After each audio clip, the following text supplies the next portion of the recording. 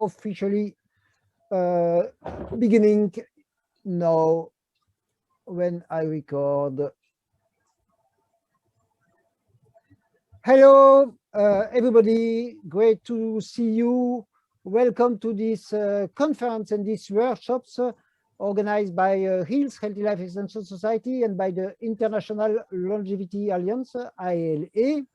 The title of the activity today was proposed by Irina Conboy, one of the speakers. Thank you, Irina, clarifying whether and to what degree the current anti-aging approaches work in mice or people. The presentations of the speakers, because we don't have so much time, will be made online on the chat by Virginie Stephen, who is here, scientific collaborator of HEALES. The main goal of this activity is, of course, to learn about each other. The first three parts of the conference are classical one. So we have people speaking, and if you have time, questions and answers, and also, of course, you can also ask in the chat. And then we have a fourth part, which is less classical. We will divide the people here who want in three working groups. So Ilia will tell more about this in a few seconds. One of these groups is chaired by Aubrey de Grey, but you are not totally obliged to go to listen to Aubrey de Grey.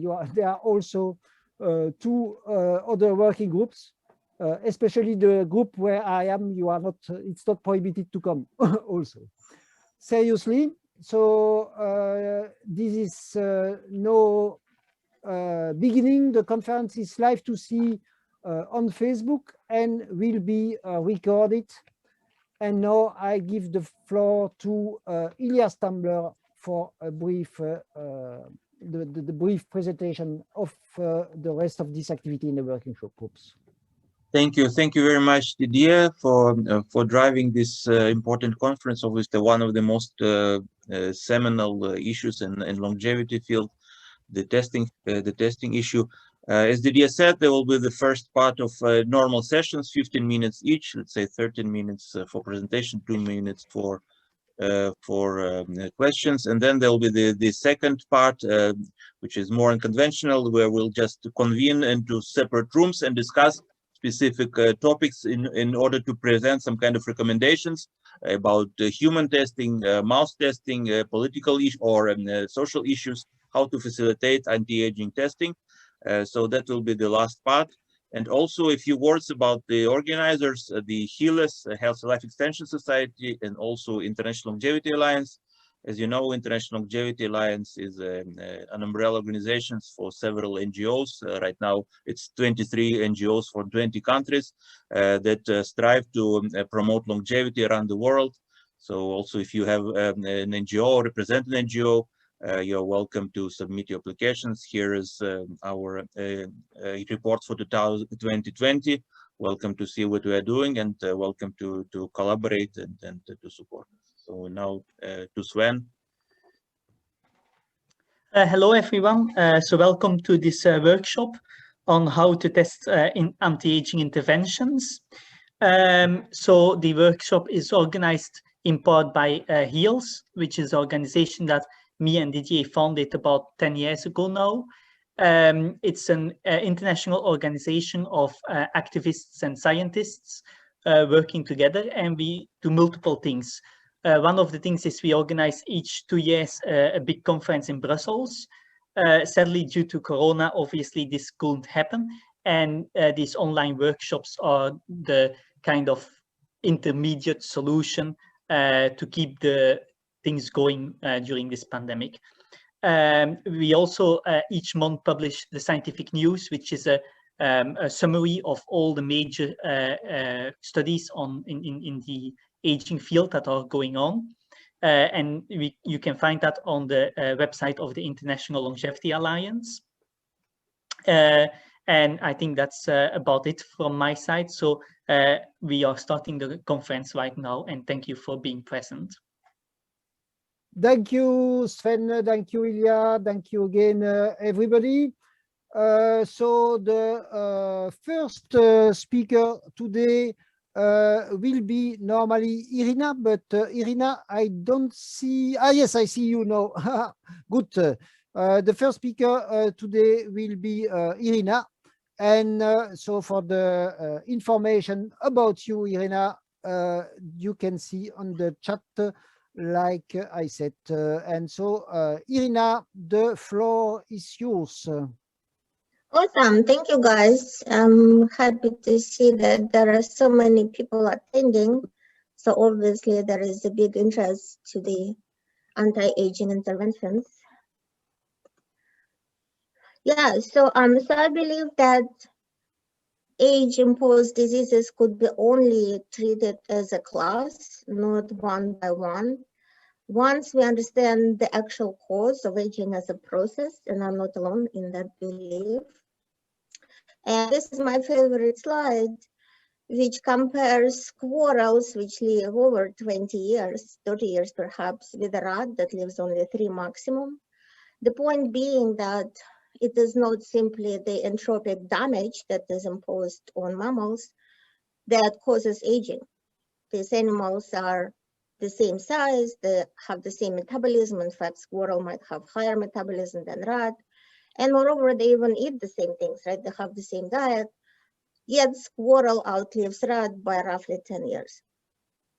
So what we believe is that even though young guys and old guys have the same damage inflicted on them, young guys have much better tissue maintenance and repair.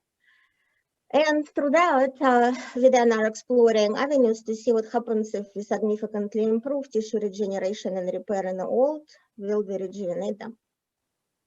So people sometimes ask me about longevity studies or life extension, which I don't think is a very intelligent or rational questions. So I made the entire slide on that. So the axiom is that when several key organs become significantly younger and healthier, it means that the entire mammal is younger and healthier and will live longer. So if you prove that the liver is healthier, cardiovascular system, brain, skin, bone, and everything else, you therefore have proven that the entire animal is younger and healthier. And another important point is that younger and healthier tissues are impossible without good metabolome, organelles, proteostasis, exosomes, gene expression, epigenetics, etc., homeostatic attributes. So when we look at 1 or 2 parameters and the tissue is healthier on histological and molecular parameters, it also means that it has younger other attributes. It is impossible. One is not possible without the other. Now, the opposite is not always true. So this is the image of very sick mouse that would be still in the positive column on a lifespan study because it is still alive. So we are not interested in keeping animals simply chronologically older, biologically older. We are interested in rejuvenating them. So we pioneered, and by we, I mean Mike Conboy and myself, we pioneered the discovery that aging is malleable for liver, muscle, and brain in the very first study, which was then robustly confirmed and extrapolated by others with respect to pretty much every organ system and function that was tested. So initial studies were done through heterochronic parabiosis, where young and old mice are physically sutured with each other. So it is not really just blood exchange that is tested. There is also organ sharing, environmental changes and adaptations. For example, old animal now eats much more frequently and it has good GI tract and has more glucose going to its brain simply by sharing GI tract and liver and all other organs with the younger animal. And there will be normalized blood pressure and higher oxygenation as well. So I was a little bit frustrated that people interpreted this as a positive effects of young blood and talked about vampires. And so after some time with advice from Aubrey, and in fact, real, push from Aubrey, we developed this small animal blood exchange system where there is no physical suturing, but animals can be just exchanged in a miniaturized version of human FDA-approved therapeutic plasma apheresis procedure. And so that is really better controlled and less invasive system where we looked just at the effects of blood And what is turned out is that parabiosis and blood exchange are not the same. So when only blood is exchanged, young become older, and old do not always become younger. Particularly for the brain, we did not see significant rejuvenation. And then the system could be applied to other many interesting experimental setups, which I will mention next. But many people still kind of are stuck on this idea that young blood is necessary. And so I will guide you through this slide, which kind of tells you chronologically what happened and why we never believed that. So we had this idea back in 2000 that multiple tissue in all the mammals can be systemically rejuvenated and aged, which we published as a proof in Nature 2005. And then the discovery was not about young blood, but a proof that mammalian aging is systemic and it can be reversed. So the question for us remained, how did it happen in blood sharing? Why was there rejuvenation? Now, of course, there was a bifurcation and intuitive jump by other research groups that young blood is the medicine.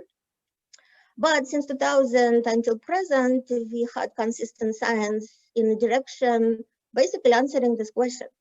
And that science led us to the following accurate paradigm, that parabiosis worked because of the old blood dilution. Young blood is not a medicine, and moreover, it is not a driver of rejuvenation or aging.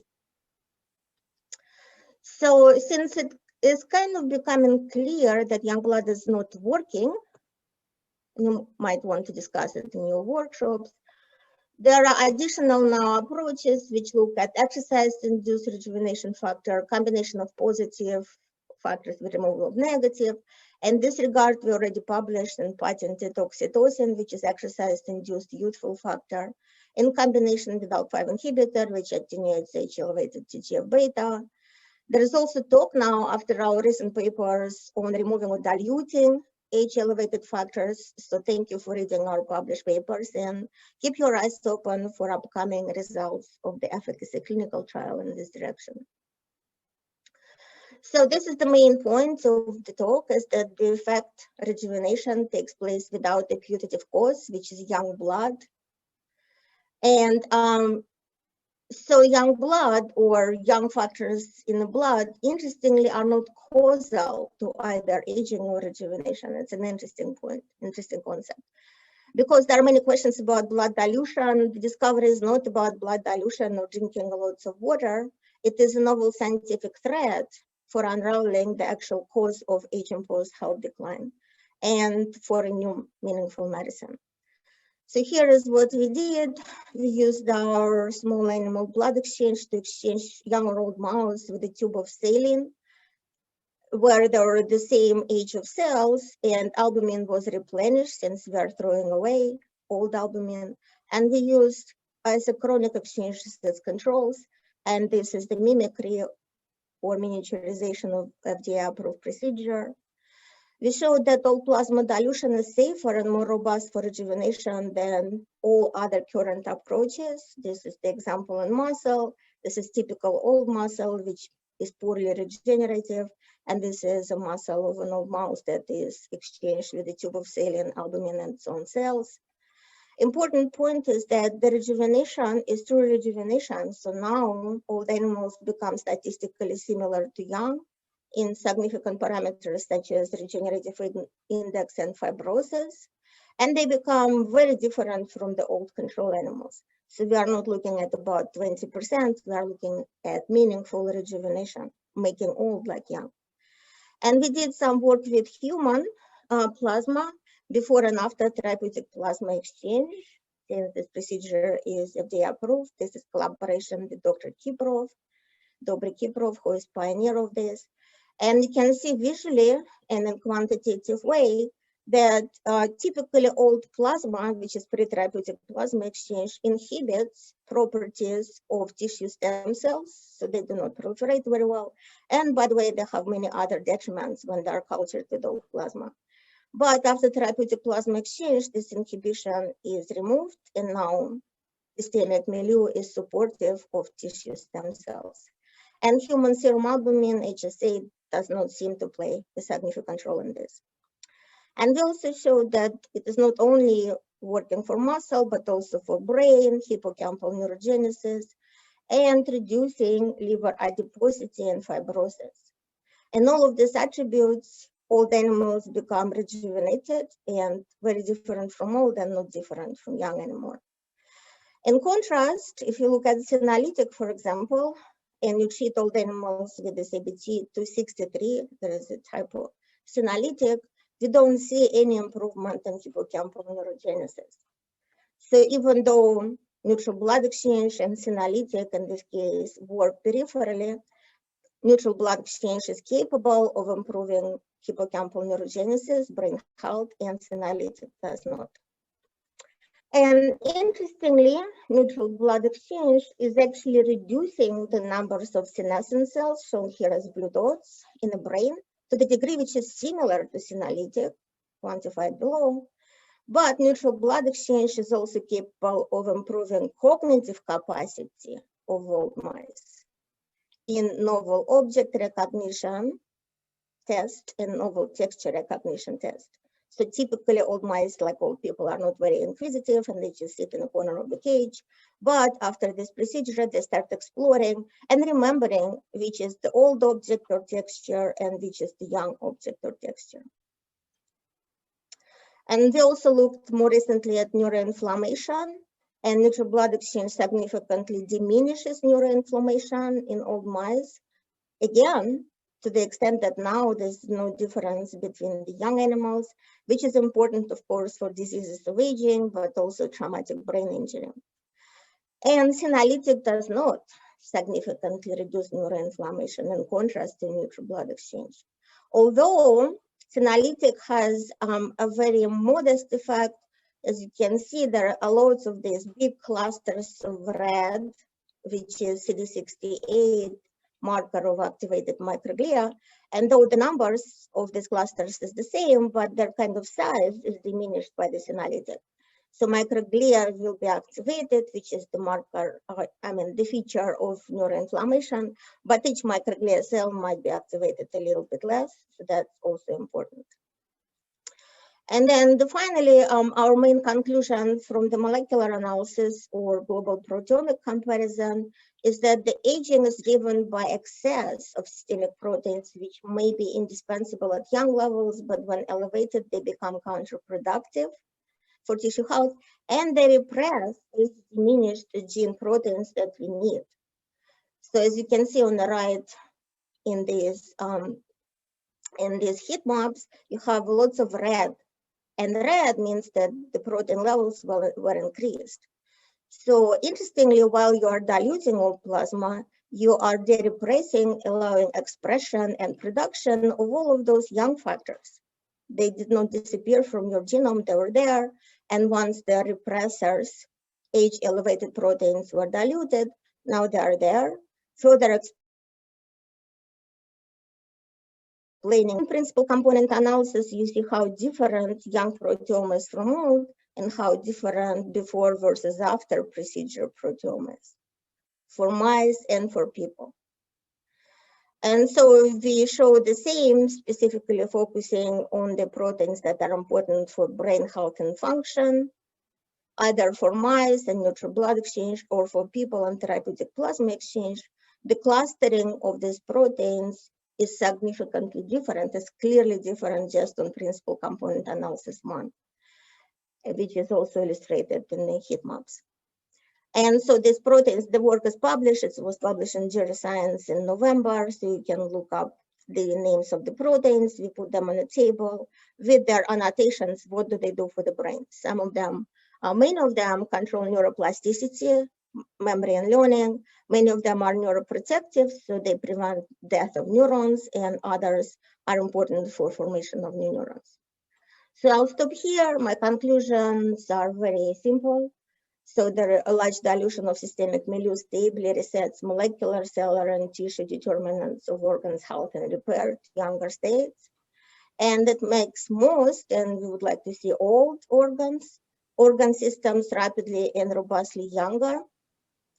And we have phase 2 clinical trial, which I keep mentioning. We should be able to publish the outcomes in a couple of months. So the results are quite interesting.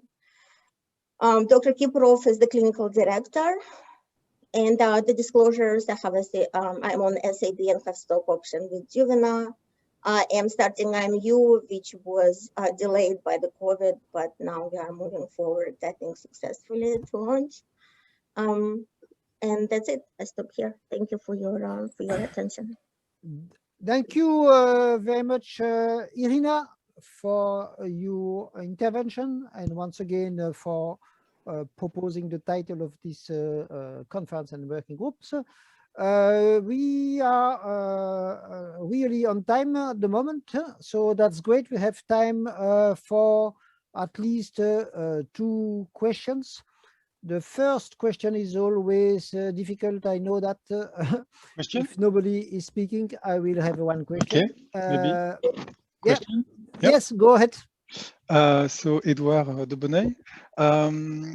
I have exchanged with people who work, researchers with blood in Russia, and who told me that plasma exchange therapy was routinely performed in Alzheimer's for several decades, in addition to being performed for some kind of diseases.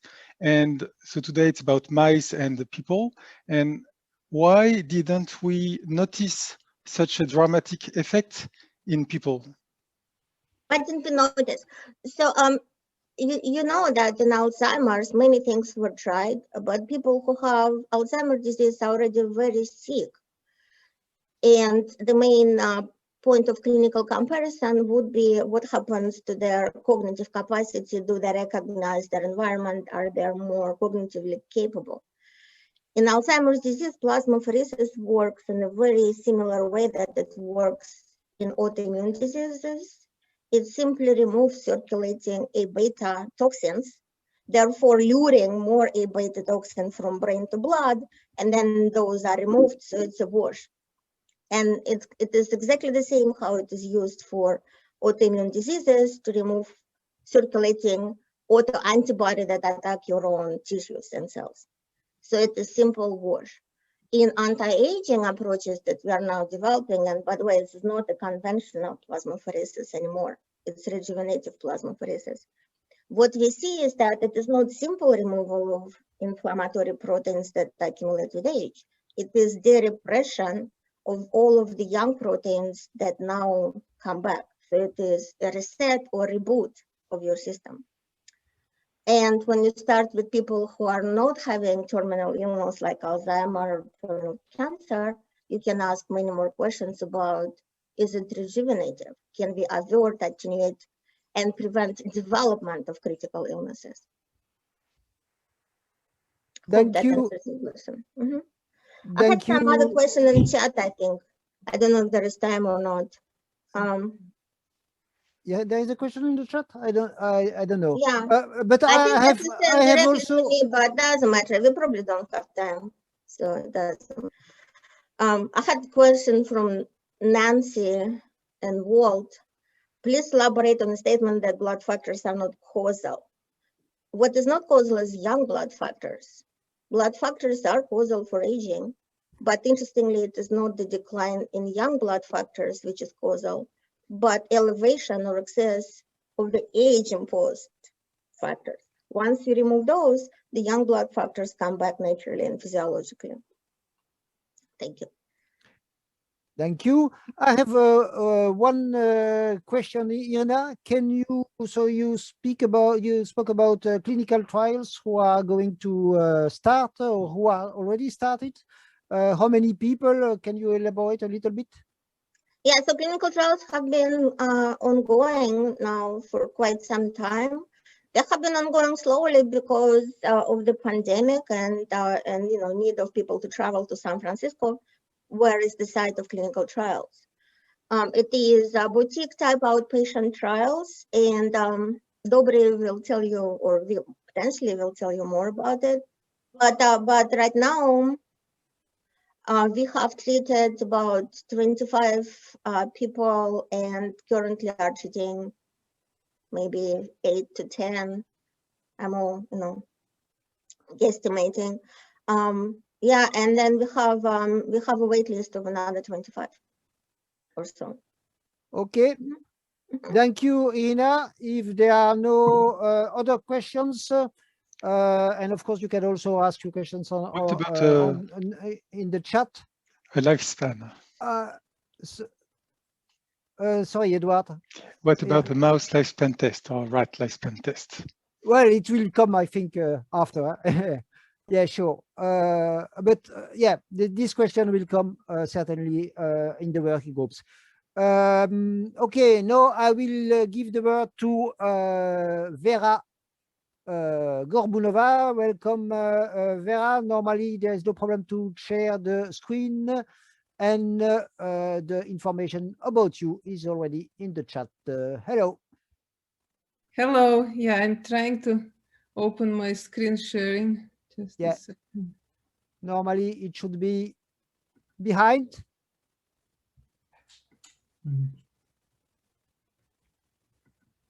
I apologize. I have a new system on my computer, and it's giving me trouble.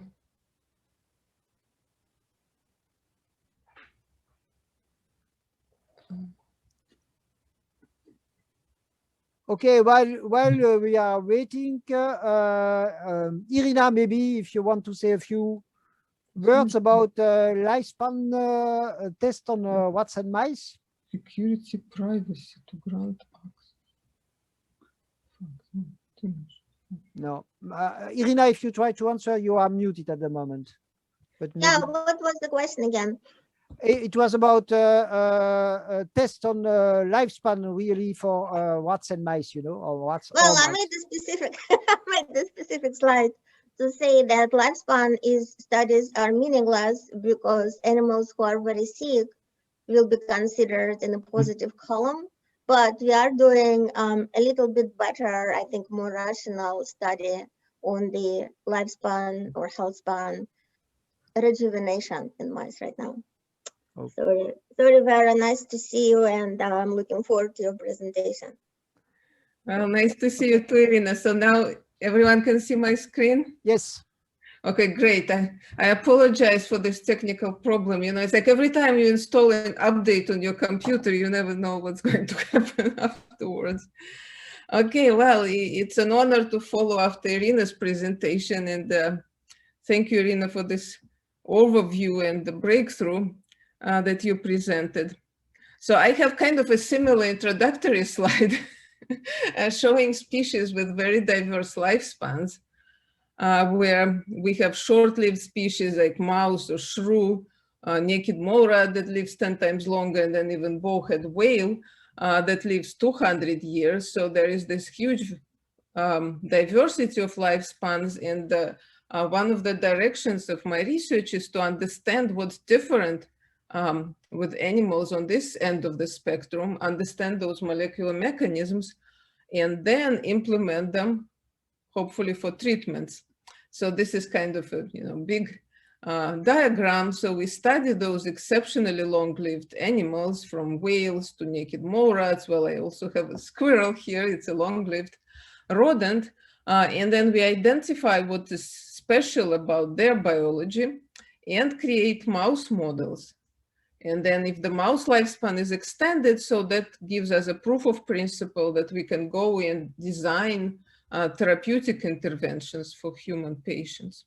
So because from the title of the conference, I understood we have to focus on mouse lifespan. So I'm going to show you a few examples of how we implemented this approach and then tested it on mice. So the first quick story is about naked mole rat. It lives 10 times longer than a mouse. We've been studying it for a very long time. And one of the striking findings was that naked mole rat has very unique extracellular matrix. It is filled with these molecules of hyaluronic acid. That is, well, it's also present in human extracellular matrix, but there is much less of it. Naked mole rat has like 10 times more, and the molecules are much longer. So we decided to test whether we can use this adaptation, whether we can recreate it in a mouse. And we made transgenic mouse that expresses naked mole rat gene for synthesis of hyaluronan, so this component of extracellular matrix. And I must tell you that naked mole rats, well, they not only live for a long time, but they're also resistant to a variety of diseases. Recently, we showed osteoarthritis. It's been known for a long time that they're resistant to cancer. Well, they get it, but very, very rarely. Heart disease, neurodegeneration, so they're resistant to all of those. And now we made this transgenic mouse. We tested its lifespan. So I'm showing you lifespan data. They live longer, not by a lot, but significantly longer. We also tested the tumor incidence in these mice. So they develop fewer tumors than the controls. We are characterizing them. So what really came up is probably one of the most striking differences molecularly between these transgenic mice and the controls is that they have lower levels of inflammation.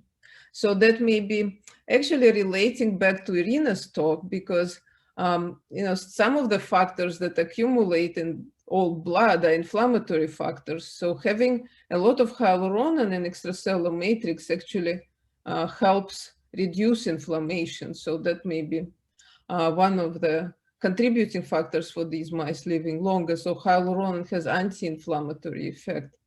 And of course, now we are thinking about how to apply that to human interventions. It's not very straightforward because hyaluronan is a large sugar molecule. So it's not obvious that just by taking oral supplement of hyaluronan, you're necessarily going to achieve the same effect. Although there are some publications that claim that even oral supplementation was beneficial, but this all needs to be experimentally validated.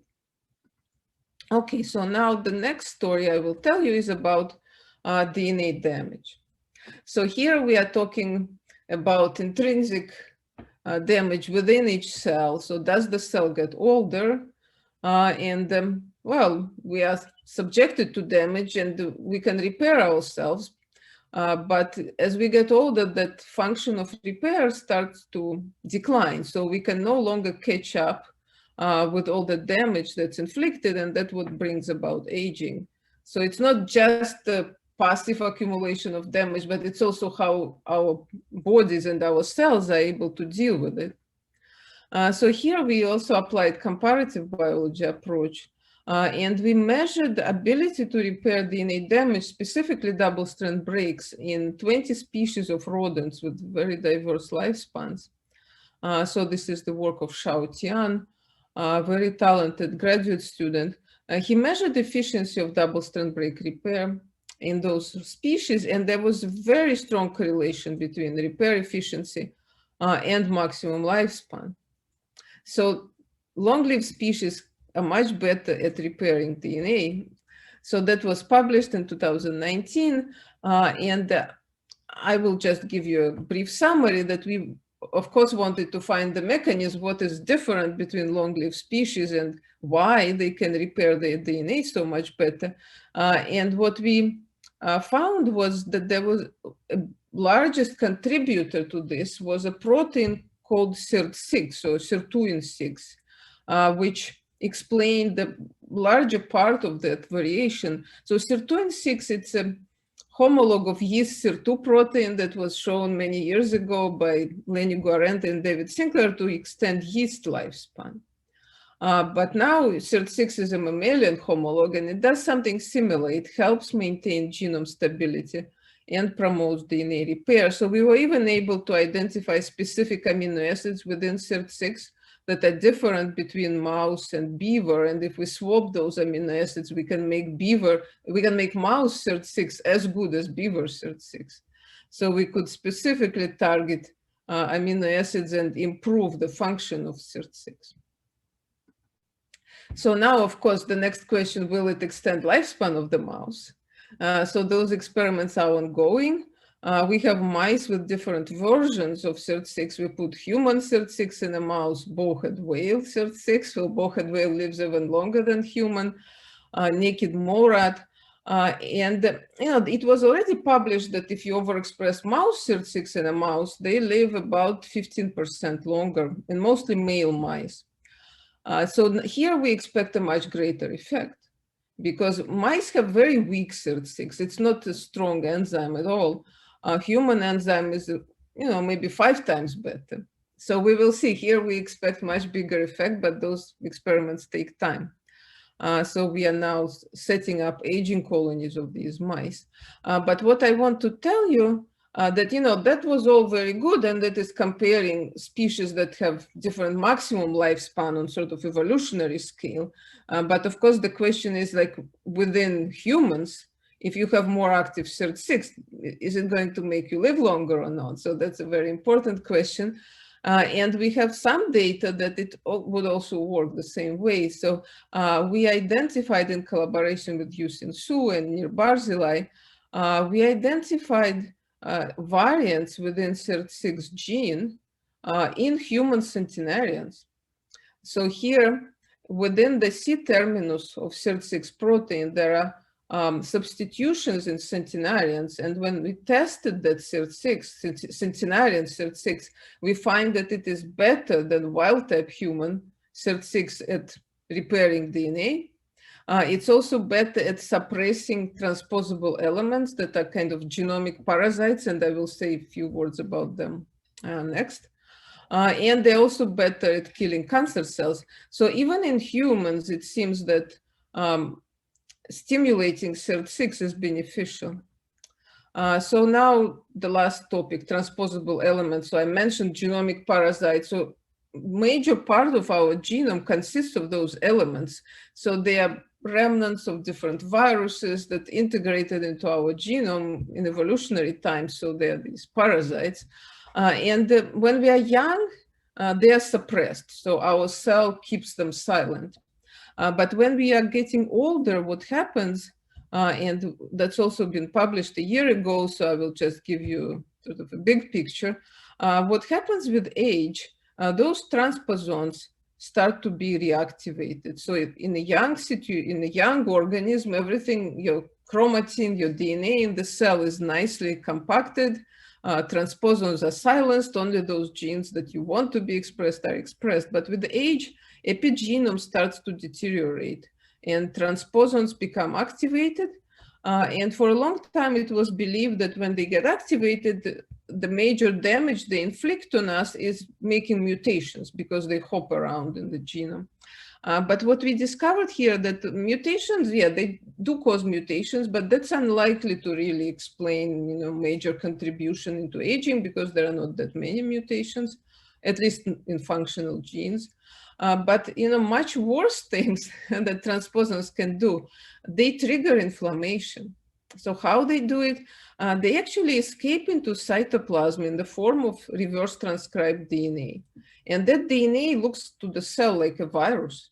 So our cells respond to them as if we are infected, even though it's completely sterile. So they are internal parasites, they're not external viruses. But it triggers inflammation, it triggers innate immune response through activation of cGAS-STING. And SIRT6 actually plays an important role in silencing of those transposons. So it's not only involved in repairing DNA breaks, but it also has a second job at silencing transposons. So we, now if you think about transposon activation with aging and this whole concept on inflammaging, so that may be actually contributing to multiple age-related diseases. Transposon activation is detected in multiple autoimmune diseases, but also in Alzheimer's disease. In the brain, transposons start to get active. Other degenerative diseases. So that maybe that contributed to sterile inflammation. And then we asked the question, if we inhibit them, will the mice live longer? So the first test we ran on a premature aging mouse model, which is SIRT6 mouse model. They're very short-lived, SIRT6 deficient mice. So these are the mice if we untreated, but if we treat them with inhibitors of line 1 transposons, we can double their lifespan. But you could say, well, these are very sick mice. What about wild type normal mice? So in wild type mice, we don't have the final lifespan figure, but we administered to them inhibitors of transposons, and then we measured methylation age using methylation clock developed by Vadim Gladyshev. And we see that the treated mice show lower age. So we were also looking at P16 luciferase expression in these mice. And again, the anti-transposon treatment reduces P16, which is a biomarker of aging and senescence. And then here one more twist on SIRT6 story. We have different mutant versions of SIRT6, and there is one version that actually directs SIRT6 towards transposons, resulting in stronger suppression. And we have the lifespan data for these mice. They actually live significantly longer, about 20% longer. So what altogether, and that's my final slide, I could say that activation of SIRT6 may be beneficial for human lifespan extension, because SIRT6 contributes both into more efficient DNA repair, suppression of transposons, and better epigenome maintenance.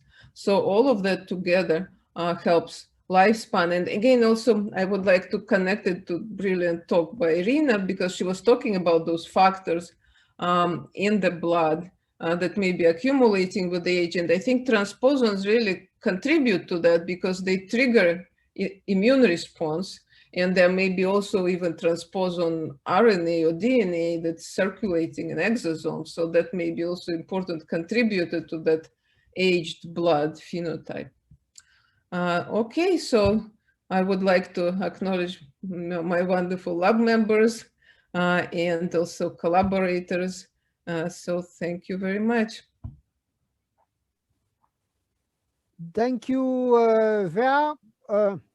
We have time for one or two questions. I would, so I invite people to ask questions. Please, not too long if you have questions.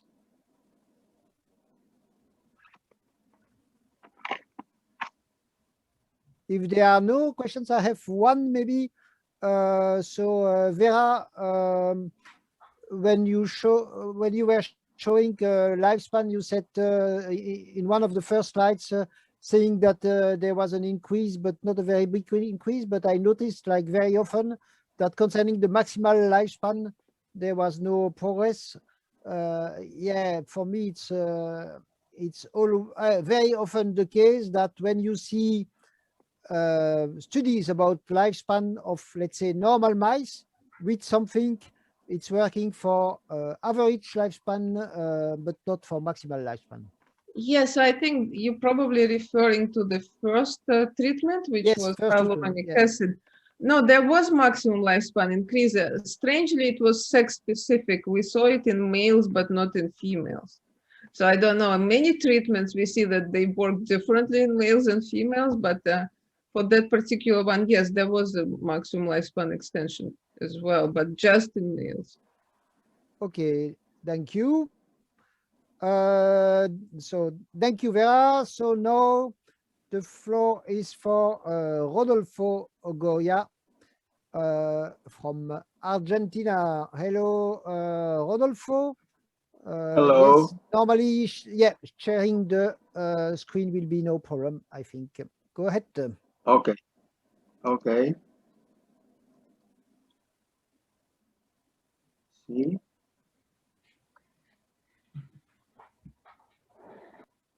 Can you see my screen now? Not yet. Not yet. Not yet. While we are waiting for you, if there is somebody having a second question for Vera, we can do it. Yeah, I see many questions in the chat. Go ahead. So I could start maybe one by one. Yeah. Yeah, so let's see, what was the first one? Whether. Yeah, choose one. Well, Edouard de Bonnet asked, how long hyaluronic acid, how far from human trials? Well, you know, I think it can, you know, it's a very benign molecule, so it could be tried as a supplement. I think big challenge is first we have to obtain log hyaluronic acid, because a lot of what you buy in supplements, that's actually pretty short because it's much cheaper to make it. So I think it's important to have a good, quality supply. And then, that is a very, it can't do any harm, that's for sure, but I think those trials can be made. We just need to find a good source for hyaluronic acid. We can't purify it from walrus, it's not a very efficient way. They are small creatures. So we have to find a good, reliable way of making it. Thank you, Vera. So are you yes, seeing my screen? No, it's okay, Rodolfo. You can start. Okay, good. Well, first of all, I want to thank the ILA Foundation for inviting me to participate in this meeting. Today, I will speak about mostly about rejuvenation by cell reprogramming, and to a lesser extent, I will speak about two experiments of life extension in our laboratory. So the story of biological rejuvenation began over 5 decades ago with the discovery of animal cloning by John Gurdon and collaborators in England. Then there were other important discoveries in the meantime, but the other seminal discovery happened a few decades after Gurdon's studies, and was the discovery of self-reprogramming by Yamanaka and Takahashi in Japan. What these Japanese researchers demonstrated is that the transfer of 4 master genes, KLF4, SOC2, OCT4, and CMYC, now known as the Yamanaka genes, the transfer of these 4 genes to a culture of skin fibroblasts from mice after the 15 days of action, more or less, of the genes, turn these cells into cells that behave as embryonic stem cells. So they called these cells induced pluripotent stem cells, and this started a revolution in biology. And so it also paved the way for the implementation of self-rejuvenation by cell reprogramming in cells from all humans and all animals. These are very nice experiments. There are a number of them, but we don't have the time for me to describe any of them. So the researchers next moved to the in vivo scenario. Let me see if I can move my screen. Okay. So the first approach to rejuvenate mice in vivo was published in 2016 by the group led by Juan Carlos Belmonte at the Sol Institute. They used progenic mice, which are mice very short-lived because they age prematurely. They live less than 1 year. So, these mice were also transgenic for the 4 Yamanaka genes under the control of a regulative promoter. So they used old animals, which were less than a year old, but were really biologically very old. So when they added the antibiotic doxycycline to the drinking water of the animals, they turned on the 4 Yamanaka genes, and cell reprogramming began in the whole animal. But 2 days later, they removed the antibiotic from the water, and they interrupted that reprogramming process and silenced the 4 Yamanaka genes. They let the animals rest for 5 days and then added doxycycline again. Reprogramming began in the whole animal, but 2 days later, they again removed the antibiotic and so on. So this is called cyclic partial reprogramming. And after a number of cycles of partial reprogramming, These researchers studying visceral, mostly stomach, spleen, kidney, and skin, observed that many of the aging signs, histological aging signs in these organs and tissues were attenuated or right away eliminated, disappeared. So they also observed that the treated animals had survival curves 50% longer than the untreated controls. So this was definitely a seminal experiment, a proof of concept that rejuvenation could be achieved in vivo, although at that point, very limited because it was just the beginning, but was a quite important experiment. And very recently, an experiment was published by Jesus Avila and Manuel Serrano, Spain, working in Spain, using the same kind of model that Belmonte used, except that they used normal mice, not progenitor animals. So they, in the rest was the model was very similar. So they performed in these mice cyclic partial reprogramming for several months, much longer than Belmonte treatment, until the animals reached middle age. And they were interested in memory and hippocampal function and structure. So they studied that in the animals, and they got really modest results. So I would say almost disappointing because I really had a lot of expectation about such kind of experiment. So this is proof that trying to implement in vivo rejuvenation using transgenic animals for the Yamanaka gene probably will be a quite challenging endeavor. And this was this paper by Serrano and Avila was published last year. And also last year, another paper, very interesting paper, was published by the group led by David Sinclair at Harvard University. It was published in Nature. So what they did was gene therapy for 3 of the 4 Yamanaka genes. They used OSK, they left out CIMIC, constructed an adeno-associated vector, type 2, rejuvenative vector. So they injected the vector in the eye of normal mice and waited for some time, and then pinched, crushed the optic nerve of the animals. This affected vision dramatically, was really quite deteriorated, the vision of the animals. So they added doxycycline to the drinking water at this point. This action turned the 3 Yamanaka genes on for several weeks. So, and then near the end of the experiment, they performed an optometric test on control animals and untreated animals that had been exposed to the Yamanaka genes for several weeks.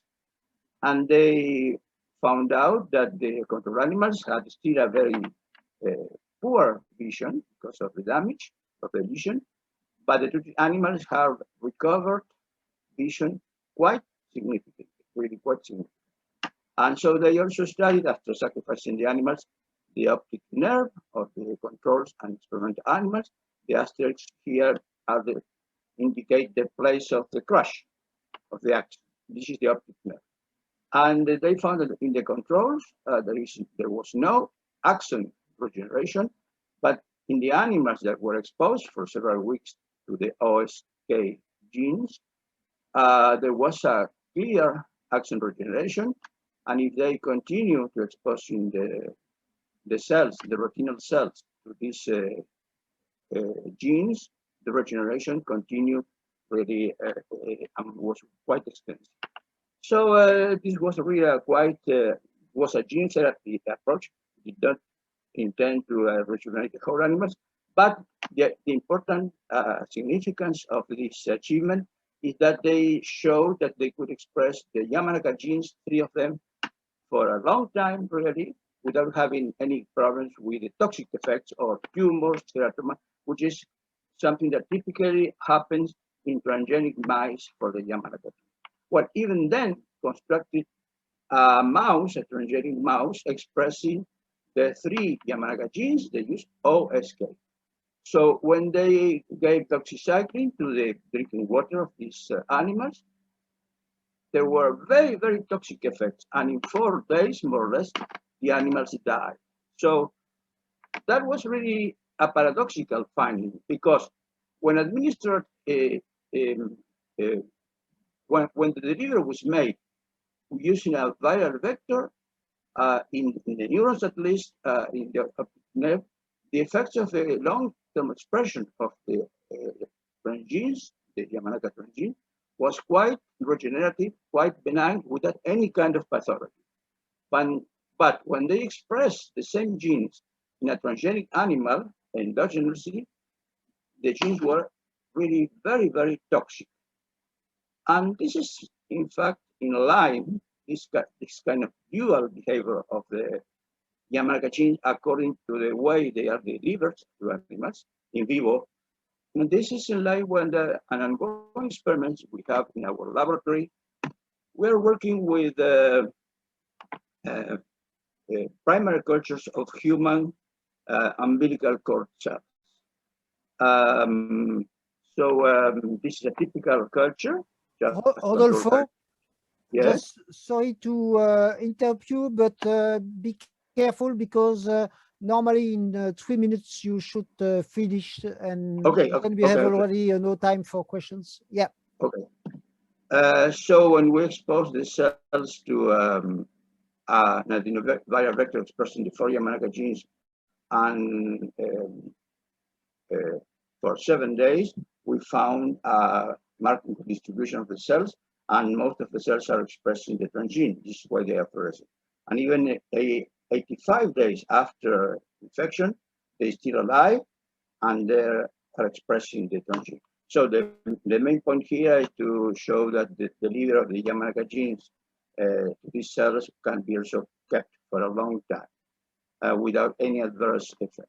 Well, I am very short of time, so I will very briefly stop here when I need to stop. We are doing an experiment, a life extension experiment on female rats that are 25 months old at the beginning. We're using 2 groups, control groups that receive nothing, and an experimental group that receive young plasma every other week. And these are represented by the solid symbols. And they are, this is a survival curve. We are 11 weeks into the treatment. Before the study, we perform a memory test. And on week 12, we will perform another memory test to compare the response of the 2 groups. We are also taking blood samples every other week to measure epigenetic age. So I will just, this is the last description I will make. This is a pilot experiment we did several years ago. In that experiment, we used a single rat, female rat, 6-month-old adult rat, and we treated the rat with human mesenchymal stem cells, intravenously given every other week. And the idea was just to have the pilot experiment running for 4 weeks and then do a more complete experiment. But things work in a different way that we expected. At this pilot experiment ended up being published. And this is the final slide, I think. These are the survival curves of male rats in our colony. These are the survival curves of many rats, 100 rats. Of female, they live longer.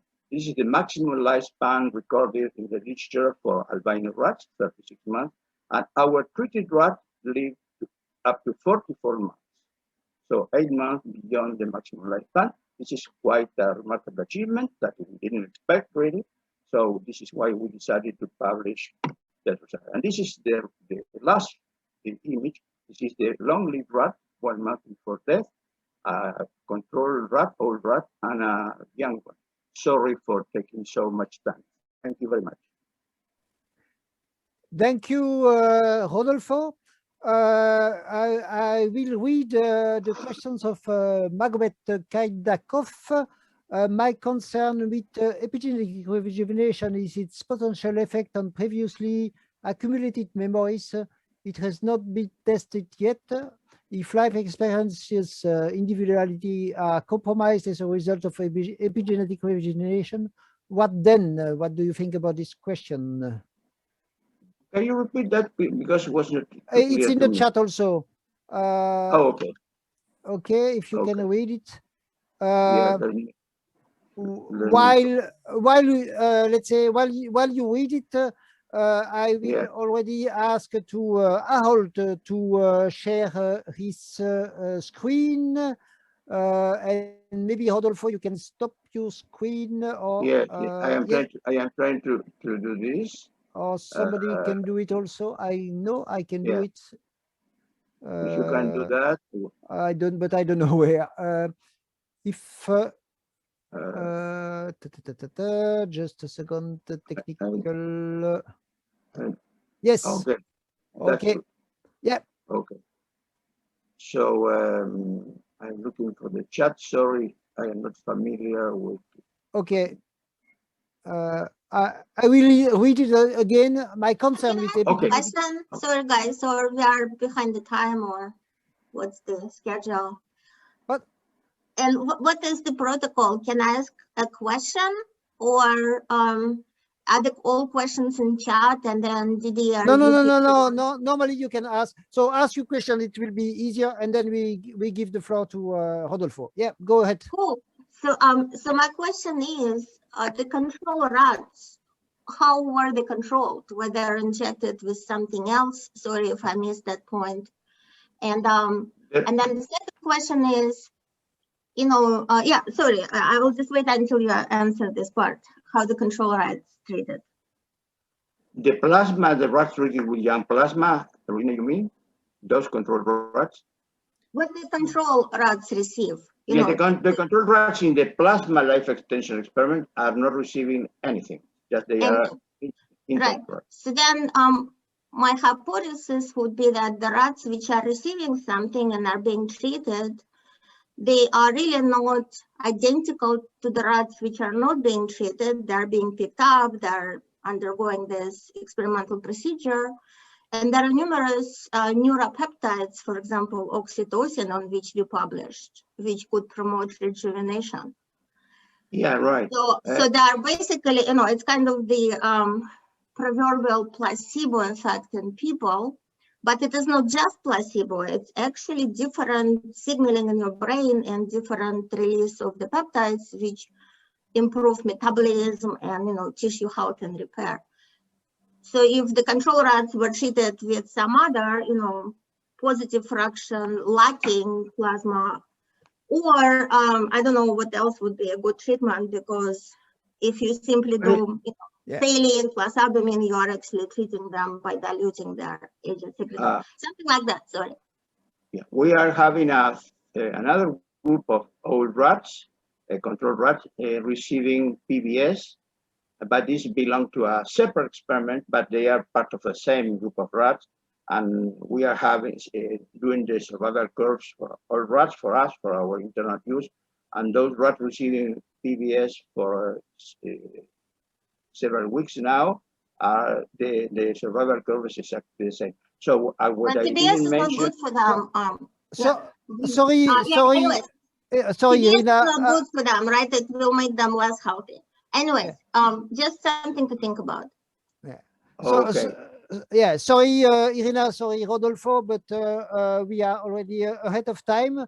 So now the floor is to Harold Katcher. So Harold, let me unmute my microphone. Can it's people okay. hear me? We can hear you. Okay. And you can share the screen. Okay. Let me just try sharing the screen. Ooh, excuse me.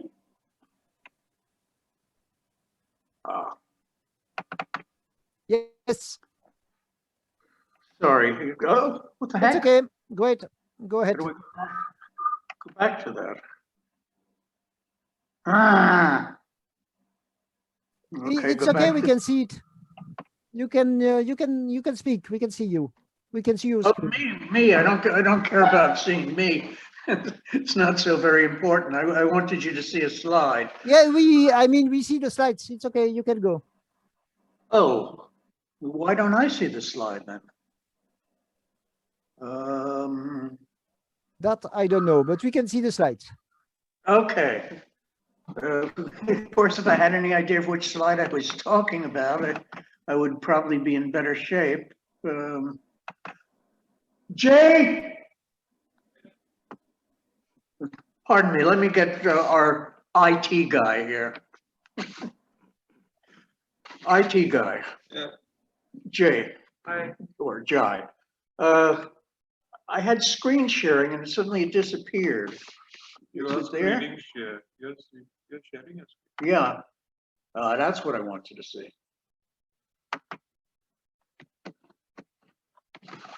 So, here I am. I have just moved into a new apartment in sunny California, and I'm freezing. But I think people pretty much know the last preprint. Sorry, no, we have your pictures, but not your presentation. Sorry about that. Yes, what is this? This is obnoxious. All of a sudden, it's showing the place that I moved to. There's nothing embarrassing, fortunately, but Yeah. But I have no idea of what happened. New share. What is this nonsense? In any case, I wanted to show you that particular picture, and I think everybody's seen it before. yes. And I have no blessed idea of where it went to. Oh my gosh. This is just crazy. You cannot choose what. Any case, I want to disagree actually with two people that I've heard spoken to. It's perhaps my nature, but I have to be honest. It's disappeared and suddenly these pictures came up.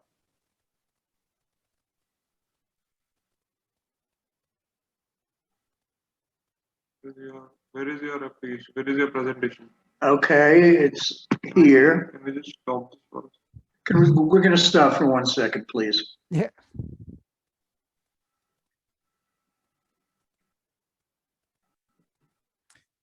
Okay. Where is yours? Okay, it'll be there, and it'll be this one, inflammatory marker 2.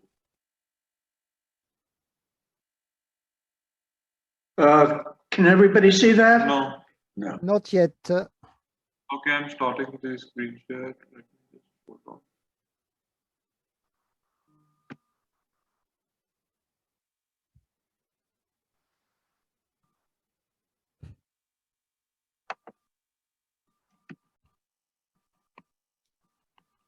Bon.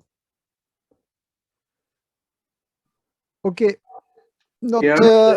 speak already about so the two things you were disagreeing while we are trying. Yes, and this will explain it. This picture is blood levels of two inflammatory cytokines, IL-6 on top and TNF-alpha on the bottom. Now, it was Irina Conboy's point that it's factors in old blood that are important, not the factors in young blood. And she says, in fact, the factors in old blood stop the creation of the factors, the youth promoting factors. But here we have a case where we have old rats that are treated solely with these factors, and these factors in total injected over the course of a week, completely No. Yeah. Could I? Sorry, I have to concentrate. Okay, so point is, when we put in our youth promoting factors, which we purified, I'd like to give a bigger introduction, but we've just moved into this new apartment. We just moved in last night, and everything is in a heap, in a jumble. But let me just say, so when we injected these youth factors, and the total volume of these youth factors injected over a week constituted about 10% of the rat's blood. We used rats, not mice. We got the extraordinary result here. The middle line, the orange line, the red line is the old controls, the blue line is young controls. This is the levels of interleukin-6.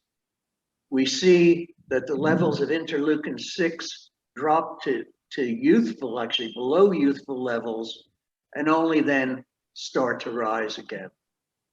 Now, by day 95, where you see that purple line up on the IL-6, or either of them, it doesn't matter, we gave a second treatment, a second set of 4 injections. Each injection was 0.8 ml, and we gave 4 injections. Now we see that the level not only drops considerably below the level of the young control, but it doesn't rise again, which to me means exactly the opposite of what Juvena said. Here we see that in the presence of the youthful factor, so first of all, we never removed the old factors. Although I had originally intended to do so, that was my plan. In 2013, I wrote a paper called Studies That Shed New Light on Aging. And I said that complete plasma replacement, replacing the pro-aging factors present in old blood with the youthful factors present in young blood and young plasma by using plasma exchange should have the effect of rejuvenating animals. I actually developed a scheme for this, and I got together with Mitch Harmon and what's his name?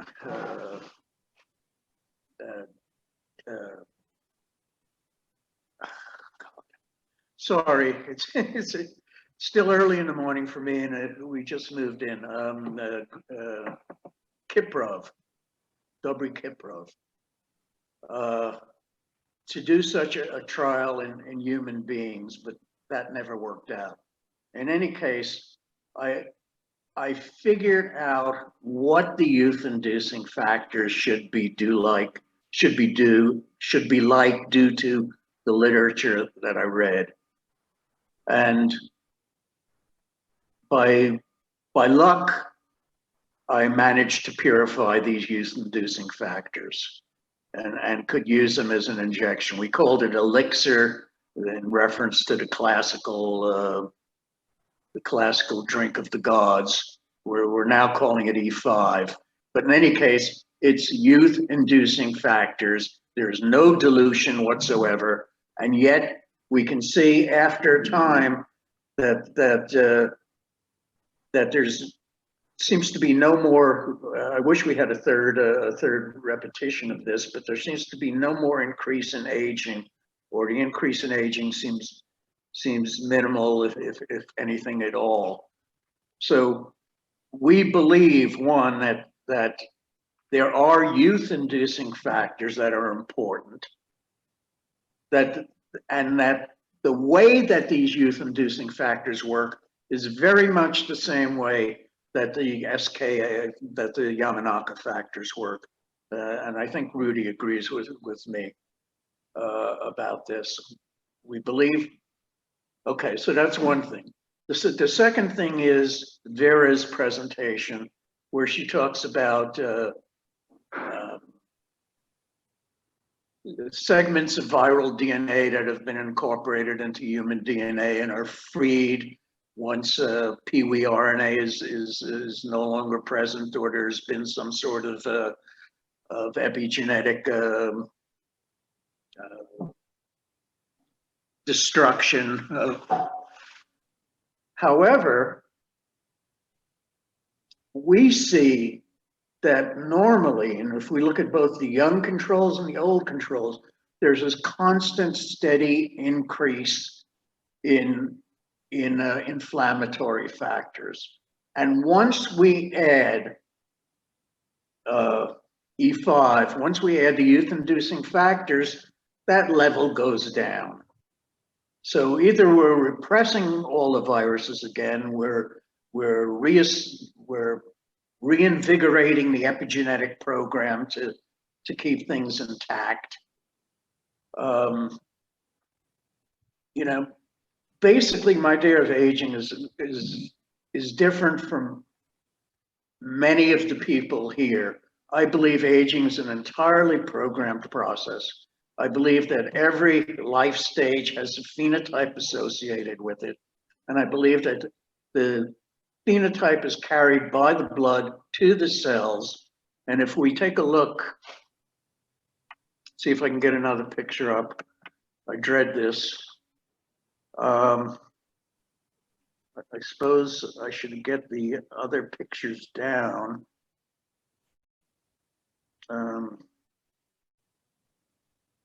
At this point, I'm not even sure of what I wanted to show you folks. Cognition, blood tests. Let's take a look at blood tests. See if they pop up to begin with. Possibly. Can you see this? Yes. Yes. Yes, we can see it. But Rodolfo, normally you are already out of time, so sorry. That's fine. They were technical. I'm sorry to have given such a messed up presentation, but it's a circumstance. In any case, the work is valid and the ideas are valid, we think. So please, I'm finished, but I do want you to at least take a look at this and notice that all of the characteristics that we associate with youth come back after treatment. All the way from bilirubin to liver enzymes, to triglyceride levels, to HDA levels, cholesterol, blood urea nitrogen, all come back to the phenotype of a young animal. And these are all unrelated to each other. These measurements of liver function, kidney function, etc. And yet they all come back to youthful levels. They all come back to what is appropriate for their new age, which is young adult. Okay. Thank you very much, Rodolfo. Very impressive results indeed.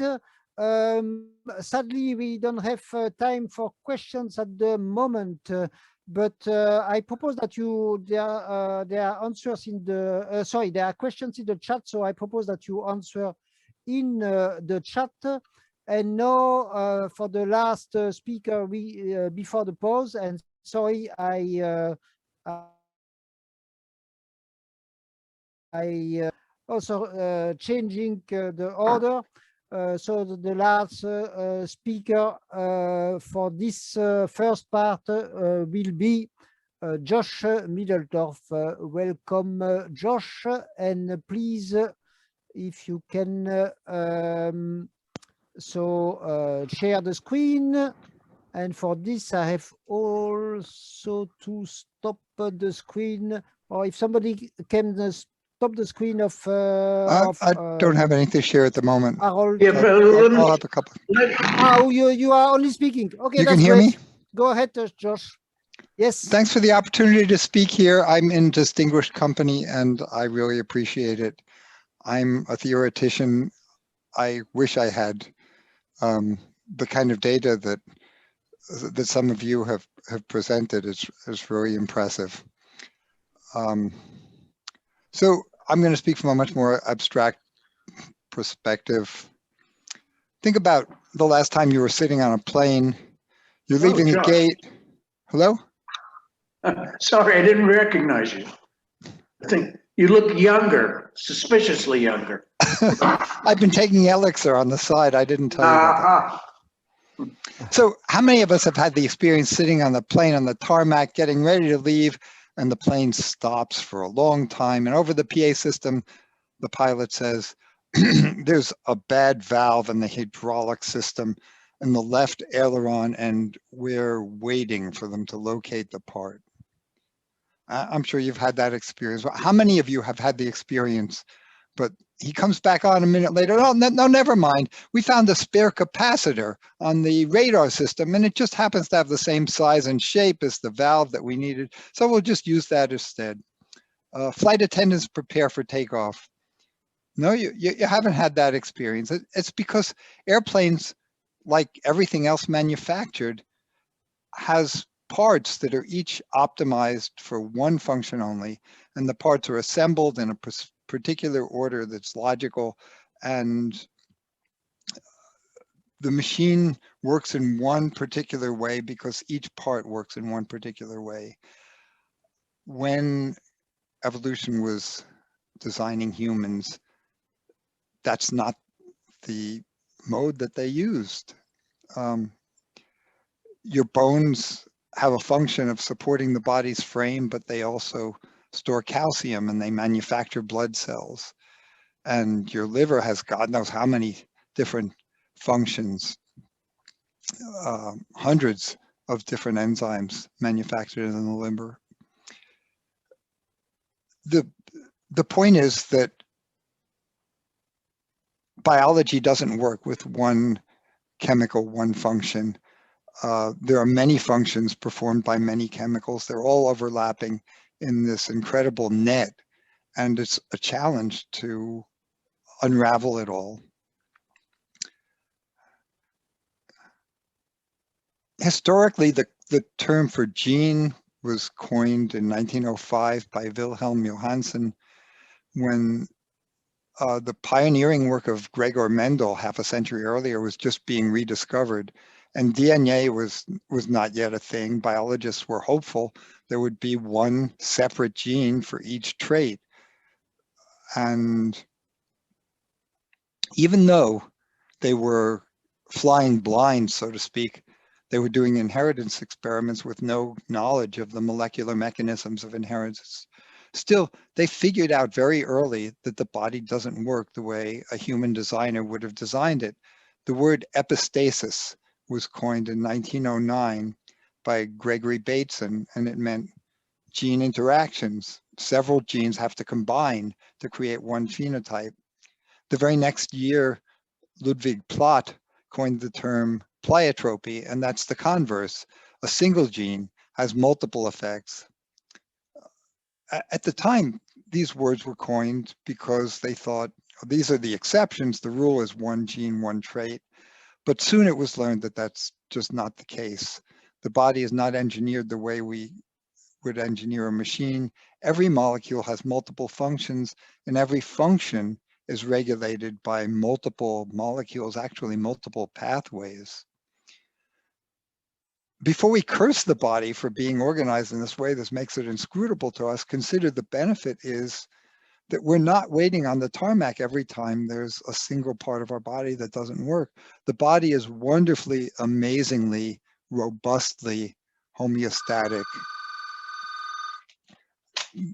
There are far more so than any human engineered machine that's designed for maximum fault tolerance. So many of you know me as an advocate for the perspective of programmed aging, which means there's a clock in the body that controls what age the age of the phenotype, and it's controlled systemically. I've come to think that these changes are epigenetic, that epigenetic changes in gene expression are probably the primary driver of aging. And there was a time just a few years ago, I was hopeful that this means there's a biological clock coded into the metabolism. We could find that clock and set it back. There was a time I even thought perhaps the clock was leukocyte telomere length. And then there was a, see if I can do this.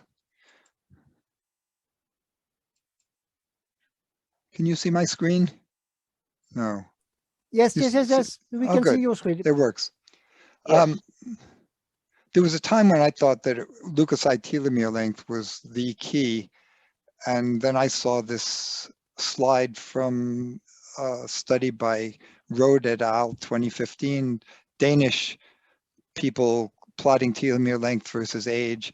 And of course, there's a correlation. There's a slope downward, but it's not nearly tight enough to think that telomere length is the aging clock, or even a very large part of it. So I now believe that the age state is encoded in a clock, but that clock isn't simple and it isn't localized.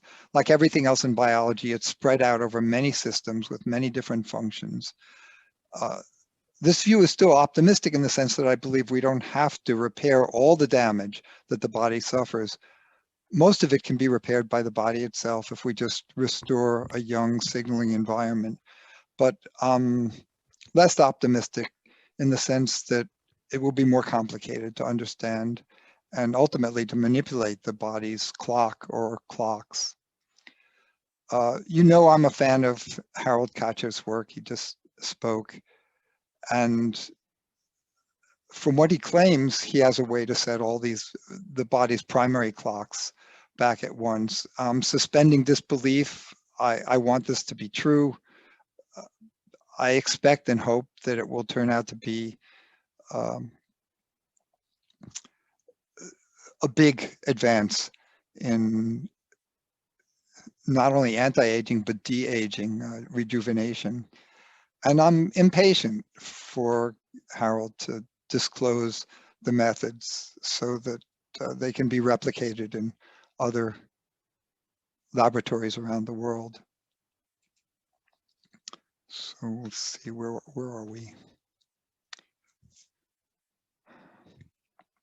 So if there's one point that I want to leave you with from this whole presentation, it's that we've been testing interventions mostly one at a time in the spirit of reductionist science, which is a venerable spirit. And we know that that's not going to work. The interactions are not a secondary effect that we can worry about later. The interactions among different interventions are as strong as the interventions themselves. And of course, most of the interactions that we're talking about are redundancy. So this is from a few years ago. At the time, the 15 interventions that I thought showed the most promise.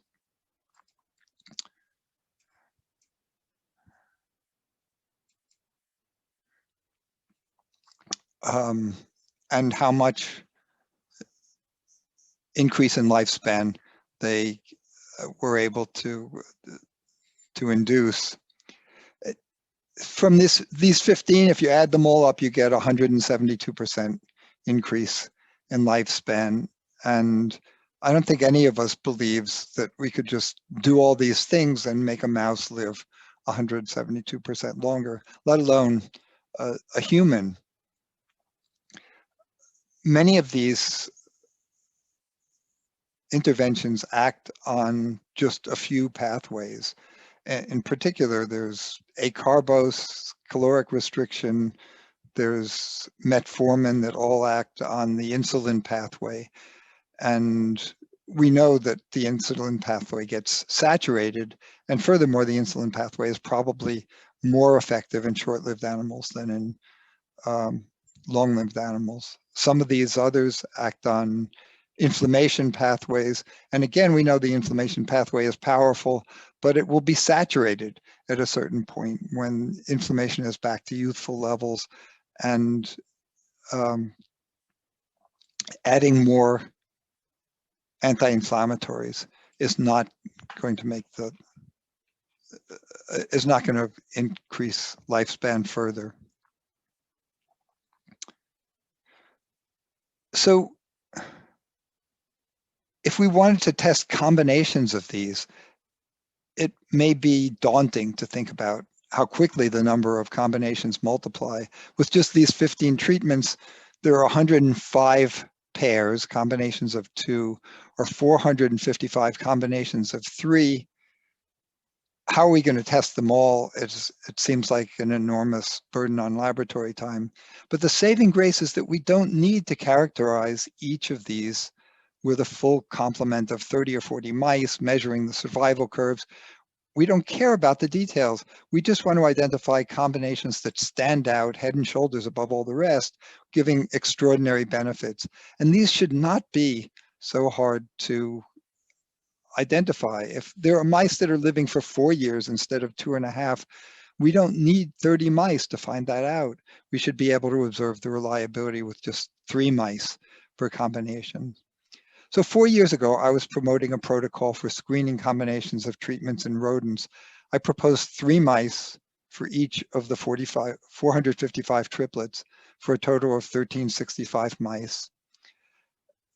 In computer simulations, I showed that if there was a combination that offered a 50% life extension, that combination would be identified with just 3 mice with a reliability of 80%. No one has yet done that study. I would like to see it done, but maybe we can do even better. You know about the TRIM study published 1.5 years ago using a 5-way combination of growth hormone, DHEA, zinc, metformin, and vitamin D. And they successfully, at least in a pilot study, successfully reversed immune aging and found evidence of reversing epigenetic age as well. Just this last year, I worked with Dr. Cara Fitzgerald, who made some inspired guesses about combinations of diet and lifestyle interventions that ought theoretically to promote younger methylation patterns. In a pilot study of 18 men, her very brief 8-week intervention already showed preliminary signs of success in reversing methyl age, especially for people with a particular MTHFR SNP, which is common. It was half of her subjects. 2 years ago, I proposed a study in humans using methylation clocks rather than survival curves. I thought at that time that the methylation clocks were accurate enough that we don't need to wait for humans to die and measure their mortality curves. We should be able to tell within 2 years whether any combination is working well enough to slow aging by 25%. So my idea was to harness a natural experiment. There are hundreds of thousands of people around the world who are aggressively pursuing anti-aging on their own. Each is using some individual strategy or combination of strategies, pills, exercise, diet, etc. And the Data Beta project is what it's called. The Data Beta plan is to recruit 5,000 of these people, early adopters, biohackers, and get a diverse sample of the things they're doing, offer an extensive questionnaire about everything that they're doing, and then we'll test them with methylation clocks at the beginning and the end of a 2-year period. We anticipate a lot of these things won't work. People will just be 2 years older at the end of 2 years or close to that. But we'll look at the tail end of the distribution, maybe the 5% of people who are aging the slowest. We'll look for the commonalities among those 5. Are they just random samples of everybody else? Or are there some combination of 3 or 4 or 5 things that all of these 5% of people are doing? And then we'd have a combination that we can recommend for further testing do specific tests on that particular combination of interventions and test it in more detail. So the idea is a screening rather than a broad screening, rather than trying to study one intervention at a time or a combination of interventions in more detail. I wanted to show you the website for DataBeta, which is databeta.io. It's database for epigenetic evaluation of treatments for aging. Let's see if I can get this up. There it is. This is the DataBeta website. Thanks to a generous contribution from Didier, we are starting up. We have university collaboration with McGill University. We've spent a long time going through their IRB process, which is very conservative, convincing them that we have a viable plan, even though it's a very unconventional program. And we hope to be recruiting people for this study starting in the next month or two, by this spring. And lastly, I want to suggest an idea which I haven't put forth before today, but combine the two. You know, before I was talking about rodents using lifespan, and now we're talking about humans using methylation. Even more efficient is to screen a great number of interventions using rodents and the recently developed Horvath clock, which is supposed to be valid for 128 different mammals. So we could screen interventions that we hope might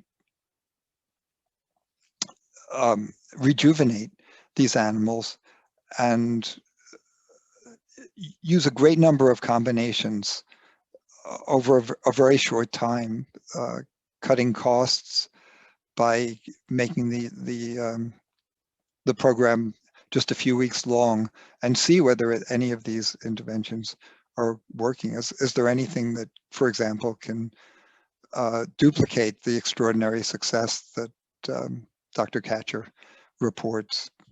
I would love to see that study done, and I'm done and ready for questions. Thank you, Josh, for your presentation, for your speech. We are already almost 10 minutes ahead of time, so I propose that the questions and the answer will be in the chat. And now we will have a pause for precisely 10 minutes, 600 seconds, not one more, not one less. So you have the time for one coffee if you want, but except Josh, who has no time because he has to answer the questions online and also. And now, if everything is going fine, Virginie will share with us a movie from the longevity film competition. And so we see again in 10 minutes for the second part of this conference that will be chaired by Ilia. Okay, so Virginie, try now to chair. Great, great. See you in 10 minutes.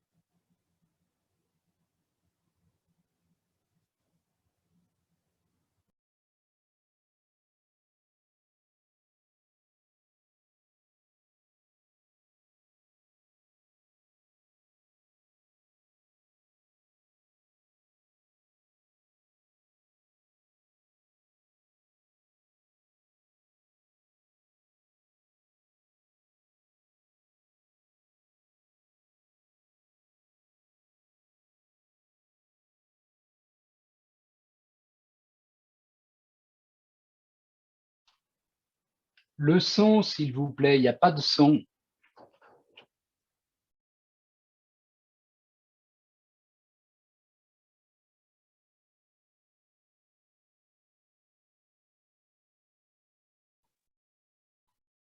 The word age was imported from Latin into Old French and then into English. Its meaning is close to era, relating to the time somebody has existed. Throughout history, aging has been related to all sorts of ideas, mystical religious ideas. Aging is the source of meaning, a social identity, a personal quality or virtue, a foregone conclusion, or even a natural phenomenon that shouldn't be tampered with. This is strange. Aging is sometimes framed as natural and therefore sacred. There are some gaping holes in this reasoning process. The appeal to nature is an informal logical fallacy. The content of the argument fails to support its proposed conclusion. Not only is it difficult to define what natural actually means and where the boundary is between natural and not natural, but obviously that which is found in nature is not always good. Would one feel comfortable with endorsing infanticide, mass killings, rape, cannibalism, parasitism, just because we find examples of them in nature?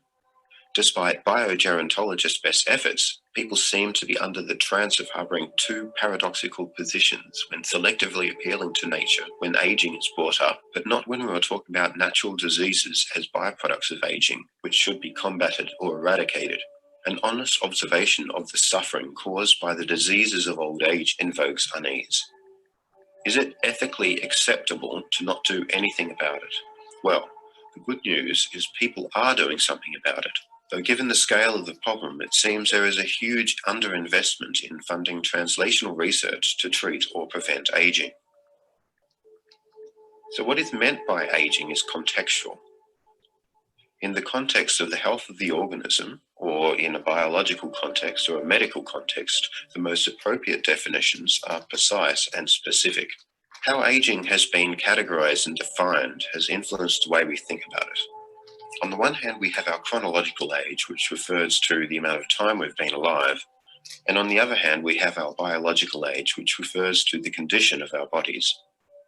Like cars, bodies eventually wear out, and without maintenance, they degrade, fall apart, and stop functioning. A side effect of driving our car around is that the tires bald, the brakes wear down, clutches burn out, radiators and piping leak and develop calcium to What is this? We keep our cars well serviced, giving it regular oil changes, mechanical cleanups and general checkups. Our cars are expected to last a lot longer. And if done meticulously, then our cars can last indefinitely, well past the original intended lifespan. In a conceptually similar way, but in a very complex fashion, our bodies wear out, metabolize, malfunction, and eventually just stop working. Should we classify aging as a disease? If aging isn't considered a disease, it's easy to consider it as normal and not as a target for treatment. The harsh reality is that chronological aging and the diseases of biological aging are highly correlated. Biological aging will at some stage cause suffering, and a lot of it. Fortunately, there's been progress around categorizing aging as a disease. If you can classify aging as a disease, then you can treat it. The World Health Organization, new extension code for aging-related diseases, defined as those caused by pathological processes which persistently lead to the loss of the organism's adaptation and progress in older ages. This will certainly help to overcome regulatory obstacles to achieving rejuvenation medicine. Why? Well, in the Lancet in Diabetes Endocrinology, there's an editorial published entitled Opening the Door to Treating Aging as a Disease. As ICD codes are prerequisite for the registration of all new drugs and therapies, the recognition of aging as a pathological process, together with the replacement of the ICD codes for senility with old age, represents undeniable progress towards overcoming regulatory obstacles that have thus far hampered the development of therapeutic interventions and preventative strategies targeting aging and age-related diseases. It is obvious for the most part that we love life so much that we systematically try to avoid injury and death. People have been asking the question, why do we get sick and die? With science, we've been able to pull back the curtains and peer in at what's really going on.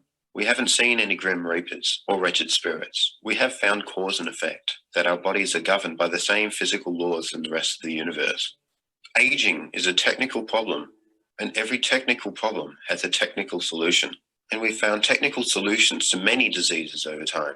And we have a pretty good history of finding technical solutions to debilitating diseases in the past. The byproducts of solving disease is we get healthier and longer, though not indefinitely. Solving some form of cancer or immunizing ourselves against the next strain of pernicious Ebola will only be temporary victories. There will always be more diseases around the corner. So it seems we need to focus on something more fundamental. Interestingly, there's been many recent studies of the effects of therapies on the health span and longevity of mice. A senolytics approach has been shown to reduce age-related dysfunction and extend remaining lifespan by 36% following being administered on old, aged mice. The Ocean Biotechnologies lifespan study is an interesting example, testing how P53 and P16 proteins in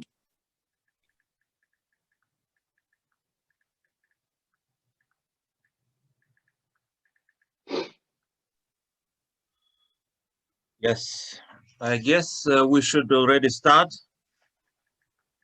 Our session now is about testing anti-aging treatments on humans, the good practices, the good stuff. So it is my pleasure to start this session with the presentation of Dr. Nir Barzilai, who everybody knows here, who will speak about TAME, targeting aging with metformin, the news about it. Thank you, Nir, welcome. Thank you, Ilia. Thank you, everyone.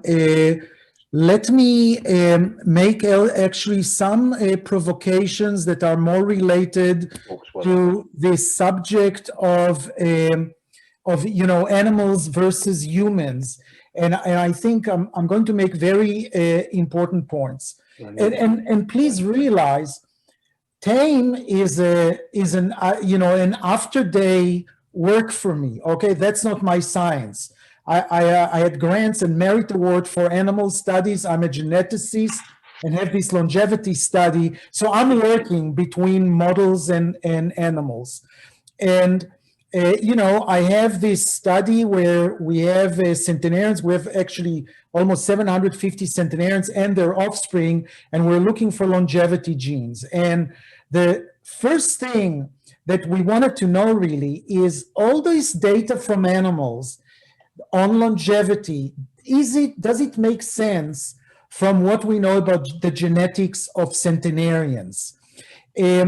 On the genetic of centenarians, there are two public genes that always appear in centenarians. It's the ApoE2 and the FOXO3A.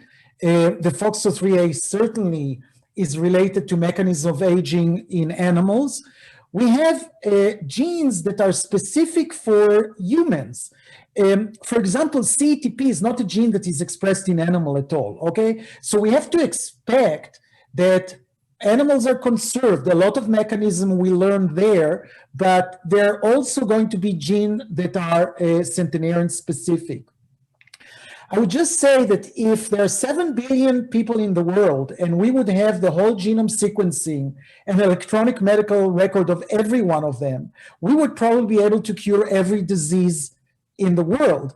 And that's what pharmaceuticals are doing now. They're leaving those animal models that have been disappointing for specific diseases, and they're looking for genetic proof. And in fact, our CETP and ApoC3 discovery have led to drug development by Merck and Ionis. So this is what we did to answer the question, are the mechanism in human and animals are the same? We have whole exome sequencing of our centenarians and also of people who are not related to them. And we looked at genotypes that were less than 1% of the population, rare genotypes, because centenarians are rare. And with Zhengdong Zhang, who's a computational system biologist, geroscientist, the first thing we did is actually see which are the variants that are showing up more. But the most important thing is we have to put in those variants into pathways, because we are not made out of one variant at a time. We are made out of many variants that can influence the pathways upstream or downstream. They can amplify, they can be instead, they can cancel, depending what there is. And by checking a phenotype base that comes later, we, with this unbiased approach, discover really something really interesting. The top pathways are the mTOR, that's for longevity. Okay, that's what's different between centenarians and control. mTOR signaling, insulin IGF signaling, MAP kinase signaling. Okay, so the message here, this provocation is to tell you, yes, what we learned so far is very relevant to human longevity. We should breathe freely. We should use this information that will be published soon to say, yeah, our animal models are good. Now, what do we do with this information? Well, we can also go back to animals, and we can go to animals and not, backwards. In other words, not discover things in animals, but go backward when we discover in humans. So we found a mutation in the IGF growth hormone signaling pathway, and you all know that animal models, when they have impaired function of IGF-1 of growth hormone, they live longer. In fact, in our centenarians, the women with the lowest IGF-1 levels lived almost twice as long as the women without the IGF level. And by the way, 60% of our centenarians have some genotype on the growth hormone IGF axis. So what do we do about it? Well, Amgen has actually created an IGF receptor antibody, which we borrowed and murrinized and gave it to animals. And you see here that those animals that were old, 22 months old, extended their lifespan by 10%. Okay, so animals are not lost. It's just we have to use them in both direction. And by the way, their health span was fantastically improved. Their cardiac function, their exercise capacity, their sensory motor function. And remember, it's generally not too late. There is probably too late for some things to do, maybe not for senolytics, but basically it's not too late to treat elderly. Okay, so next point. The reason we have TAME is because FDA doesn't have indication for something that is like aging. And we have always a discussion if aging is disease or not. My point is always it's not necessary. But if we don't have a recognition from the FDA, if aging is not preventable, then healthcare providers are not going to pay for our drugs and pharmaceuticals that we need. We need to move from biotech to pharmaceutical. They have to take our drugs to phase 3 trial.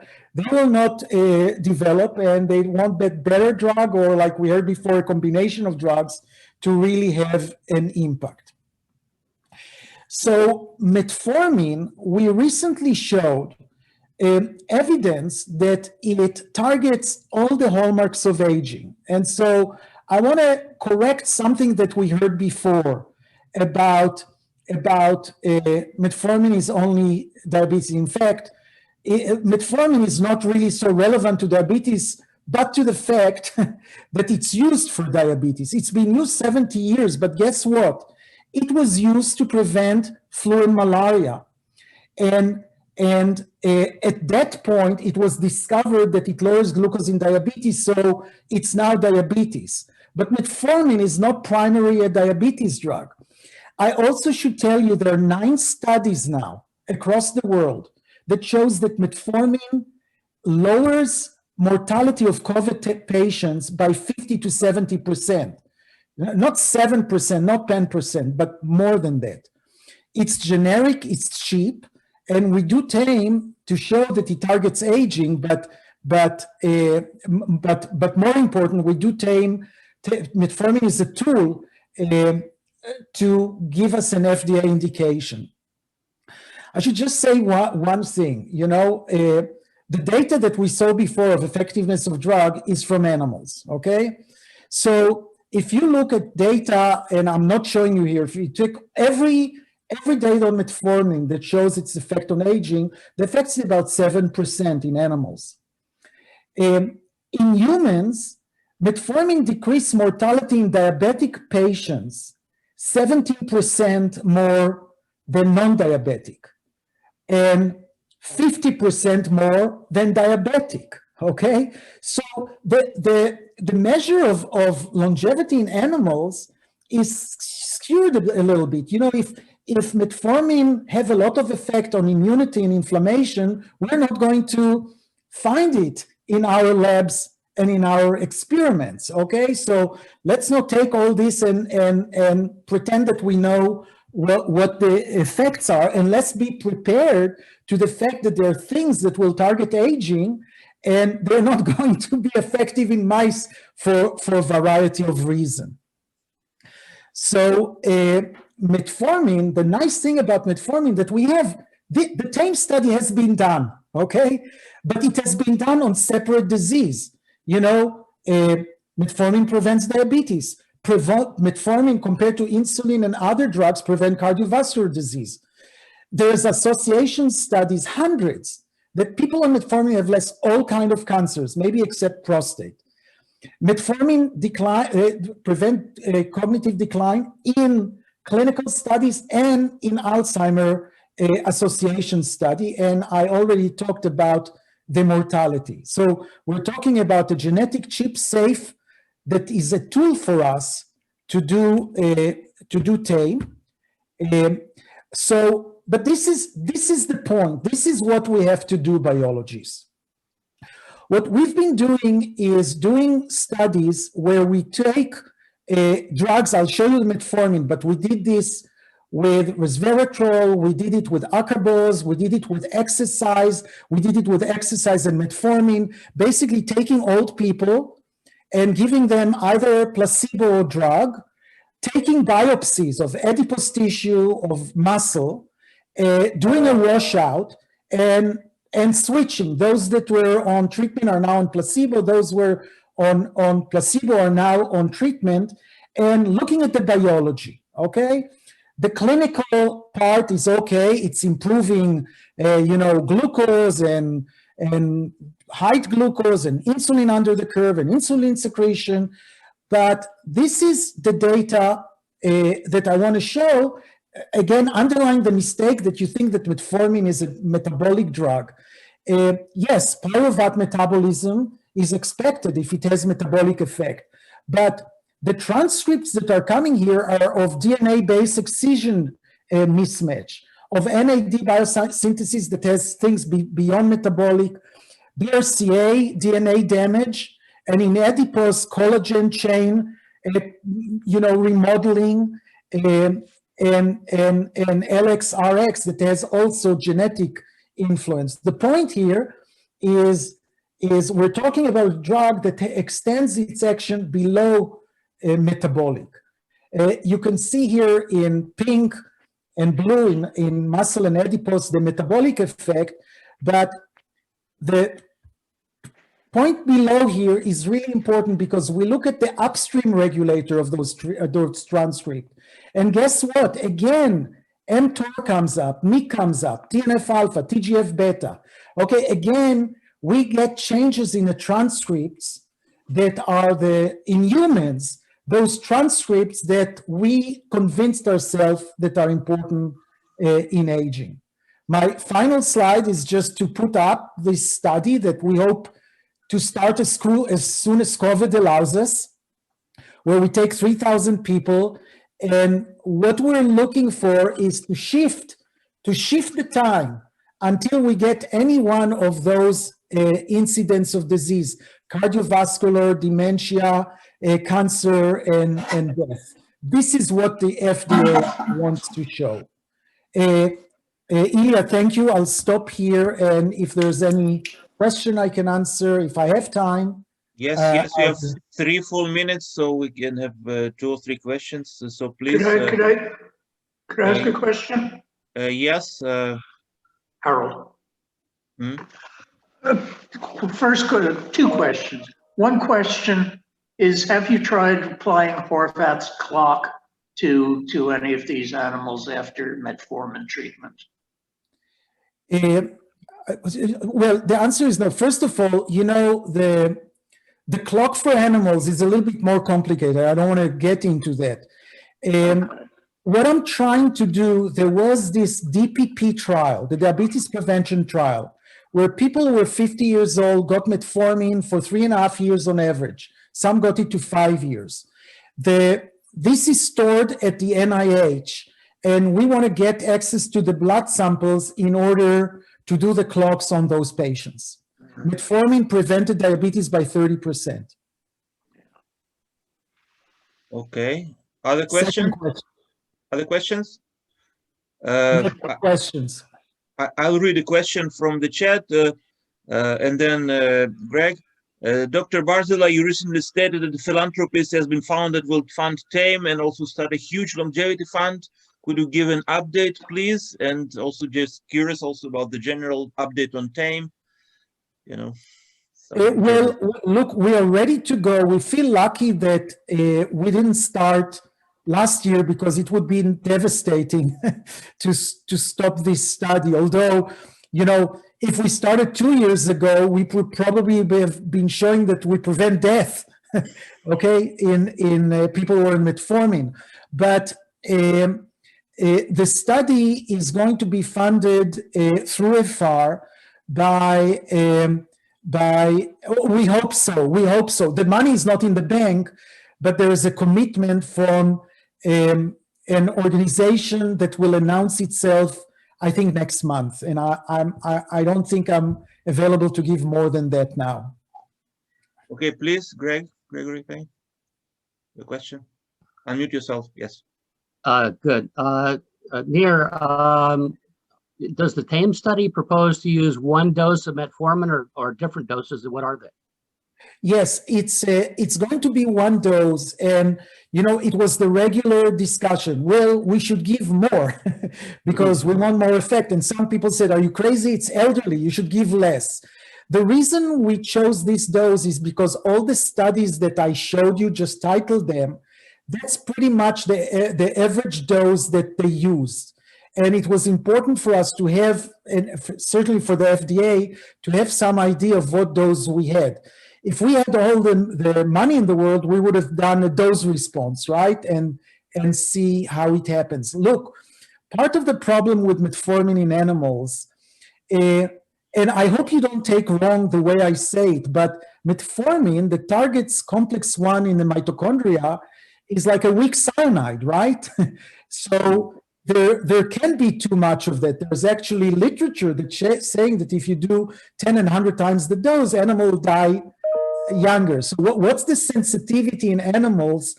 I don't exactly know, but because it's important for us not to kill anyone on the road to the FDA, that's the dose we decided, and we wouldn't know which is the best dose. And by the way, we wouldn't say what is the right age to start, right? Because we are taking people 65 to 80, and I would guess that, you know, the diabetes prevention was on 50 years old. So we think you could start taking metformin earlier than that. So what was the dose near? 1,500 milligrams. Oh. Merck for Germany is providing that. Metformin is very cheap, but the placebo is actually quite expensive. So Merck is kind enough to provide the dose. Okay, thank you very much, Nir. That's the time. And now a good transition to Gregory Fahy, who will speak about the reversal of epigenetic aging and immunosenescence trends in humans. Please. All right, thank you. Let's get this going. Okay, so thank you very much. It's a pleasure to be here among so many talented investigators. And as you just heard, I'll be talking about the study that we published a couple of years ago, year and a half ago. But I thought I would jump the gun a little bit and sort of preemptively move into the theme of this meeting, which we'll get into in more detail later. Does it really work? What reasons might we have to think that the results that we had really do work and are genuine? Just a moment, Greg, do you want to share your screen? The Oh, presentation? it's not working? Oh, okay. That's surprising. I already hit the share screen button.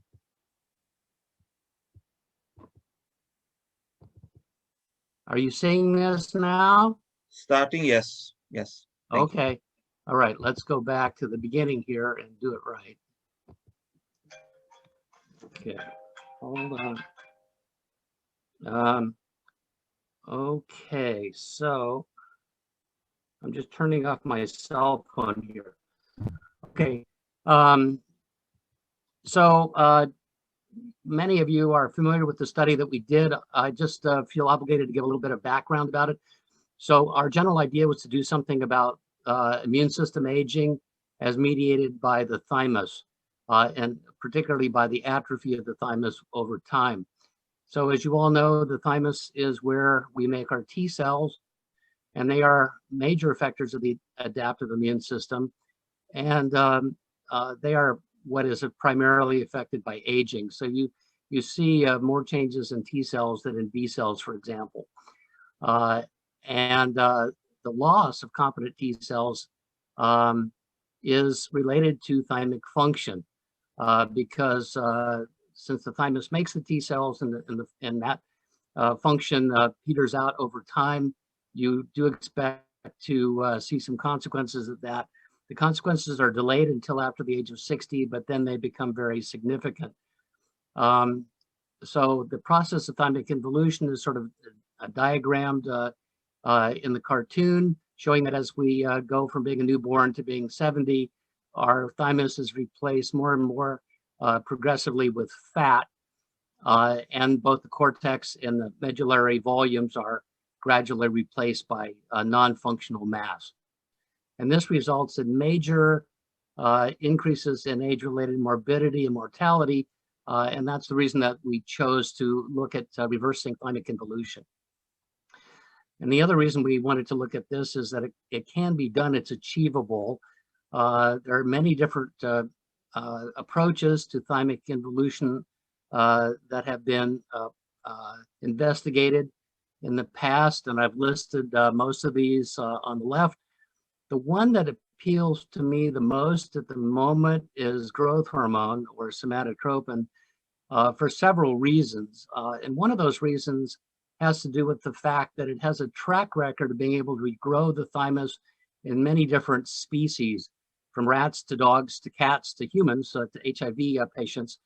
In the cats, they did it with IGF-1, but of course, IGF-1 levels increase with growth hormone administration, so it's the equivalent experiment. And in these studies, by and large, not only does the morphology of the thymus come back with growth hormone administration, but also thymic function comes back in the form of the production of new cells, and even in some studies, improved function of the cells that are present. So this seemed awfully important for us to investigate. And people have been investigating thymic involution for many years, but everyone talks about it. No one actually does it for the most part. So we decided to actually do it. Now, I said I had several reasons to choose growth hormone among the many options available for study. One of the primary reasons is that, sort of like what Nir was talking about with metformin, growth hormone is not a mysterious drug. It has been approved for human adults since 1996 by the FDA. It has a good safety record. It does have some side effects, but they tend to be mild and reversible. And it has a number of additional benefits besides potentially regenerating the thymus, such as accelerating wound healing, improving cognition, regrowing cartilage, which is a big problem in and of itself. But the one that I'm showcasing in this slide is that aging is a catabolic process. And as we get older, the mass of many organs in the body declines, except for one organ, which is fat. So as we get older, the only thing that actually increases is fat. But Rudman showed many years ago in a 12-month trial that giving growth hormone actually regenerates not just thymuses. He actually did not look at thymuses, but other internal organs that are quite important for our health and well-being, such as muscles, such as livers, such as kidneys. I didn't show kidneys because it's not statistically significant, but we'll talk about kidneys in a while, and I think that what he observed is probably valid. So this is a profound anti-aging effect, and for that reason, that's one more reason that growth hormone was of interest. Now, growth hormone has been doubted by many people, and we just saw from Nir's presentation that there are correlations with higher rates of aging and higher IGF-1 levels. We'll talk about that a little bit more later, but I want to raise a point which nobody ever really talks about, and that is that growth hormone administration leads to an increase in insulin. And most people do not correct that. But since insulin is a highly pro-aging factor, what we decided to do is to negate that. And one of the ways that we did that is by using DHEA. And what you see on the left is a series of studies that I actually did on myself, in which I gave myself growth hormone for a week, saw an increase in insulin, and then and then at the same dose of growth hormone, added DHEA to the regimen, and it brought the insulin right back down to baseline. We verified that in TRIM, although we didn't really have time to go into that in the paper. We're also verifying that pretty profoundly in the TRIM-X trial, which is currently underway. So that's one reason that I wanted to try growth hormone, is that it does have side effects, but we can mitigate those side effects. And if there's not sufficient mitigation available from DHEA, then we're able to use metformin. And you've just heard the great properties of metformin that Nir just reviewed for you, many of which are quite relevant to what we want to do, including minimizing any cancer risk, which is not listed here, but Nir is right about that. I just want to point out in passing here that in the process of mitigating the side effect of growth hormone that I'm most concerned about, this hyperinsulinemic effect, we're using agents that in and of themselves have anti-aging effects. DHEA has been associated with lower all-cause mortality. In other words, low natural levels of DHEA or DHES are associated with higher all-cause mortality, frailty, cardiovascular disease, mortality, stroke severity, the risk of going into a nursing home or a hospital, increased arterial stiffness and inflammation. And you've just heard of many benefits of metformin. So by using these agents to counteract the side effect of growth hormone, we may unmask the benefits of growth hormone, as well as gaining additional benefits from these other two agents, which is an important factor for later on in the talk. So based on all of this, we did the TRIM trial. It was ended up being a 2-year trial. Each person in the group was treated for 1 year, but we couldn't sign up everybody in the group simultaneously, so we had 2 cohorts. You see the first cohort of 6 in the middle, and then on the right you see the last cohort of 3 guys, all successfully with their graduation Thymonaut t-shirts on, or jerseys, I would say. And so the aim of the trial was to regrow the human thymus using a combination of growth hormone, DHEA, and metformin. We had 9 healthy men aged 51 to 65. We treated them 4 times a week for 1 year. We adjusted the doses for each person in the trial based on their own individual response to try to optimize their treatment. This is based at Stanford. We were able to use the Stanford Human Immune Monitoring Center to do a lot of our immune system analysis. The paper was published in September of 2019. It's an open access paper, anyone can read it. So just to quickly highlight the study results, the main thrust of the study, of course, was to look at immune system aging. We did see thymus regeneration. We documented that pictorially and also statistically. The p-value was 10 to the minus 18th, so we're pretty confident we did regenerate the thymus. Interestingly, in looking at the thymus, we also looked at the sternum, which in images that we collected is right above the thymus. And we also showed that the adiposity of the sternal bone marrow was also decreased, and that may have other implications. Getting to the immune system results, we did see an increase in naive T-cell populations and also in recent thymic immigrants. And we also saw, interestingly, since we were very concerned about the possible risk of cancer, we saw what looked to us like indications of a reduced cancer risk. PD-1 signaling on exhausted CD8 cells went down. Indices of prostate cancer risk went down.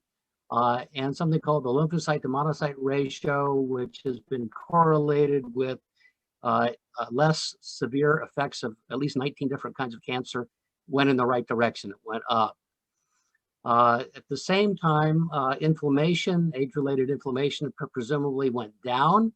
With respect to one of our goals of controlling insulin, insulin was at least partly controlled. As you can see at the red arrow, we actually did reduce insulin at one point, even though we were increasing the growth hormone doses at that time.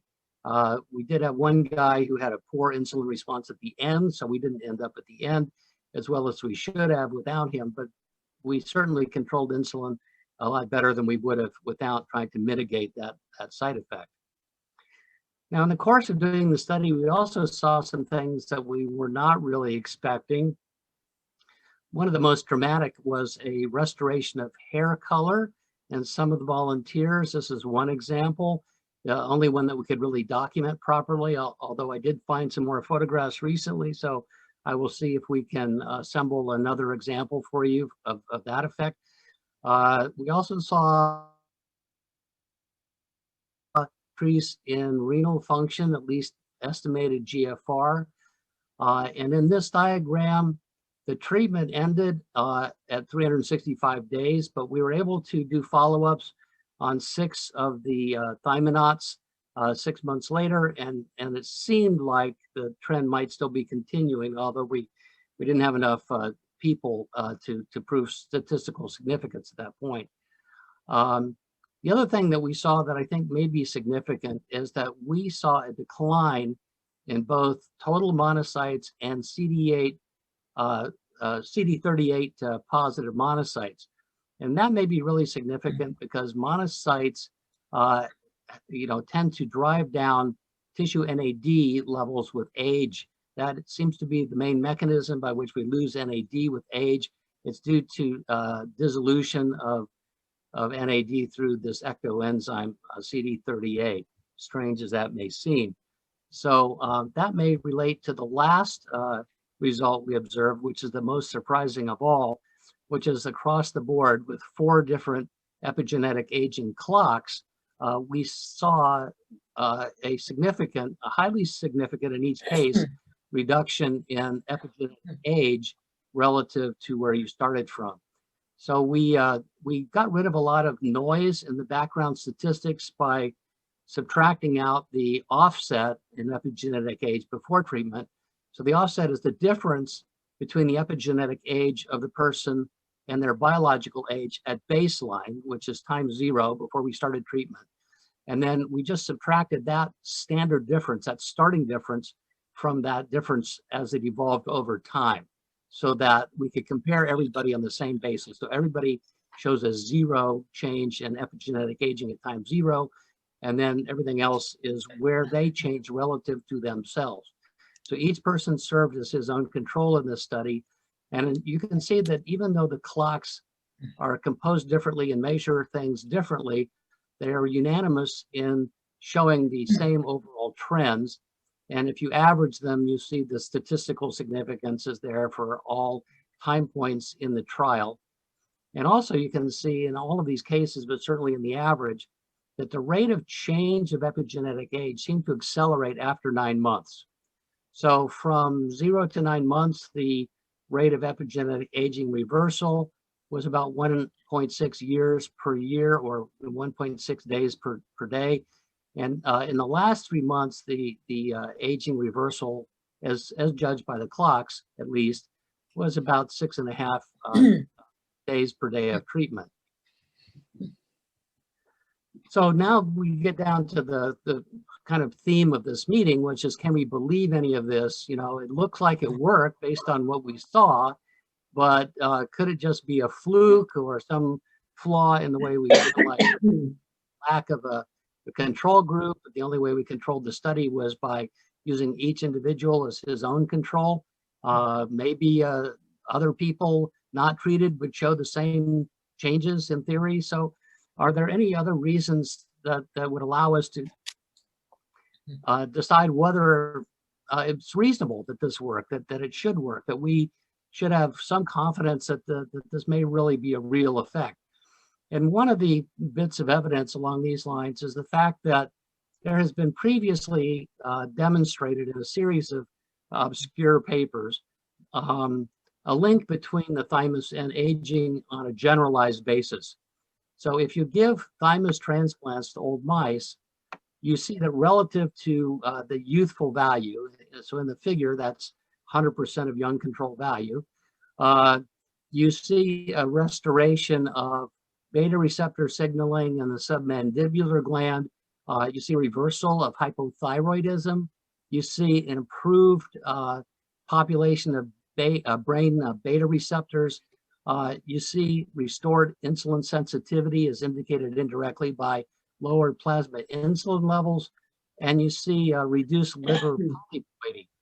Now, I can't explain to you why you should see any of those things based on correcting an immune system decline, but as Josh was saying, aging is a network. Everything talks to everything else. Everything in biology happens for a reason, in my opinion. And so the immune system may have a lot to do with being one of the pacemakers of aging in general. Now, one of the things that I need to point out is that we did try to correlate the epigenetic aging reversal that we saw with changes in fat content of the thymus. And we did not find a correlation. So we think that the epigenetic aging reversal may be independent of what happens to the immune system, at least on some level. Probably they both contribute to the aging reversal that we saw, but there may be other effects that are non-immunological.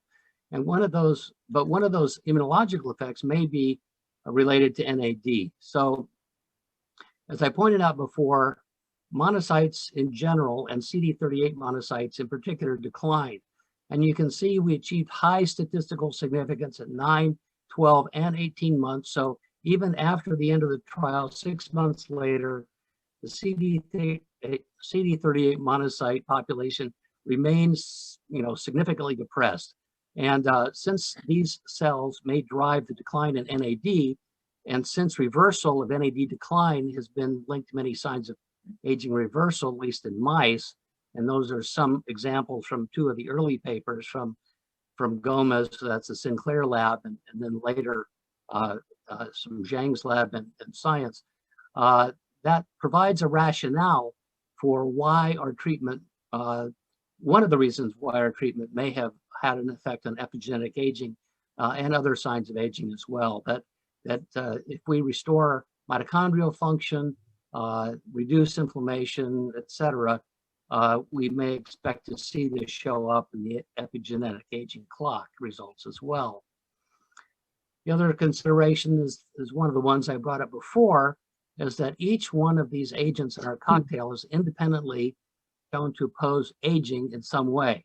So aging is catabolic, growth hormone is anabolic, but I've already run through the anti-aging correlations for metformin and DHEA as well. So as Josh was saying, and I agree with him, aging is a multifaceted process. You're not going to affect it as profoundly as you might by just using one intervention. These three interventions definitely impact complementary and massively important pathways that relate to aging. And so it makes, it's plausible to me at least that they should be expected to have the kinds of results that we saw, or at least it's plausible that they would. So one last consideration, this goes to what we heard from Irina and from Harold, is just to point out an obvious fact that DHEA and growth hormone are both present in young animals. And we've heard about, Harold's observations about young plasma factors. And I would also make just an observation about Irina's comments that although in her studies, it was sufficient to reduce old age factors.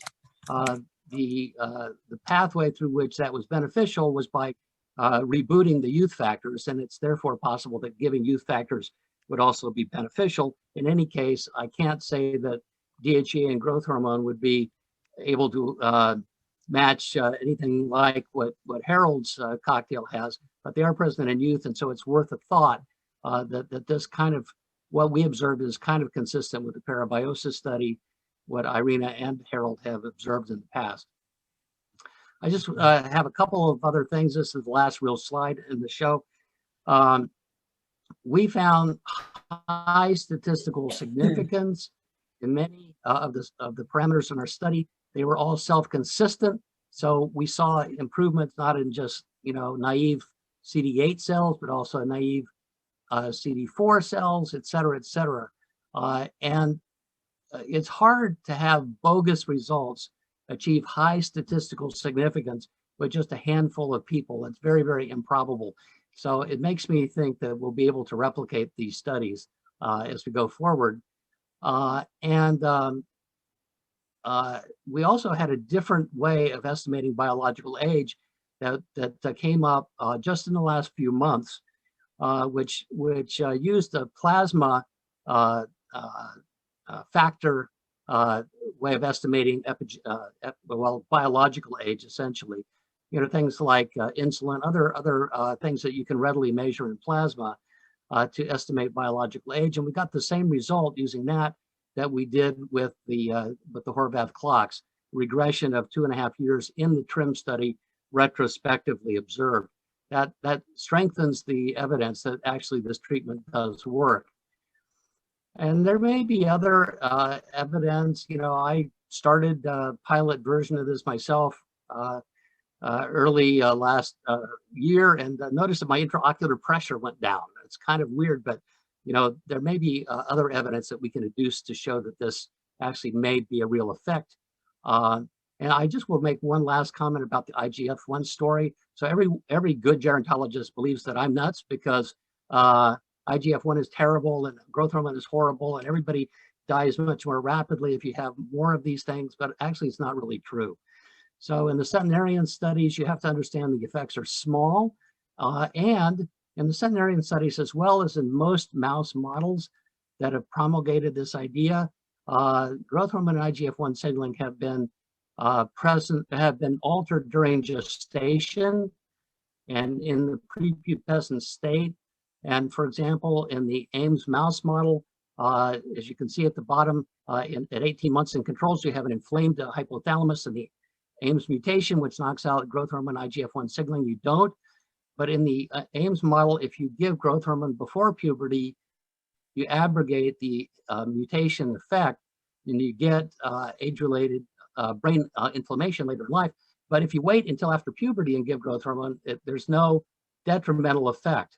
So the effects of growth hormone IGF-1 signaling, I think, in adults are quite different than they are in young animals. And therefore, one reason to sort of disbelieve that our treatment could actually have a benefit may not be as strong as people tend to think. I would just put it that way.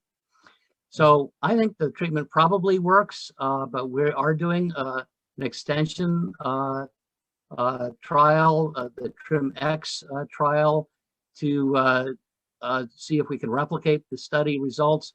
We will include women, we'll include people of greater ages and also people of younger ages. And many people have come to us wanting to help us understand our results by running assays for us on our blood samples that we are not able to run. We're certainly quite happy to collaborate with anyone who would like to do that. And that's how to find me. I hope that perhaps we can definitely show in the future that, that this treatment does work. Thank you very much, Greg. We went a little over time, so we go to the next speaker. Please, we have a very intense session. 5 more presentations to go, so please keep on time, 10-12 minutes. And now we go to Hanadie Yousef, who will speak about harnessing the regenerative secretome of human embryonic stem cells to rejuvenate aging tissues. Please. Great, thank you. I just want to quickly start by thanking the organizers of the seminar for inviting me and Irina Conboy for recommending me. My name is Hanadie. I have been the CEO and co-founder of Juvena for the last 3 years. Prior to that, I received my PhD in the labs of Professors Irina Conboy and Dave Schaefer at Berkeley, followed by a 5-year postdoc at Stanford. And I'm excited to share in the next 15 minutes our story about harnessing the regenerative secretome of HSCs to rejuvenate aged tissues. And so at Juvena, it's our mission to develop novel breakthrough protein therapeutics for degenerative diseases caused by both aging, as well as in many cases accelerated by rare genetic mutations, by mining the regenerative secretome of HSCs using state-of-the-art proteomics and machine learning. Now, what really prompted me to co-found Juvena was just this burning question that we all have at this seminar in, how can we actually promote healthy aging? We all know that we're really facing a chronic epidemic of unhealthy aging. I mean, even myself looking at, my parents and aunts and uncles, if myself and my relatives don't intervene, both in lifestyle interventions as well as therapeutic interventions, it's almost inevitable that once we reach 40s, 50s, and beyond, we're going to get diabetes, obesity, cardiovascular disease, stroke, vascular dementia, cancer, right? And so more than lifespan, what I really care about is how can we promote health span? How can we slow down the degenerative process? And for folks that, didn't have the opportunity to intervene at an earlier stage, even if you already have chronic symptoms, can we reverse that degeneration and bring you back to a healthy state to live out those later decades of your life in happiness and with high energy? And so what we really turned to at Juvena was some key discoveries and observations made over a decade ago during my graduate studies in the Conboy lab, and then really further exemplified and studied at Juvena on really turning to the most pro-regenerative source on planet Earth for human beings, which are proteins that are secreted by human embryonic stem cells, which we know HSCs can develop every tissue in the body. And what myself and colleagues observed is that by purifying a subfraction of the protein secreted by human embryonic stem cells and then adding them onto aged and degenerating tissues, both mouse and human tissues, we could actually promote regeneration, whether it's enhancing acute injury, muscle regeneration in an acute injury model, or promoting aged chondrocyte precursor proliferation and viability from chondrocytes isolated from osteoarthritic knees, or even promoting the survival of cortical neurons in the face of A-beta. We published on this over a decade ago and have now several issued patents, both out of Berkeley and Juvena, really showing and demonstrating that regenerative potential. And so we wanted to turn this into drugs for people to reverse and slow down the aging process. But of course, it's unfeasible to take a cocktail of what could be thousands of unknown proteins and just inject them into people. It could cause cancer. It would never be approved by the FDA. And so what we really set out to do at Juvena was establish a systematic method for identifying proteins in the secretome that could be master regulators or key drivers of the regenerative process for a particular tissue, and then go through that preclinical validation and clinical translation and FDA approval to turn it into a drug that we can distribute to millions, if not billions of people. And so to do that, the first thing we did was really perform quite extensive quantitative mass spec-based proteomic analysis, comparing and understanding the secretome of the subfraction of proteins in HSCs that are pro-regenerative compared to, for example, differentiated cells or HSCs going through the differentiation process that lose that regenerative potential over time. And it turns out that we have about 1,000 bioactive human signaling proteins in Juvena's now proprietary regenerative library that we're mining to identify proteins, either individually or in combinations of 2 to 3, that can really drive the regenerative process for a particular tissue, rejuvenate stem cell function, promote regeneration, restore tissue homeostasis, to really advance health span. And once we developed this protein library, we then set out at Juvena to really build a very efficient identification, high throughput screening, and preclinical development platform to rapidly bring these protein therapeutics to market quickly and efficiently for diseases that the FDA considers diseases that ultimately are caused by the age-related degenerative process. And to do so, we have built a machine learning enhanced platform that really combines image-based, robotics-enabled high throughput screening of primary human stem cells that are isolated from age and degenerating tissues, as well as human in vitro disease models, combined with multi-omics modalities, namely proteomics and transcriptomics, with machine learning in order to identify and therapeutically screen regenerative proteins that we can then turn into drugs. Ultimately, as we build this platform, we really want to create a map of regenerative protein biology that we can use as an engine to really bring multiple therapies to market quickly and efficiently. And so to quickly kind of go through how we do this, of course, I mentioned we developed our library. We also now have a system and a machine learning predictive model that also takes advantage, of course, of our team's really domain expertise and understanding of the mechanisms underlying the dysregulation of signaling that occurs in specific tissue types to rank order proteins in our library, and then screen them individually in synergistic combinations of 2 to 3 for their ability to enhance and reverse a particular phenotype that's representative of how the disease progresses in a given tissue, such as muscle in humans. And so even in the high throughput screening process, we've also developed several deep learning and in the preclinical process models that really can accelerate our ability to quantitate that regenerative effect.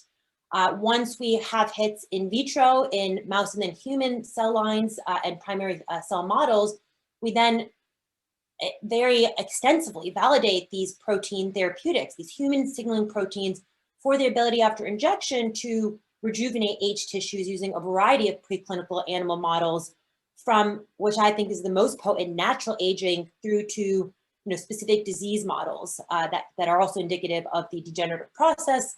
Once we do that and we identify key hits in vivo, we can then engineer these proteins to really have be better versions of themselves, have better pharmacokinetics, really turn them into drugs that we can inject subcutaneously, just like insulin, right, is used and administered in people to really enhance tissue homeostasis, promote tissue regeneration and repair. And so as mentioned, we've developed several kind of machine learning techniques integrated into this high throughput screening and identification and preclinical process to really rapidly bring these therapeutics to market. And so we, very quickly, I'll just mention that we've built a semi-supervised deep generative model using both proteomics, the immense scientific literature on our candidates, as well as the structural features, the quantitative structure activity relationships to identify and predict and rank order the proteins in our regenerative library for their ability to likely enhance tissue regeneration. We then have developed several deep learning based models that really accelerate our high throughput screening and preclinical quantitation and validation. And what's beautiful about really building and growing a machine learning engine to bring this to market is that our Juvena toolkit is getting just smarter as we go, right? Where we've developed these prototypes, these models, and then we can consistently, as we get our data and our own training data that we label and through every round of validation, make the model smarter and work more efficiently and have a greater likelihood of identifying proteins that really work potently and efficaciously. And so in the last 3 years in building this, we've not only established our library, but validated several therapeutic proteins in both mouse and human cell models. Once we had that hit of now over 11 proteins that really work potently to enhance specifically muscle myogenesis and muscle regeneration, we then validated these in several preclinical animal models with the ultimate goal of finding key proteins that can activate and signal through core regenerative growth and survival pathways that can reverse the aging process, promote tissue regeneration and health span, and be used to treat a variety of, in this case, muscle wasting diseases. And so to just kind of show quickly an example of that, here is our current pipeline. And I should mention that, we have developed and identified and discovered several combinations of 2 to 3 proteins, which I think are the best in really mimicking what the original subfraction of the HAC secretome does. But to raise money from investors and really also get this to market as quickly as possible, we've then identified in these the best protein therapeutic in this library, in our validated results, that even on its own has a good enough and potent enough effect that we can bring that to market first. And so I'm going to give an example of this therapeutic. Of course, I can't share the identity yet, but I will in the near future, of JUV161. And so, JUV161, when we added onto several primary human muscle precursor cells derived from donors ranging from 68 to 75 years of age, we can very potently activate myogenic transcription factors, growth and survival signaling to promote better fusion. And we know that with the aging process, as well as improve survival of these precursor cells. And we know that in aging muscle, one of the key hallmarks is this decline in the regenerative process, inability of muscle precursors to become activated, to proliferate and divide sufficiently, repopulate an area of injury, and then form new muscle fibers. And so this potently works to do that. When we inject this protein, of course, that model really reflects acute injury. So that was the first thing we very quickly did and showed, in fact, that this protein, when injected acutely into injured mice, can enhance regeneration significantly, nearly to levels of young, healthy mice. But then we really wanted to know, well, can we take this protein and inject it systemically through subcutaneous administration with functional output of even mature fibers and improve the existing muscle structure and function to promote repair, regeneration, and lead to improvement in treadmill performance and grip strength and endurance and distance run. And of course, we also really tested it chronically to assess safety and toxicity, and it was safe and non-toxic. And so this is just, highlighted a few examples of the data we got in our multiple validated animal models with JUV161, where it can enhance grip strength and distance run in a treadmill, promote grip strength, and also just increase muscle fiber size in a glucocorticoid-induced muscle atrophy model, and enhance regeneration nearly to young levels in an acute aged injury model. The dotted lines are here representative of how young healthy mice perform in these assays. And going on the concept of and the kind of theme of the seminar, I do truly think that out of all the models we've tested, the best indicator of if a human protein therapeutic will ultimately work in humans is trying to look at natural aging and evolutionarily conserved mechanisms of aging, from mice through to humans. And so it's that, natural aging model, which of course in every single model that we've developed or established, I should say, at Juvena, we've done extensive validation of that model to do a thorough power analysis and really make sure that the results we're getting are, true and consistent and quite believable. And so, just as an example, in the age of mice we use, we choose mice that are 21 months of age through or older, but you need them to get at least that old to really start seeing this clear decline in, functional outputs of muscle function and health, such as grip strength and time to exhaustion. But nevertheless, there is variability. And so you really got to be careful and ensure that you're, using multiple models, using enough mice to really validate those results. Ultimately, we are developing a strategy at Juvena where we can kind of, hop indications, right? In my experience, it's very tough to get someone to fund us going to market first as a small company for just, a huge unmet need like sarcopenia, which ultimately will affect everyone as we age, right? Age-related muscle wasting. But what's beautiful about our approach is that we're identifying factors that we can turn into drugs that can really target core mechanisms of degeneration and be applied to a variety of muscle wasting and age-related diseases, ranging from the normal aging process, but also from, genetic diseases such as dystrophies, where a rare genetic mutation many ways causes this accelerated aging phenotype and degeneration, and we're seeing efficacious results there as well. And so the ultimate goal will be able to, you know, get approval for a rare genetic disease, but then be able to really expand to be able to treat a variety of muscle wasting diseases, which are critical, right? Given the state of just our aging population and the fact that there's few, if any, FDA-approved treatments on the market today for some of these core causes of unhealthy aging and chronic degeneration that we're experiencing as a population. And so ultimately, too, our library of therapeutic candidates and platform, you know, will be used and expanded so that we can identify tissue-specific therapeutics that can promote regeneration and promote health span across the body, right? Whether it's targeting neurodegenerative diseases, osteopathies, cardiovascular, or our current focus in multiple myopathies. With that, I'd like to thank you for your attention and time, and I'd be happy to answer questions either in the chat or if there's time right now. Thank you so much. Yes, there's question. There's time for one question. I have a question. Please. Great. You say that have you ever tried injecting the entire secretome into your mouse models of the stem cells, the embryonic stem cells?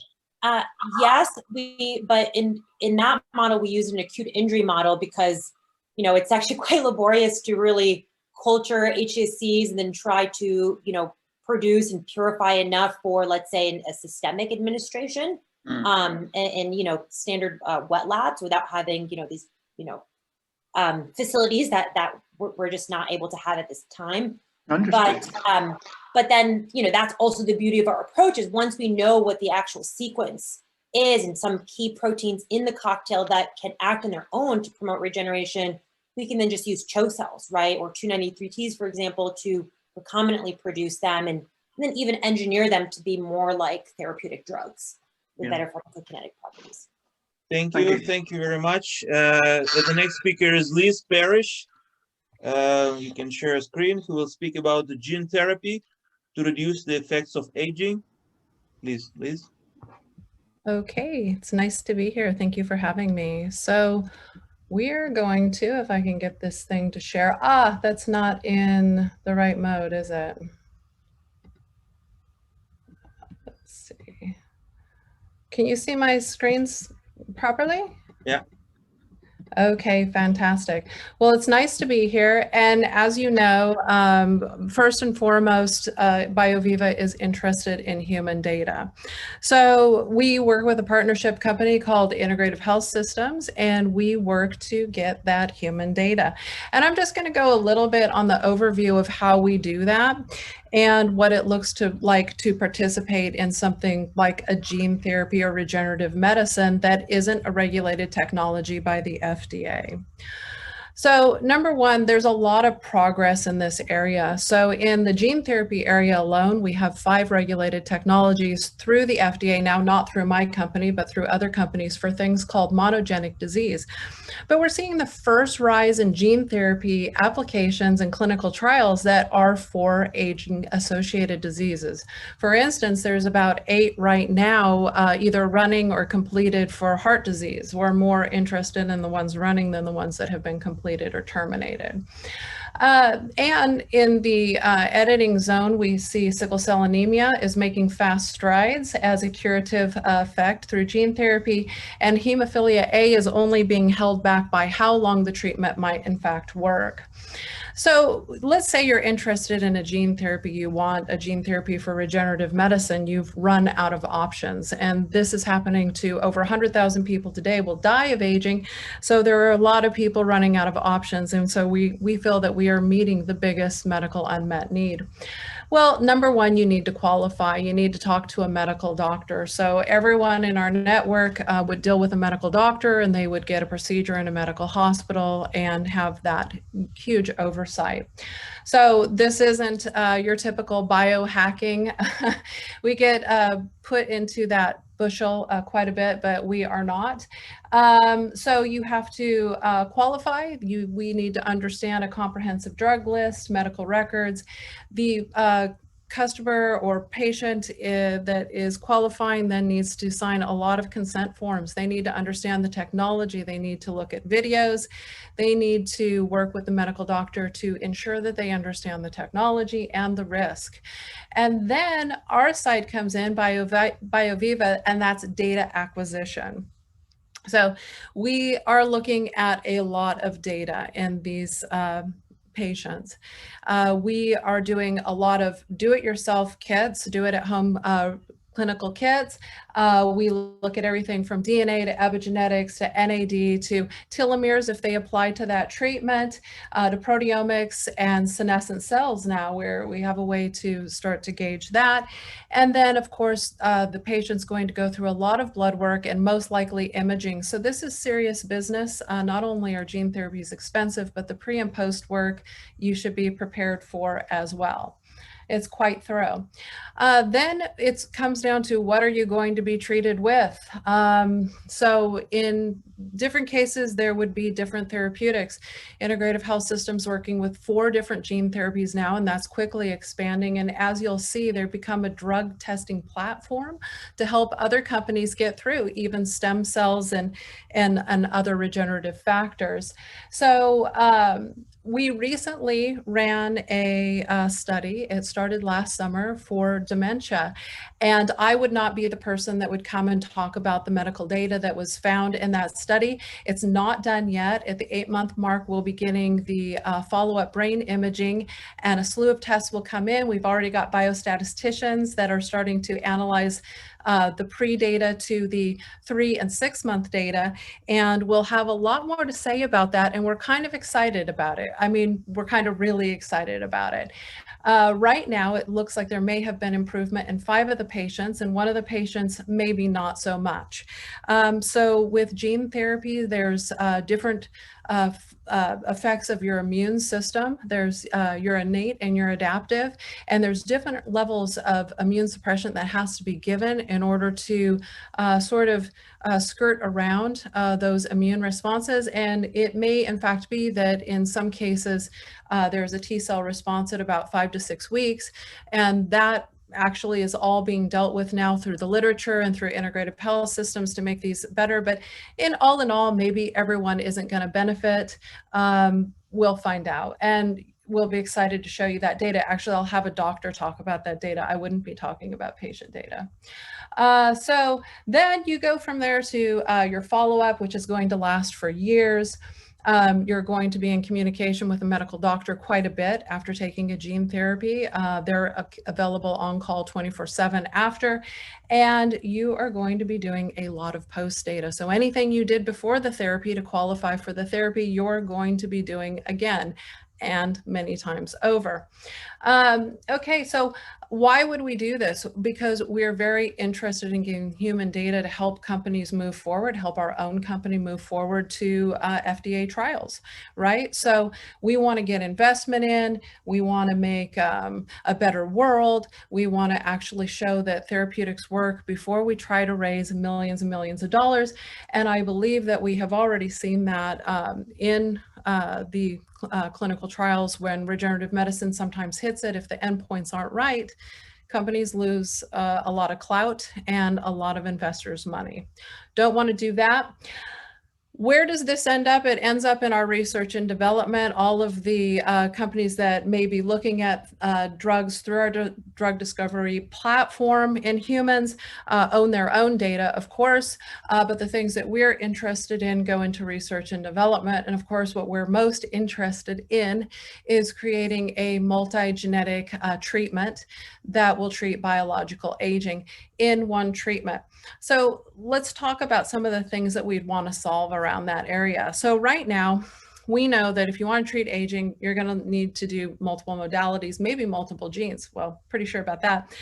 And we want to deliver those genes. So anyone might say, well, you could just use AAV, which is a viral vector delivery method. If people aren't familiar with it, you package a gene in it and you deliver it to the body. That's my son's dog barking. And unfortunately, AAV has some toxicity issues. It used to be the darling of gene therapy, and then it turns out that liver toxicity can happen at higher doses. So let's say you have 4 gene candidates, you want to take high doses of all of those. What if you could take them in one therapy? That lowers a lot of the problems, and we were looking for a gene delivery method that could in fact do that, deliver really large payloads, maybe the first mini artificial mini chromosome to treat aging. And we have gotten so lucky through our science that I can't talk a lot about it, but you'll be seeing a paper come out in the next couple of months. We're just in review right now. But one thing that we did find was significant life extension with our new delivery method. We saw over 40% extension in mice in one arm of the study and over 37% in the other. And our mice not only lived longer, they looked so good. It was so hard for me for the last 2 years to not talk about what we were doing.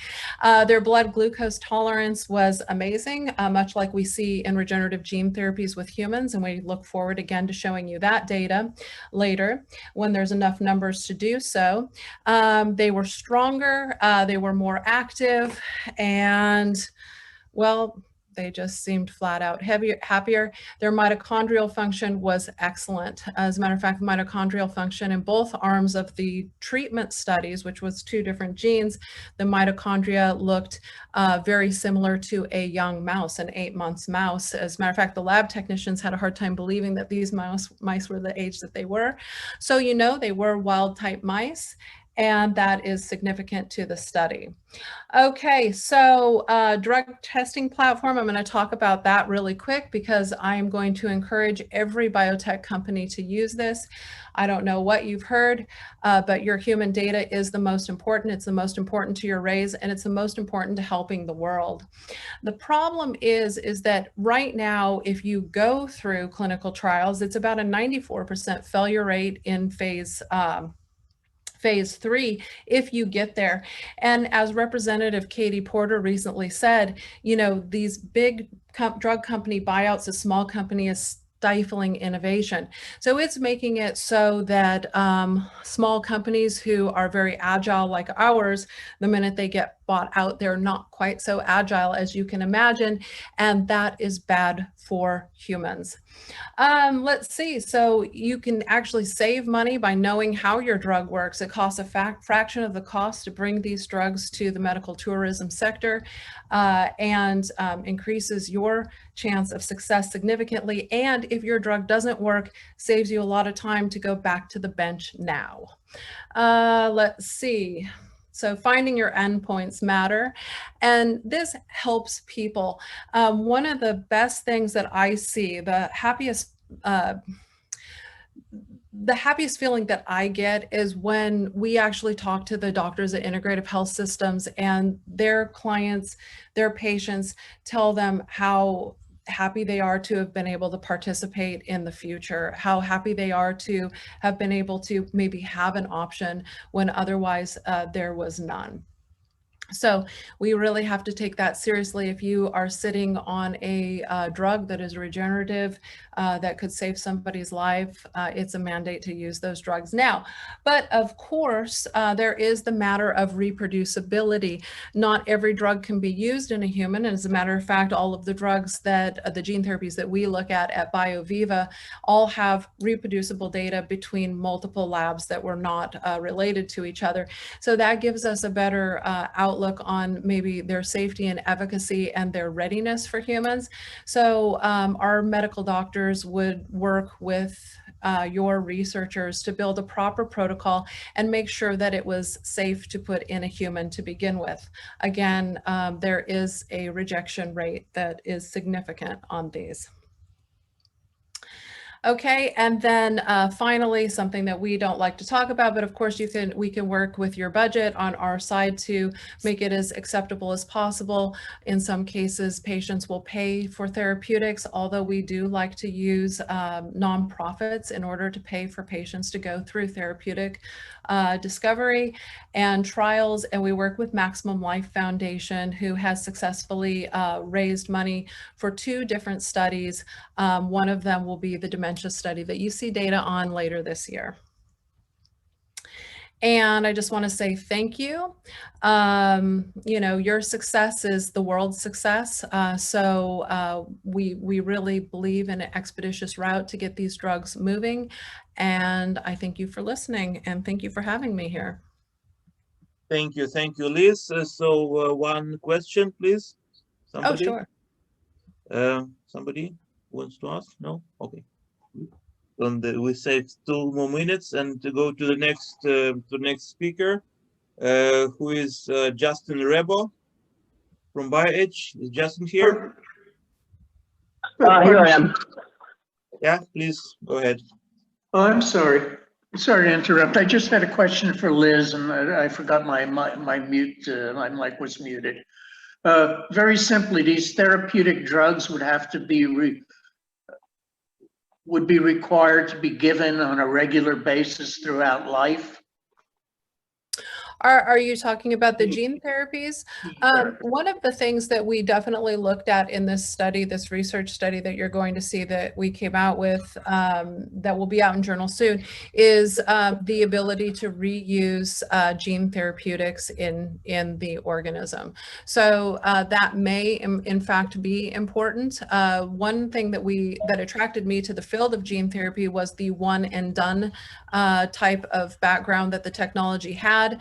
But in fact, that might not work entirely for aging, especially with gene therapies in which we need to target, let's say, every cell in the body. If we're looking at something like telomere extension, some of the gene therapies you don't have to. You could probably do moderate doses and have a whole systemic effect. But when you're looking at something like telomerase reduction, you're looking at hitting as many cells as possible, and retreatment may in fact be necessary. Thank you, Liz. So Justin, please go ahead, share your screen. One moment.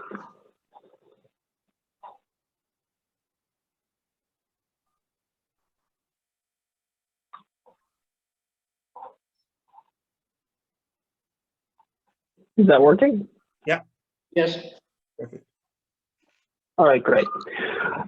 So to start with, I'd like to really thank the organizers for inviting me here today. It's really a pleasure. And thank you all for joining me to hear about BioAge. BioAge is a clinical stage biotechnology company that discovers and develops drugs to treat aging and diseases of aging. Based on our unique and proprietary human aging cohorts and genomics profiles, we've built a data-driven map of the different molecular pathways that get dysregulated as you get older. We're focused first on in-licensing de-risked clinical stage assets against several key targets that emerge from this map. We've recently brought in our first 2 platform-derived assets, and we're initiating phase 2 efficacy trials for both in the next couple of months. In both cases, targeting serious diseases in older patients. Today, I'll be primarily focused on BGE-175 for the treatment of COVID-19 and other diseases derived from immune dysregulation with age. But really, I'd like to start on a high note. Here is a depiction of the Black Death, the plague. 700 years ago, it caused the deaths of 200 million people across Eurasia. It took 200 years for the European population to reach its pre-plague levels. This is the pinnacle of human misery, and it's gone. We look back with sadness at the plague as a horrible thing that used to happen. This is not something we worry about today. But really, we are in the midst of something that is far worse than the Black Death. So something that has killed more than 50 billion people. In 700 years, as far in the future as the Black Death is in the past, it is inconceivable that people will still die of cardiovascular disease, Alzheimer's, cancer, immunosenescence.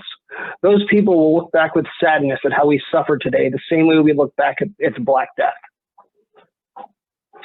I'm here to share with you what we do to maybe make that day happen a little bit sooner than 700 years in the future.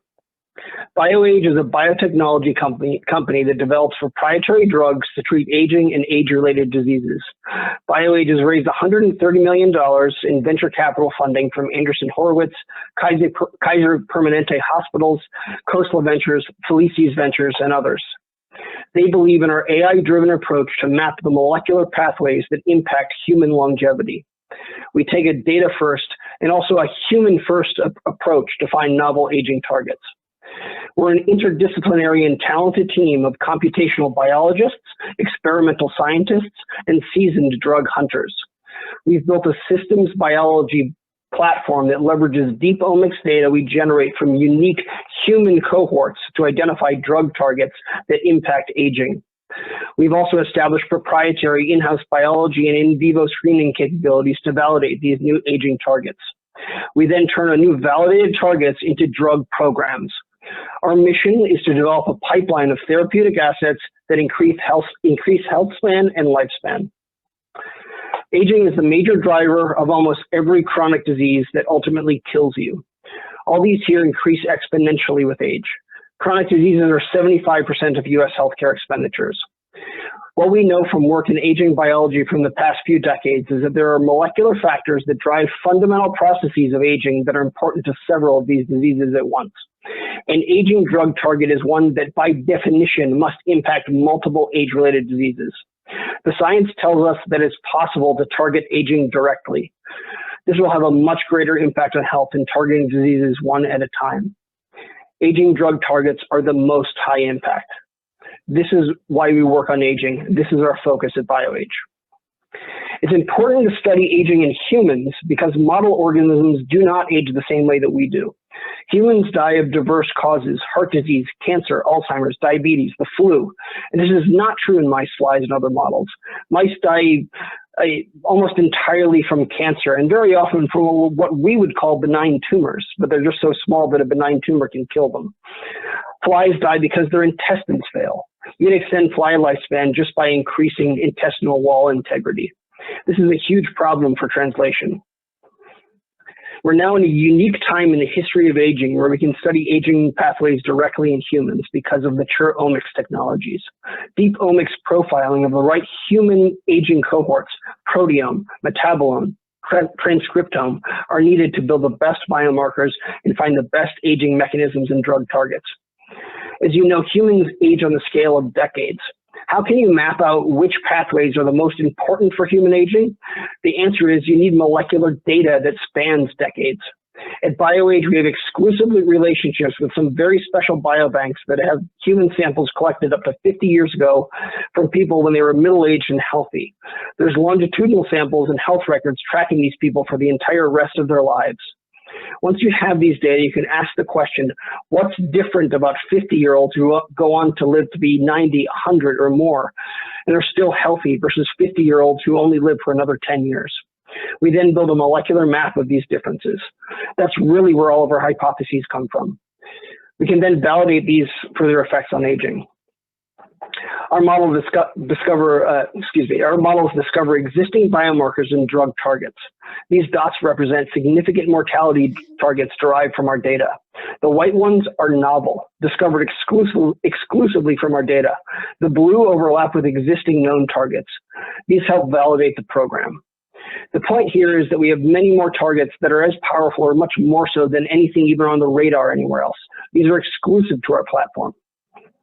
My focus today is BGE-175 for immune aging. It has very broad potential for viral and bacterial respiratory challenges. It is a very potent inhibitor of PGD2, DP1 receptor signaling, and safe and well tolerated in over 2,400 patients in phase 1 through 3 trials in the initial indication. This is a very de-risked drug. Our pathway maps show it's very closely linked to longevity and health span. Now with this drug, as our model indication, we're going to COVID-19 and older patients where there's a lot of unmet need. Now we can get a very quick clinical readout that should work independent of viral type. After that, it will be the gateway to hospitalized influenza and ultimately respiratory infections where markets are large and established, but there's still a lot of unmet need. These are $5 to $9 billion markets a year. We've built out this map. We've committed to 2 programs so far, BG175 and another I'm not talking about today involved with blood and muscle aging, but there's a lot more coming. Fundamentally, we're a platform company. I think most of us know that COVID is very much a disease of immune aging. The risk of death from COVID increases dramatically with age. The risk to young adults and children is low. The risk to older adults is very high. This is due to the dysregulation of the aged immune system. Sadly, the majority of clinical trials worldwide for COVID-19 vaccine and treatment largely exclude older persons, those most affected by the disease. Let's talk just a little bit about the mechanism of BG175. It can improve aspects of both innate and adaptive immunity, which is pretty unique for this mechanism. DP1 receptor increases in expression as you get older and has multiple negative effects on the immune system. Older people don't have enough dendritic cell activation in response to a virus. At the same time, they have too much neutrophil infiltration. We see this later in the course of the disease. After viral titers have already improved, neutrophils continue to do damage. BG175 blocks this mechanism and has the potential to improve both these aspects of immunity that become dysregulated as you get older, in addition to other things that I don't have the scope to go into right now. BG175 is an immune-aging drug with very broad potential that we have been working on for a couple of years. When we were looking at it earlier in 2020, the pandemic hit and we thought it might really help older patients with COVID, which is clearly driven by immune aging. We reached out to Stanley Perlman. Stanley is one of the top coronavirus experts in the United States. He's been studying coronaviruses for decades. He's on the FDA advisory committee for all the vaccines that you hear about. He's developed a lot of the models in the field. We reached out to him and we looked at our drug in older mouse efficacy models challenged with SARS coronaviruses, SARS-CoV-1 and SARS-CoV-2. Stanley is very excited about our mechanism. He agrees it should be very helpful for several human pathogens. There's a quote from him on the bottom right there. We've been working closely in collaboration for Stanley for much of 2020 to help develop BG175 for COVID. Not to belabor the point, here's the experiment we ran with Stanley for SARS coronavirus. We infected middle-aged mice with SARS-CoV. So we infected these middle-aged mice with SARS and only began treating them on day 2 post-infection. They were treated with BG175 from days 2 to 8, and then the treatment was stopped. You can see that 100% of the mice that were on drugs survived, and only 1 mouse on vehicle survived. So it's a really clean signal. I mean, Stanley told us this was very unusual. It's really hard to get this kind of separation with a drug, and he hadn't seen it before. And these data are also the best that I'm aware of for rescue in this model. This effect is very clear and strong, and we have replicated these data. This goes along with improved morbidity. You can see the weights on the right. This is not SARS specific. We expect to see similar signals with a wide range of infections caused by declining immune systems with age.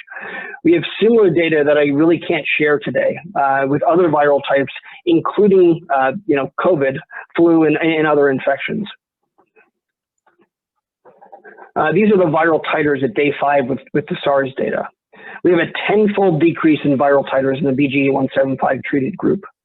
Now, it's very, very important to point out, this is not an antiviral drug, and it should be synergistic with them. This drug works by making the age immune system respond more appropriately, respond more like a young immune system to the virus. This drug is being tested in humans with COVID-19. First, we're starting off with a COVID trial looking at older patients who are hospitalized, but not yet intubated. So sick, but not like incredibly sick. Then there'll be 14 days of dosing. The primary endpoint here will be the COVID ordinal outcome scale for how these people are doing. And timeline-wise, we're going to have the first patient in the next month and a half or so. We're going to have all the data for this trial later this year. In 2022, we can begin to look at additional indications, respiratory infections, viral pneumonia, other infections. As I mentioned, there's really broad potential for this mechanism for viruses, bacterial co-infections, as well as other possible indications of immune dysregulation with age. COVID-19 has really brought immune aging to the forefront of everyone's attention. again, our animal data is clear. Our drug is not specific to COVID. I'm getting some feedback. Okay, there it goes. Our drug is not specific to COVID. In fact, we were developing it for aged immune systems before anyone knew COVID existed. Armed with our human COVID data, we expect to expand into other infectious indications in 2022. We've been very fortunate to bring on a very talented and experienced group of people to accomplish everything on our roadmap. We are aging biologists, we are data scientists, and we are drug developers. And together we're focusing on the intersection where aging meets disease to identify new disease targets driven by aging. And finally, just to end with our mission statement, BioAge is mapping human aging to develop a pipeline of therapies that treat disease and extend health span. And these are the people at BioAge that I really need to thank. This is all the BioAge leadership team, and I need to give a special thanks to the BioAge preclinical BG175 team, as well as the Perlman Lab team. And I want to give an extra special thanks to Kia for helping put this presentation together. Thanks. Thank you very much, Justin. I don't see questions in the chat. So any other questions from somebody? No? No. Okay. Question. Right. Somebody? No? Harold? Okay.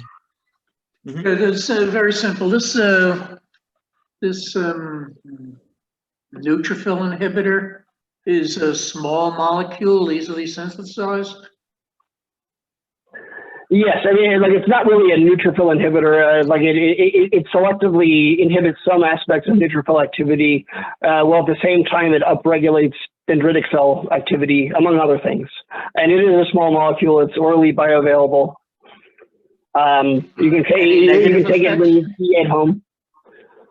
Not that we know of. Like it's very well tolerated. It's already been in 2,400 human patients. Wow. Yeah, beautiful work. Thank you. Thank you. Any other question? We still have half a minute. No? No. Okay. So all right. now Thank you very much. Thank you. Now we go to the last two presentations. That should be even shorter than the previous ones. First, please, Martin Lipovšek, who will report about the Slovenian Levine clock project. Martin, you here? Yes, I'm here. So please share. Okay, do you see the screen? Yes. Yes. All right, hello. I will have a short presentation on our project called Levine Clock project. We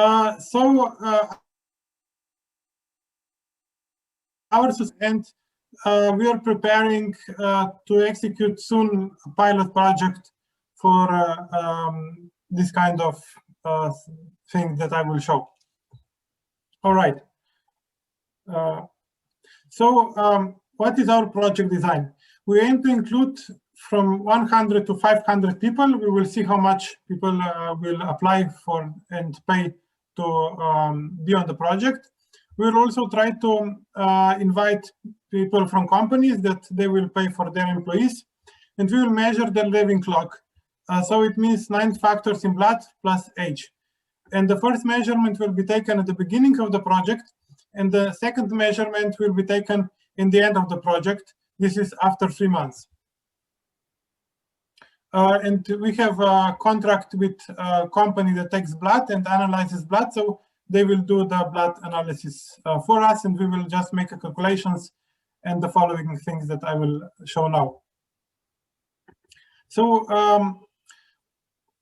during these 3 months, people will write reports about their lifestyle. So about how active they are, what they eat, what they take from supplements to medicines and so on. And in the beginning and also in the middle of the study, we will advise people how to maintain longevity lifestyle. We will advise them to do a lot of sports, to try different beneficial diets like Mediterranean diets or different fasting diets. And we will suggest them some supplements. There are some examples written down. But the point will be that people will freely choose what lifestyle for longevity they will decide, because they are paying for this project themselves.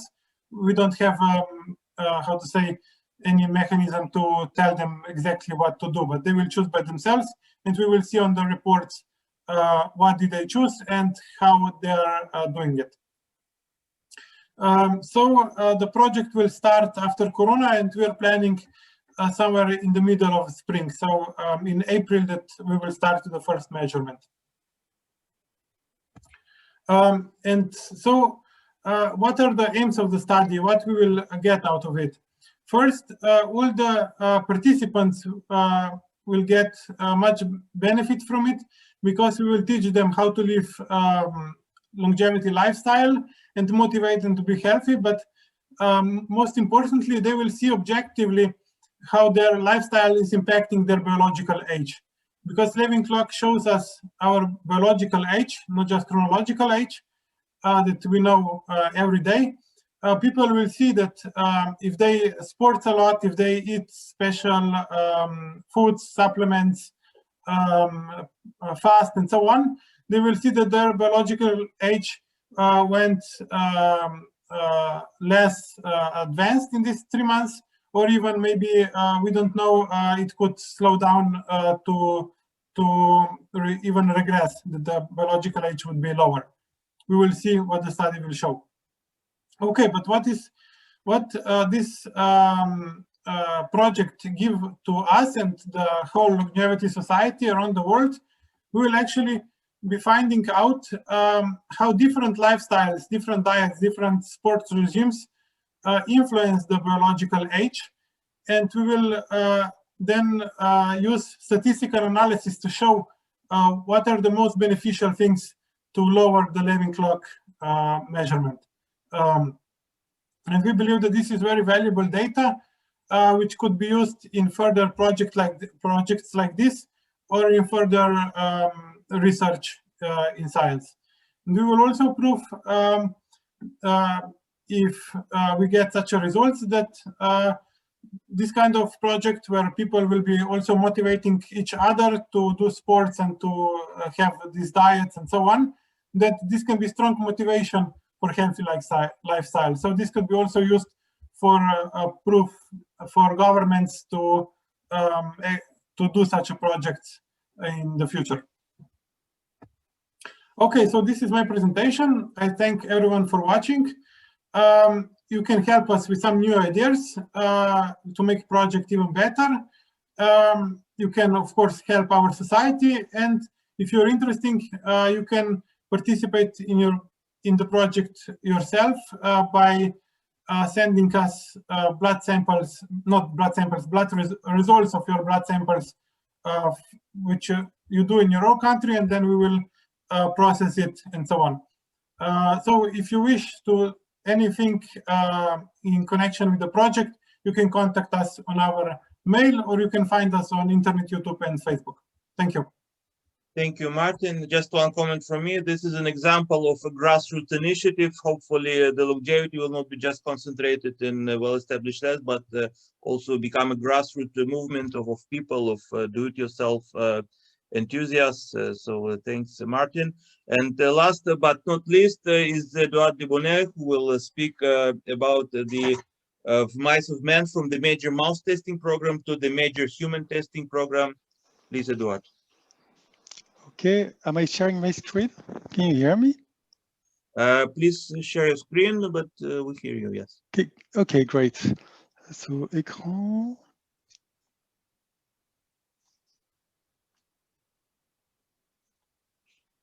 Okay. It will come. Oh. Okay. Okay, so this is a quick summary of where I come from. So I started with longevity research on yeast, nematodes, and mouse lifespan, one clinical research in these institutes. And then after some time, for familial reasons, I went to finance anyway, you may know. And so I kept contact in the field through online communities. And so I've come to see a lot of them, and I wanted to continue as I could, sometime with mice in my kitchen or garage or things like that. The research sometimes was going to the labs in the evening, and so I have been always a bit between the researchers and between volunteers. And always the questions today, they were already asked in the M Prize, and there was a discussion between the Sense Forum and the Methuselah forums between mice and humans. And so this is typically what we see today, and I called it from the major mouse testing program to the major human testing program. I think today we are summarizing something that has been running for 12 years in the online communities. So the major mouse testing program, this is something we started some time ago when the big groups of volunteers in the world started to decide to do something. And so we said, okay, let's choose one project, and we decided to run a lot of mouse lifespan tests, because that's obvious, you know, what works. So here there is a link to the first decision. So we made slides. So here I remember we were working for about a year, contacting all the geneticists to know how to do a gene therapy so that it's not only for nutrients, etc. For now, it led to a crowdfunding to test a combination of neuroprotectors, and this did not go to the end because it was done in Ukraine when Russia came, so it was stopped. Another one that is done with a combination of senolytics. So all this was performed with the ILA, and but in fact heals everyone mentioned, because everybody really took part of it. And so this is ongoing. So we have a combination of senolytics that is being tested in mice, but it has started a few months ago, really, the experiment, before a long time to prepare it. And the last one is because it was difficult to raise money ourselves, and I worked with a Kenyan before in the past. I don't know if we inspired much, but they proposed to look at the slide and said, yes, we're going with JAX and with the Jackson Labs. But they are very secretive, as we know. So we know that at least some of the genetic lifespan tests are being performed there, or were being performed. So this, you know, the volunteers, they want this to happen. I myself encounter that it's actually really difficult. So sorry for those who know, it's obvious. First, it's long, 3 years. That's the time of a PhD student. You need to prepare it and have the results. So mouse lifespan tests are not easy. I took this example here. I worked on a lab specialized in DHEA, and in France, it was supposed to be the marvelous drug. A low dose did not do much on lifespan. So I tried a large dose, which is required to have some effect on pulmonary arterial hypertension. And in fact, the large dose decreases lifespan, perhaps because it's a large dose, right? So in the end, is there any good dose? I'm not sure, but it's not obvious. That's for DHEA, so I'm killing DHEA perhaps here. I tried also with Irina in Ukraine much before the invasion of Russia. I tried to inject young plasma. This is when we had the first elements of signal that it may do good. But there was nothing about lifespan. And so we had people really trained to inject as much as possible in the tail veins without damaging them, and doing twice a week. It was a very complex experiment. And in the end, we did observe some changes in the immune system because we inject something, but really nothing on the lifespan and nothing on much of the observations. So is it that the two groups were good? Because in fact, we also injected quite some, saline. I don't know, but the key answer is it's complex. If you look at the literature, you do have obvious results. But clearly, if you look at all this, Spindler tested many things that don't work, and most people still do think it works, like a cinnamon, blueberry, green tea, black tea. At least he didn't succeed in making a life extension. So I just want, even rapamycin, okay, we saw 20%. I think this is perhaps started earlier in life. It's not such a great effects, but some are. But the ones we see, it's typically started, as we were saying earlier, than life with Ames dwarfism, one gene change, and so it's not very easy. So this is my short list, and today we have seen others, notably ficetine and sildenafil. Yes, so just to, you know, I was asked to bring the two topics together. And so the second topic is what we call now the major human testing program. And so this is something new in the community now that we see that things can be really ready. And so about 2 years ago, but I prepared it a long time ago in an insurance company and before myself, I decided to try to industrialize what many people do in the field. They test themselves, but many are not well organized. So just like Martin said, basically, I'm just describing what Martin you described. And so we discussed with Martin and we should work together in a way or another. Same with the data beta. So it started all with a French IRB to test dasatinib plus quercetin. And we thought this is very expensive. This is not going to be mainstream. So then we went to, okay, let's try strawberries for ficetine because it's good otherwise with a French chef. And after multiple, you know, we said, okay, let's do just what Martin has proposed. And so it took us a bit of time because we made it a company. And so even if it's low cost, so it doesn't make money, but it doesn't matter. So just the time to be GDPR, to have multiple doctors, to be in multiple countries. Now we are almost ready. And when I say almost, you know, we've thought of it a few times, so maybe in a month. And so here, this is a WhatsApp, because typically, and as an example, we don't want fake users to claim fake results for saying a drug is great. So we go through the phone and we have multiple ways to try to check because people can do it at home. And so similarly, if you want to either propose something to test or test, this is the entry point. You may want to take a snapshot or whatever. And so I'm a statistician before, and I entered the longevity field a long time ago and put my hands in, but we collaborate with Deep Longevity. It would be great to collaborate with the data beta, and we meet you tomorrow. So the goal is really to be able to organize low-cost clinical trials for anti-aging aspects. And so we have a wonderful scientific board. So I thank you very much, all the ones on the left, because this is a bit crazy to not go through the traditional clinical trial system. And on the right, this is the board. So a lot of you may know Paul. Less of you may know Harold and Josiah.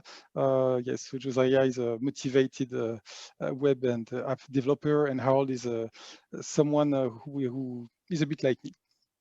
Yeah, to make it short. So we'll try to make it short, and the key point is we will soon try to start it. We already have a group of volunteers with whom we work in a closed fashion to test our methods at home, you know, the hand grip and everything. So if you want to join, you are very welcome. And we will start once we feel we are really sufficiently ready for robust results. Okay. Thank you. Thank you very much, Edouard. One question for Edouard we still have? No, no.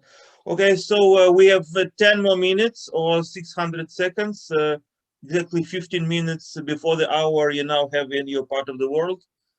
So if Virginia could please put the video again. Once again, thank you very much for this enlightening session. We move to as much human testing as efficient, as successful as possible. Thank you. Genes affect age-related dysfunction, as they are noteworthy markers for cancer in senescent cells. The lifespan study is over 6 months old now, using cohorts in which gene therapy is deployed against either P16, P53, or both P16 and P53, and there's a control group which are injected with placebo. The mice were 2 years, that is 104 weeks, old at the start of the experiment. The mice, which usually live only to 3 years old, were 2 years, that is 104 weeks, old at the start of the experiment. The P16 and P53 mice seem to be doing very well indeed in comparison to their peers. Even though the trial is nowhere yet near finished, the results so far are quite impressive. A concern that people have about living longer lives is that if one were living, say, to 150 years, for most of the latter part of one's life, that would be unbearable, living in an old, sick body. But this is unlikely to be the case, as the reason one could reach such an age is the same reason one would be living in a healthy body until that age. In any case, if you decide that at some stage before reaching 150 years that you don't like life anymore, you can opt for physician-assisted dying or step in front of a truck. But the point is, with working rejuvenation treatments, chronologically older people need not be living in older, sick bodies, but instead living worthwhile, active, healthy lives.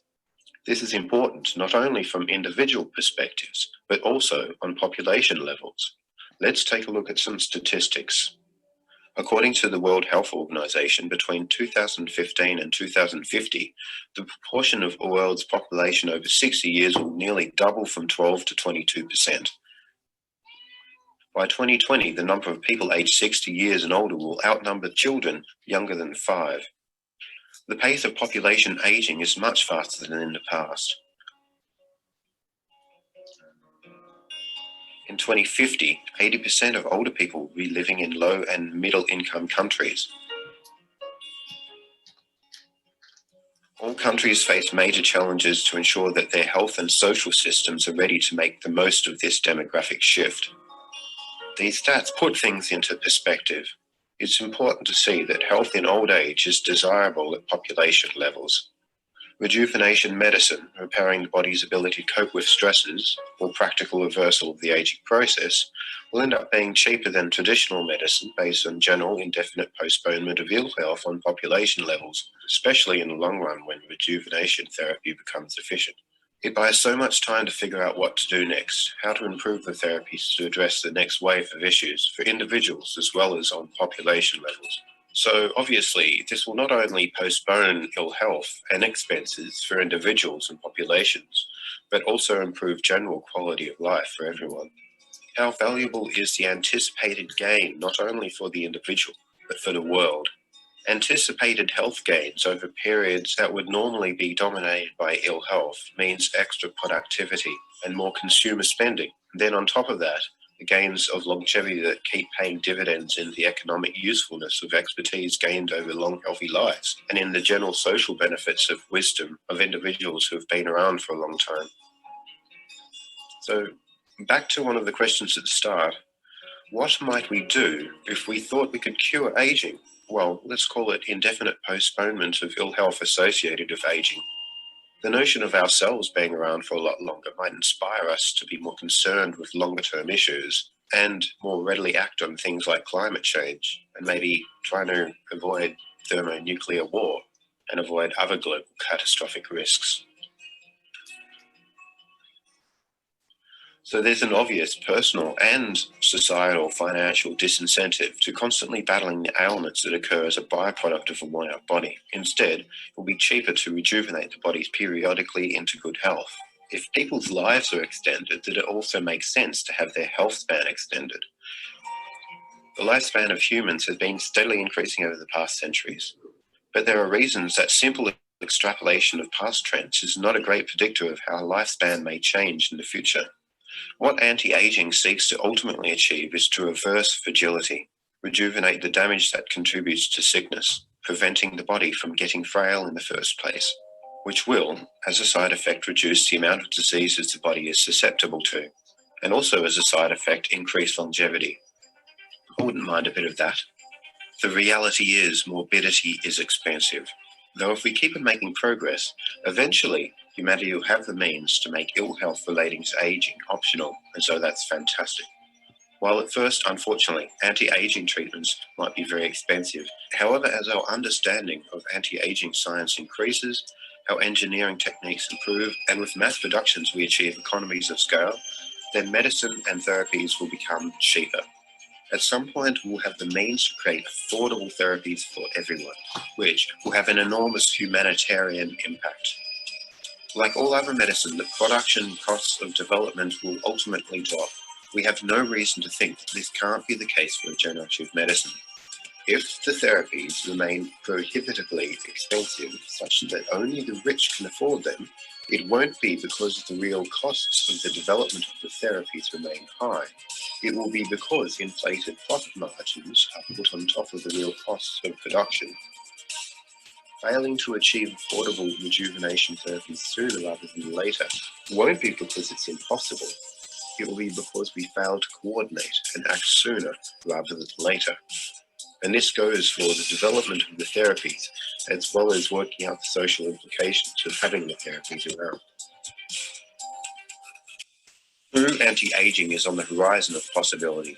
There are colossal implications for achieving this. Yes, indeed, it's going to change everything. But technology always has. Life in the 21st century has always been one of constant change. We don't need to be paralyzed by fear. We need sober minds to address the issues such as overpopulation and therapy access, as well as the technical challenges involved in achieving anti-aging therapies. To ultimately solve the problem of aging, we need clarity in thinking about aging itself and practical approaches to mitigating the suffering it causes. If we don't rid ourselves of the diseases of old age, it will be our own fault, not an inescapable destiny. Biological aging isn't an unsolvable problem. We now have access to countless drugs and therapies to heal and cure ailments that were once thought inevitable death sentences. We have solved difficult problems before, and now, more than ever, armed with modern biology theory and advanced tools to aid in science, this is the right time to focus our efforts on the right problems, which are often underfunded and under-resourced. To mitigate the risk of becoming complacent, we shouldn't confuse motivation with action. Let's ask ourselves, what are we going to do about it now?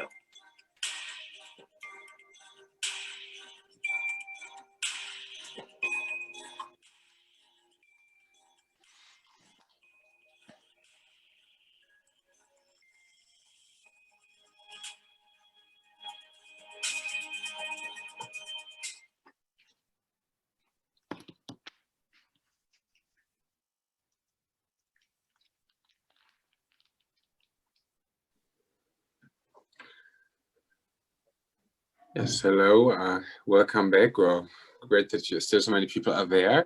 My name is Alexander. I'm from, let's say, the German part of HEALES, so the Society for Healthy Aging and Prevention, and also member of the board of ILA and chairing this last session before the breakout session.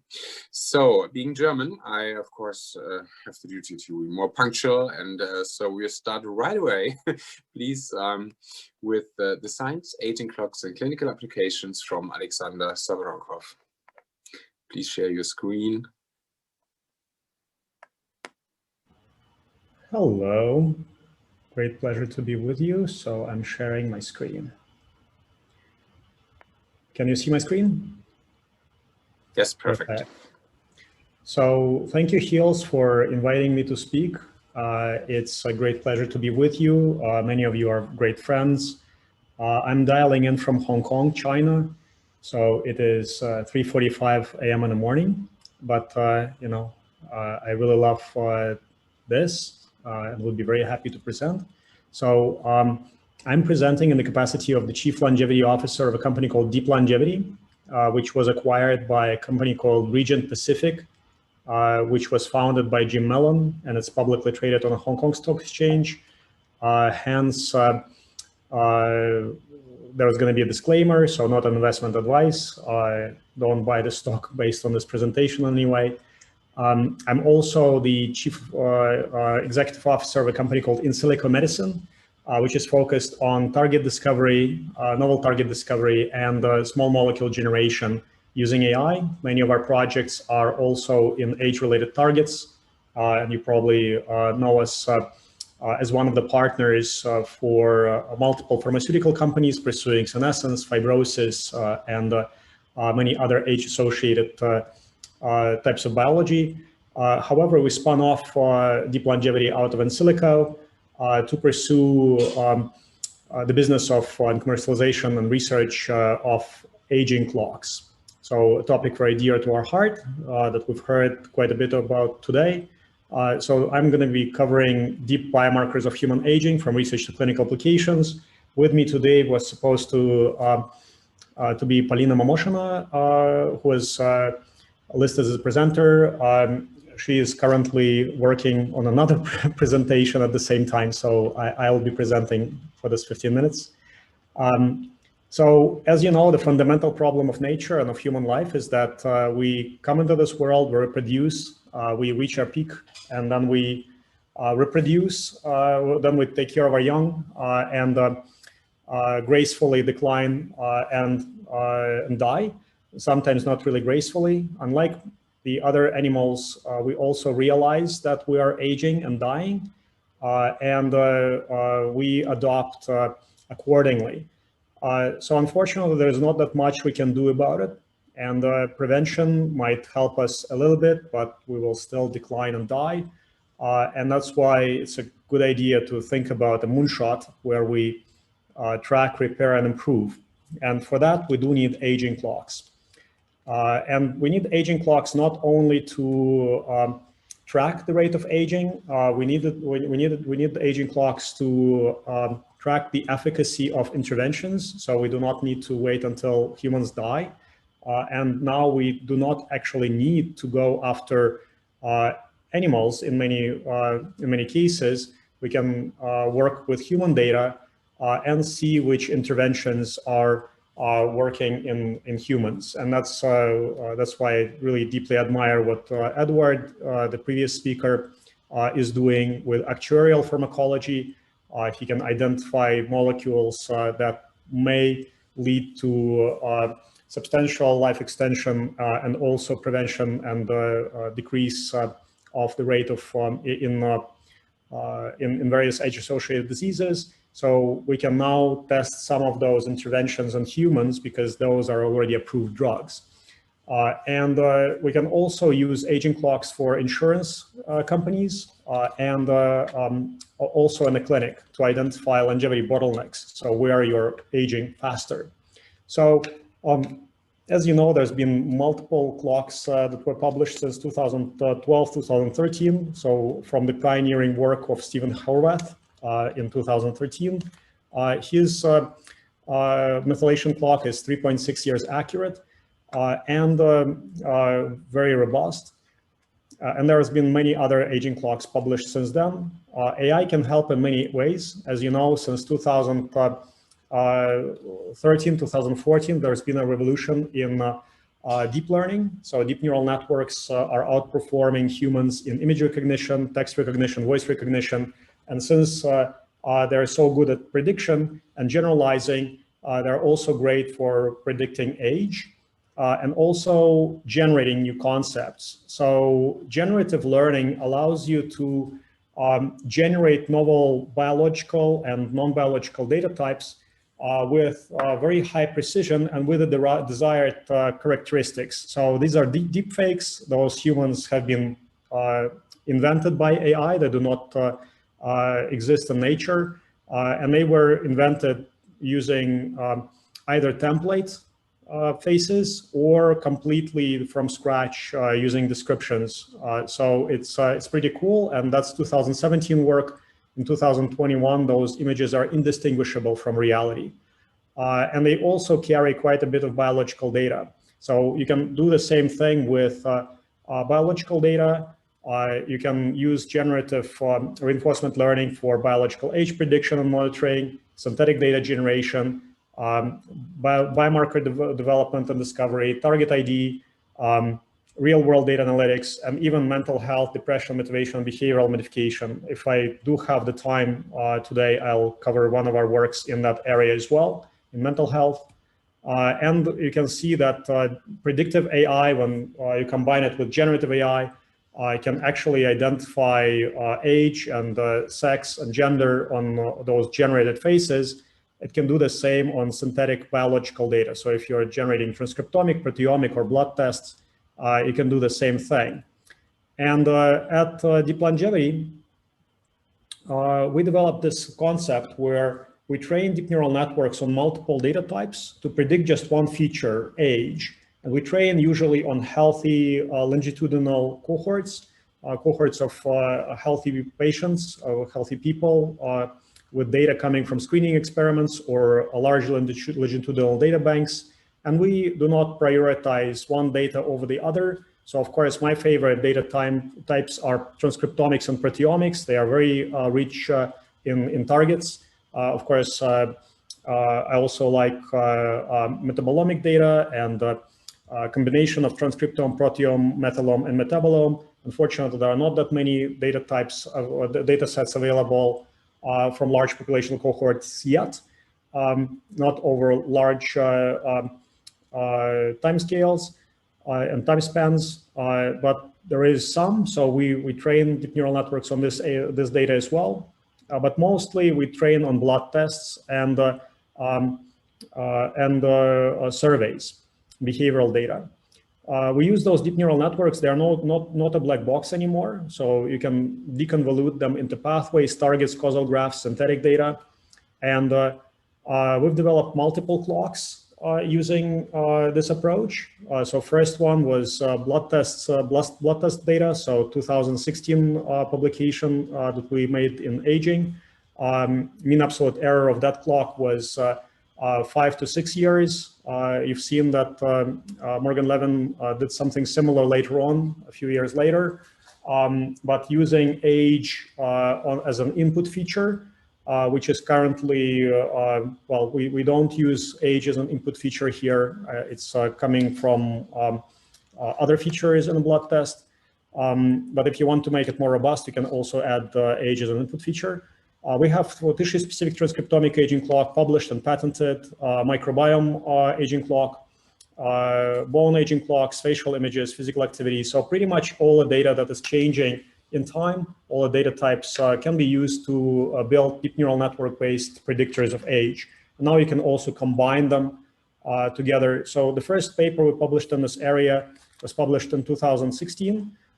We used 62,000 more or less healthy people to train 21 deep neural networks that we assembled into a stacking model and predicted patient age with about 5.5 years mean absolute error. And there we started noticing that people who are older than their chronological age usually have some kind of problem, some kind of comorbidity or disease. And people who were predicted to be significantly younger than their chronological age, they were very fit.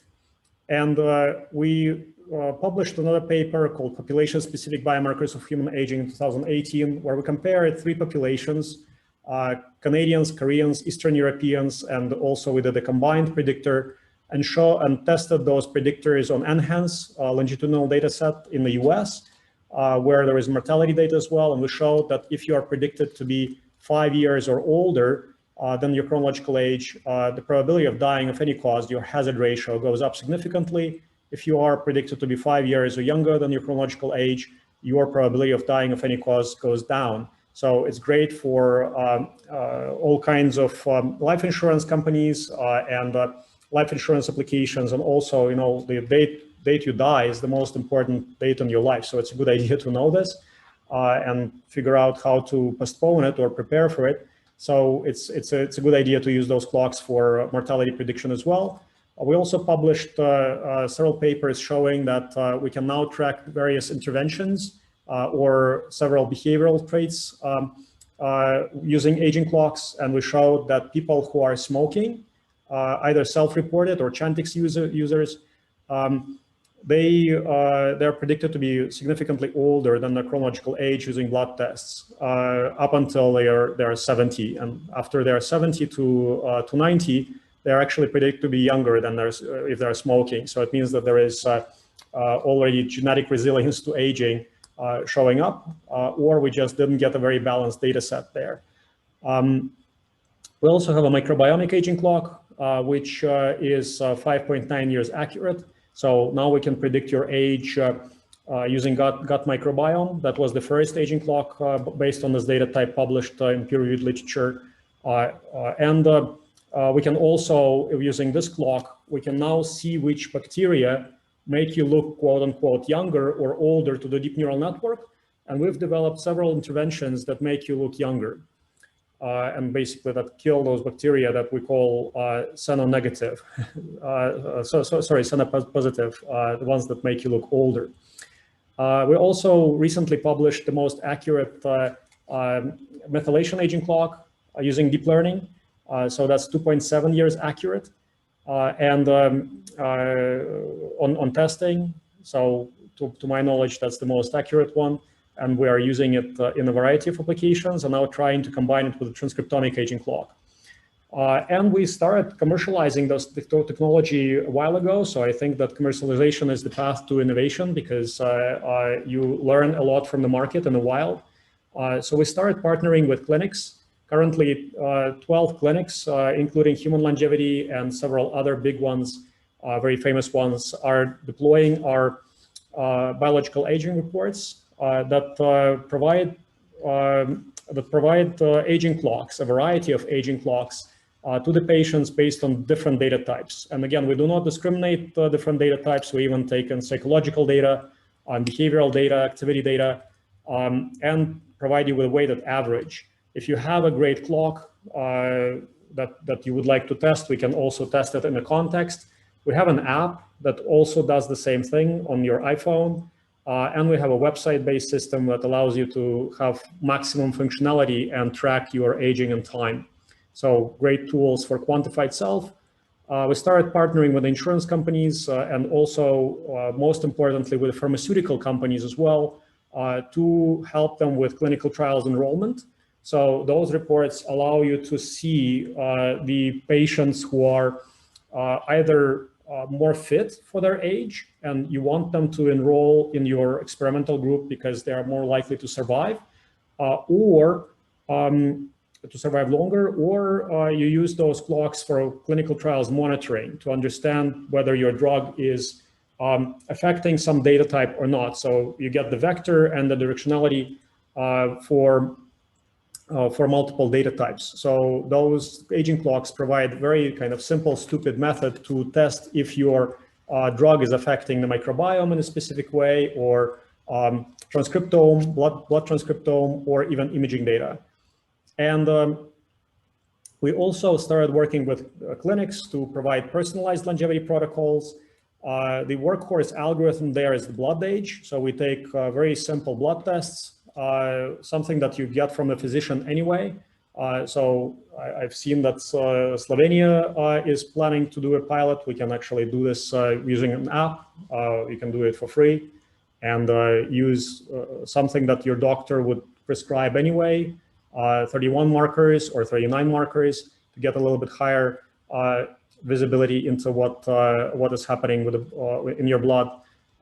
Very simple process. Take a blood test in any lab, request a report, review the report, make the changes, follow up.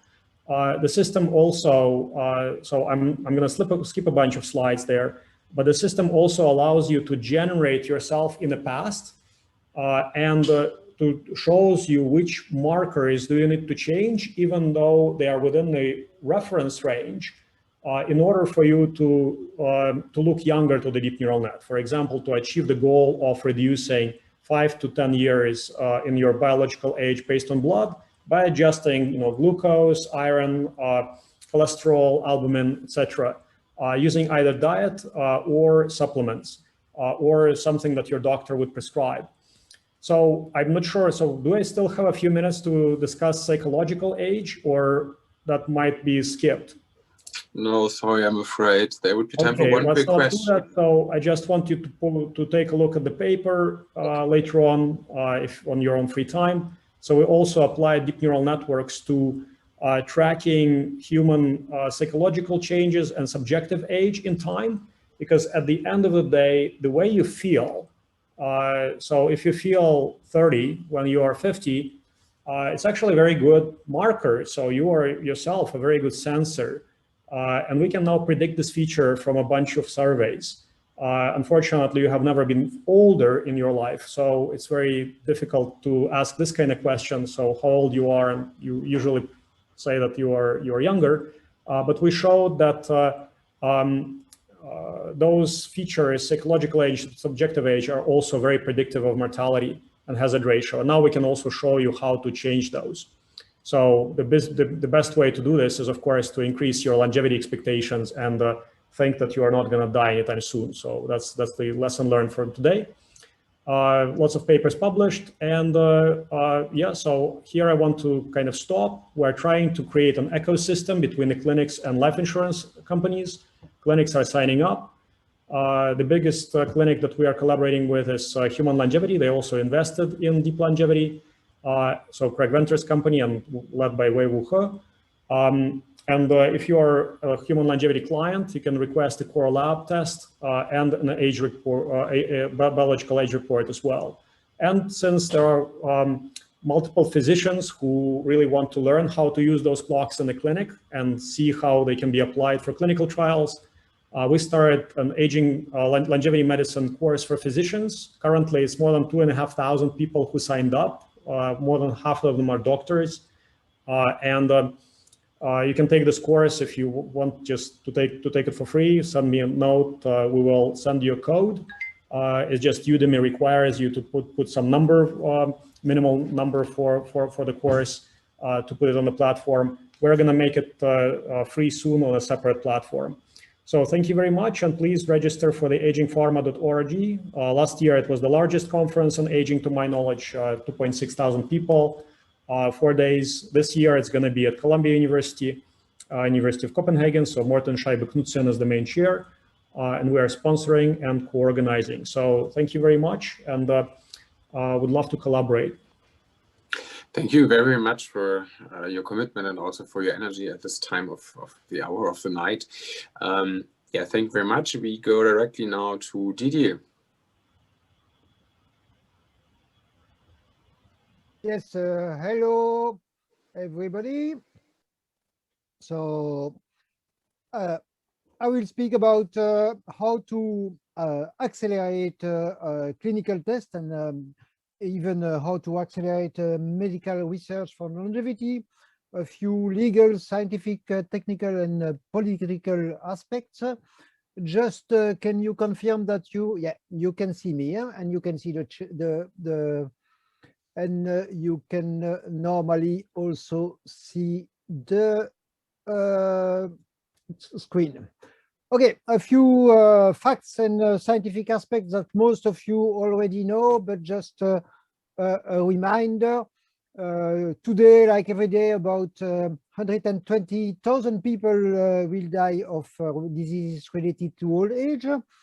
More than 10,000 dying of the disease, the COVID-19. So average age of death for people dying of COVID-19 in a country like Germany is 81 years.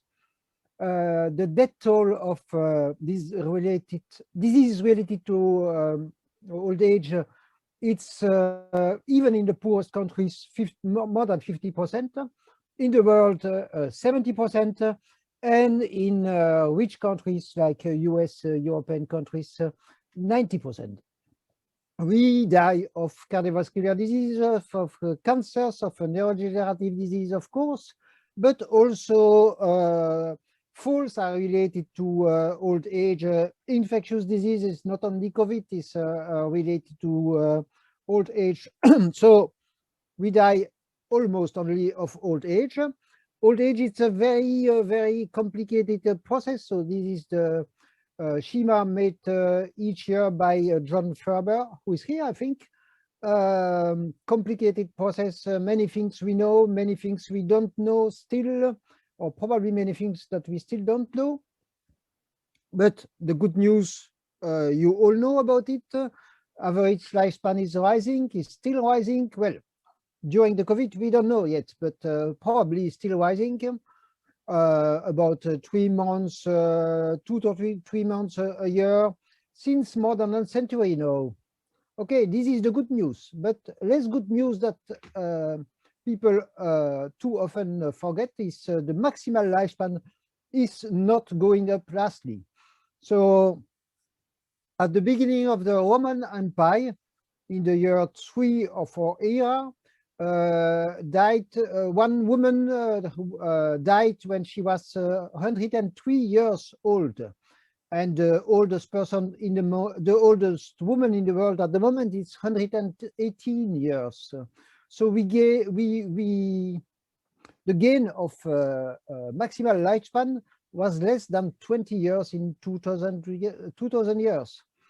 You all know probably that the maximum at the moment is 120 years for Jeanne Calment. Maybe you don't know that the oldest man just turned, the oldest man, not woman, just turned 112 3 or 4 days ago. And yeah, we don't have a real progression for Alzheimer's diseases.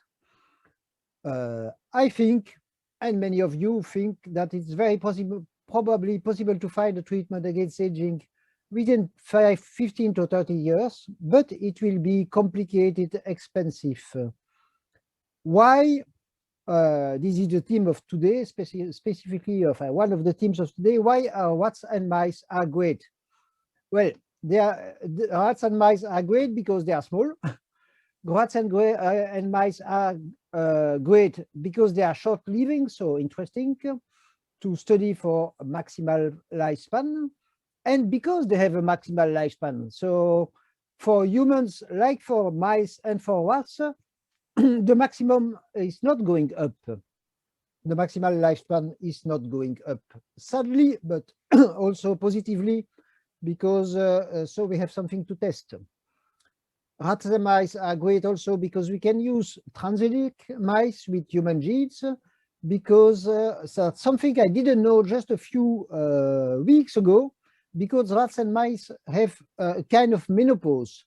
So an adult rat is 6 months old, sorry, and the fertility of a female rat is going down or stopping after 10 months. So if we are studying longevity, fertility is a part of longevity.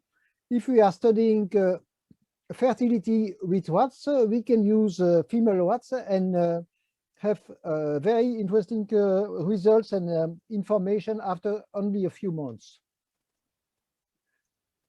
Surprisingly, there are not much statistics concerning maximal lifespan of rats and mice. This is for me something disappointing. Maybe some of you know more about this, but actually when I was trying to find real good data, it's difficult. And it's difficult also because, yeah, there are 4 claims. So if you Google, for example, the oldest rat ever, you will find that the Guinness Book is saying that there was one rat dying when he was, he or she, I don't know, was 7 years old. But no, it's almost certainly, well, let's say it's certainly not exact, like it was not exact that in the year 1635, one guy was reaching 152 years, and still he's buried in the Cathedral of Westminster with the information about this yeah, false news once again. Beware also of healthy lifespan. So healthy lifespan, of course, is our goal, but official statistics concerning healthy life extension, healthy life yeah, span, are not very reliable. So here on the right, you have a description of the official Eurostat concerning the healthy lifespan of people at the beginning of the 21st century. And you can see that there are very, very big differences, very big moments where people are supposed to lose healthy life span. Well, of course, this means that the statistics are not reliable. And really, I think very important, it's one article that I read just a few days ago, saying so that increased health span should and must automatically increase lifespan. If diseases are delayed, an animal will live longer. So this idea that we that it's possible to have a longer health span without having a longer lifespan is really not, yeah, let's say not serious enough. And that's at the same time good news, but problematic news, because many people use this notion of a healthy lifespan. What do we need for clinical tests for longevity? So we need simplification, of course. We have more scientists than ever in the history of humanity, but we have also more bureaucracy than ever in the history of humanity. And this has as a consequence that we have kind of inverse Moore laws, more slow. We have minder new drugs now than a few years ago, a few than during the end of the 20th century, for example. So we need a less bureaucratic and faster system of authorization. We also need a kind of a paradigm shift, so that the priority is going to be priority for longevity, a kind of a Manhattan project with many clinical trials with public and private money. And for me, there is one, if there is one big lesson of concerning COVID-19, it's probably kind of a depressing one. Is even when you have a lot of money, even when you have many scientists, even if you have a lot of motivation, this is not enough. So probably, but I'm also curious about your opinion, probably problem number one is trash in, trash out.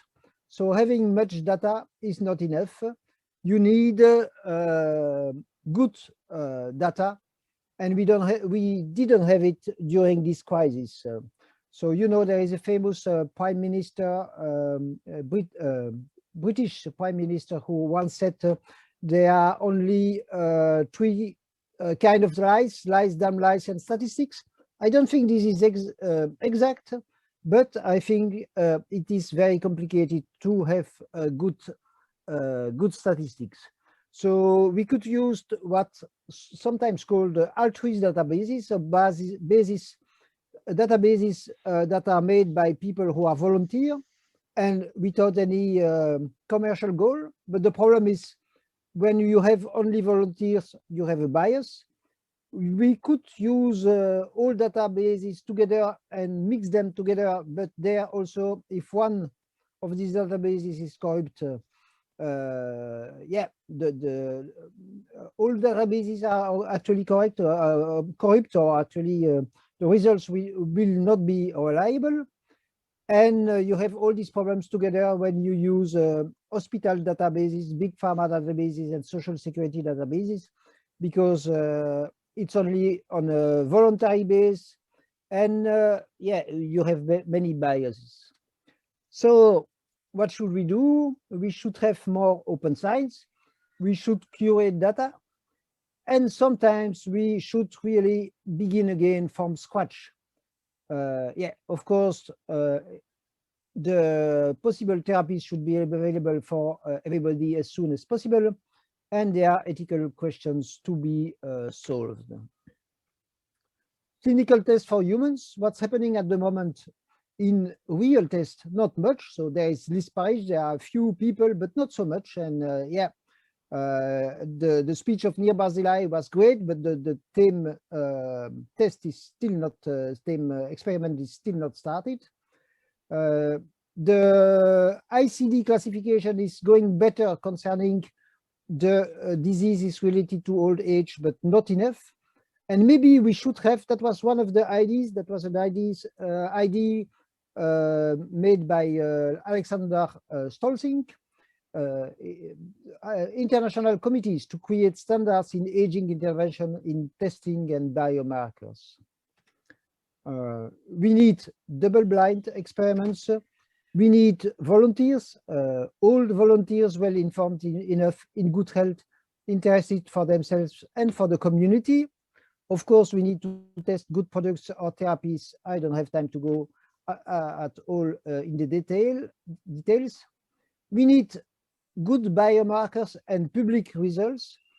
and we absolutely need public results, even when things are not going the way that we want, because we have to open doors, but we have also to close doors. I always say that, especially for the tests going on with blood, that you know that HEALES is promoting. Yeah, even if the results are negative, it's very important to know about this. Of course, like Alexander was saying, and many other people also, we should use artificial intelligence to go further. And what I wish, that's the personal part of this, what I wish is no patents, or at least not for everything that is paid with public money, with this concept of patent left. Okay, that's already all, except to say that, yeah, more equality and equity tomorrow between old people and young people, it's absolutely necessary. So with more rejuvenation, there is a kind of a duty to rescue for scientists in biology everywhere in the world. And here I want to thank all people working on this field. So for example, HEALES, the International Longevity Alliance, the Life Extension Advocacy Foundation, who is doing a great work in promoting the ideas. And if you don't have time to speak during this meeting or during the working groups, you are always welcome to send an email. I always answer, especially when people don't disagree, but even if you agree. Thank you. Thank you, Didier. I'm sure you get 100 emails by tomorrow. So maybe thank you for your presentation. There were maybe also some controversial points. So normally I would ask one quick question, but now we take it into the working groups then maybe later. So I directly hand over to ILA for anti-aging interventions. Have they worked, or which lessons are learned? Thank you. It is a pleasure to be here. I will talk a little bit about history, because obviously rejuvenation research didn't start yesterday, or it is even older than PubMed. So what have been done in those hundreds and thousands of years that we have been exploring this? Have anything worked? What can we learn from this history? So the one big question that we need to ask, what does it mean work? What do we mean by working? What kind of endpoints we want to establish? What standards we judge success or failure? There are no consensus about it. Every man is for himself, or every woman is for herself. No standards. Everybody judges success about whatever measures he wants. And we do need some kind of consensus. But even in the absence of such consensus, we can say, intuitively that if we ask ourselves, do our society live much longer and healthier because of aging research? Probably no. Have we reversed aging? Probably no. So nothing have worked so far by those standards. If we ask ourselves, did those studies contribute to the development of medicine? Did they help at least some people live longer and healthy? Absolutely. And I will give a few examples. And this is actually a useful point for advocacy when decision makers ask us, where's our potato chips? What do we get for our money? You may probably not promise them rejuvenation or radical life extension, but you can definitely promise them some development of medicine, some improvement of healthcare. I summarize some of the examples I summarized some of the examples in a paper I published in Rejuvenation Research a few years back, the unexpected outcomes of anti-aging rejuvenation life extension studies and origin of modern therapies. And of course, you can find all this information also in my books, History of Life Extensionism and Longevity Promotion, that you can freely download at longevityhistory.com. So just some of the examples from history that profoundly anti-aging rejuvenation studies actually produced tangible benefits for the development of medicine. So we start with the obvious: alchemy, philosopher's stone, transmutation. None of this was achieved, but definitely it was very helpful for the development of science, of medicine. If you just look at the The technical terms for, in chemistry, many of them came from alchemy. For example, alcohol, it's an Arabic word, alcohol, coming from the Muslim alchemy about 1,500 years ago. In Europe, also the development of medical alchemy in particular, or so-called iatrochemistry, contributed much to the use of elements in medicine. For example, Paracelsus, he was one of the early pioneers of the idea of dose response. As you know, the dose makes the poison. It's his saying. So that's the basis of dose response idea.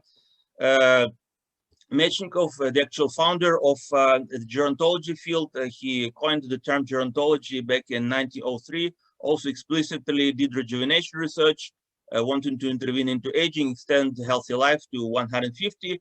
Didn't succeed, but he did create the science of gerontology. He did create the rationale for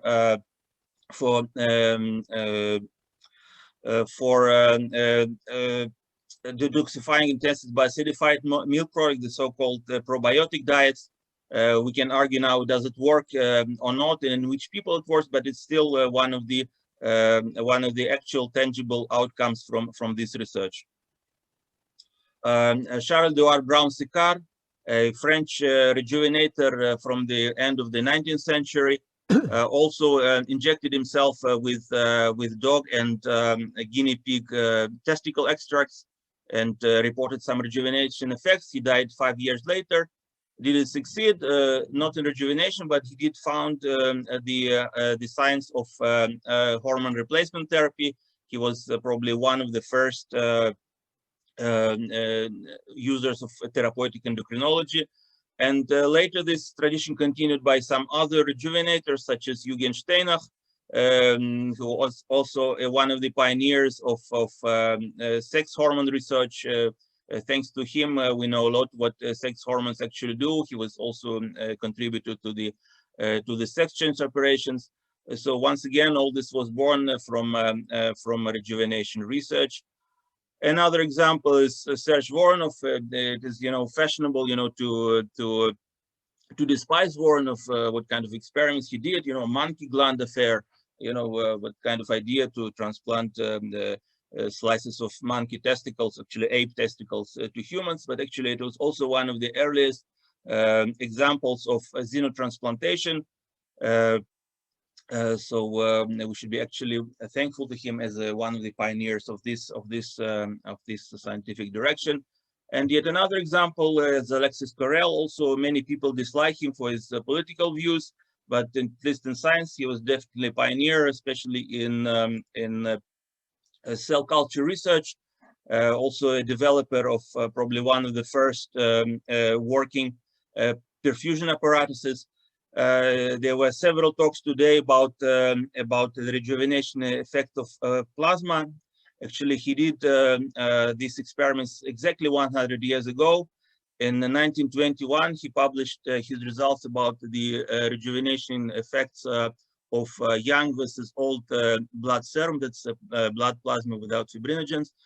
And actually, many issues that are discussed now were raised by him. For example, does the rejuvenation effects is rejuvenating effects produced by some use promoting substances in the young plasma, or is the loss of rejuvenating effects due to accumulation of toxins in the old plasma? And he decides for the conclusion that it is due to the accumulation of toxic products in the old plasma. Exactly 100 years ago, he did those experiments on fibroblast cultures. Definitely a pioneer. Definitely this came out of explicit rejuvenation research.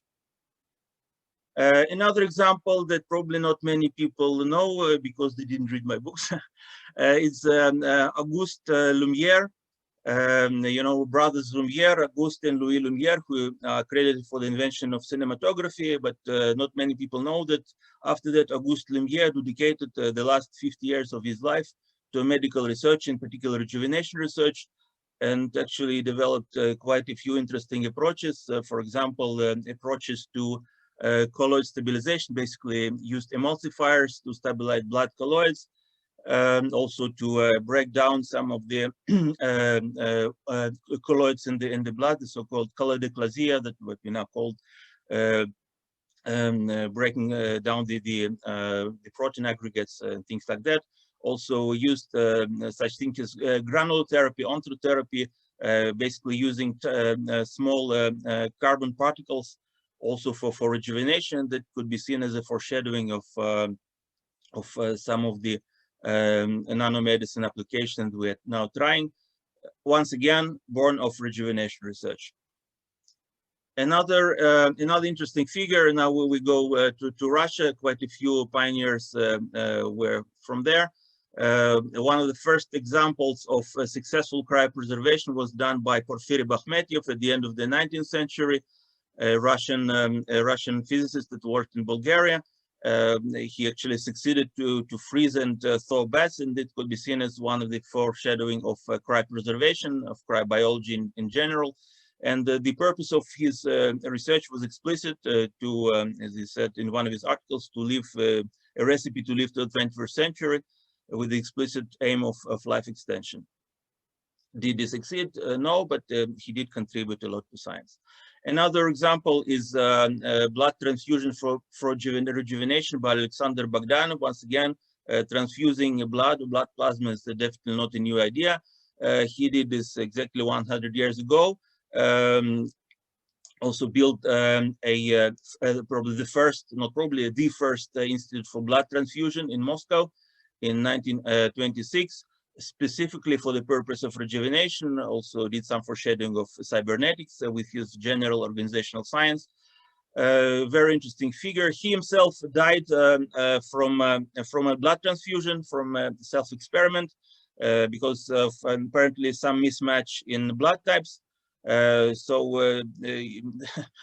today's measures, it was a bit of failure. You know, he died in his own experiment. So we should just ban all these kinds of experiments. But it was actually one of the pioneering attempts in blood transfusion in rejuvenation research. And the two last examples is adjuvant immunotherapy done by Alexander Bogomolets, the founder of the Ukrainian School of Gerontology. Probably the first, most powerful gerontology school in the world, out of which was born the Kiev Institute of Gerontology. And he used cytotoxic serums. Actually, already Mechnikov experimented with cytotoxic serums, with serums that could stimulate the tissues in small doses. Once again, there were excellent results reported at first, then it was forgotten, not so much because of some contraindications, but simply because he died, and there were nobody to continue after him.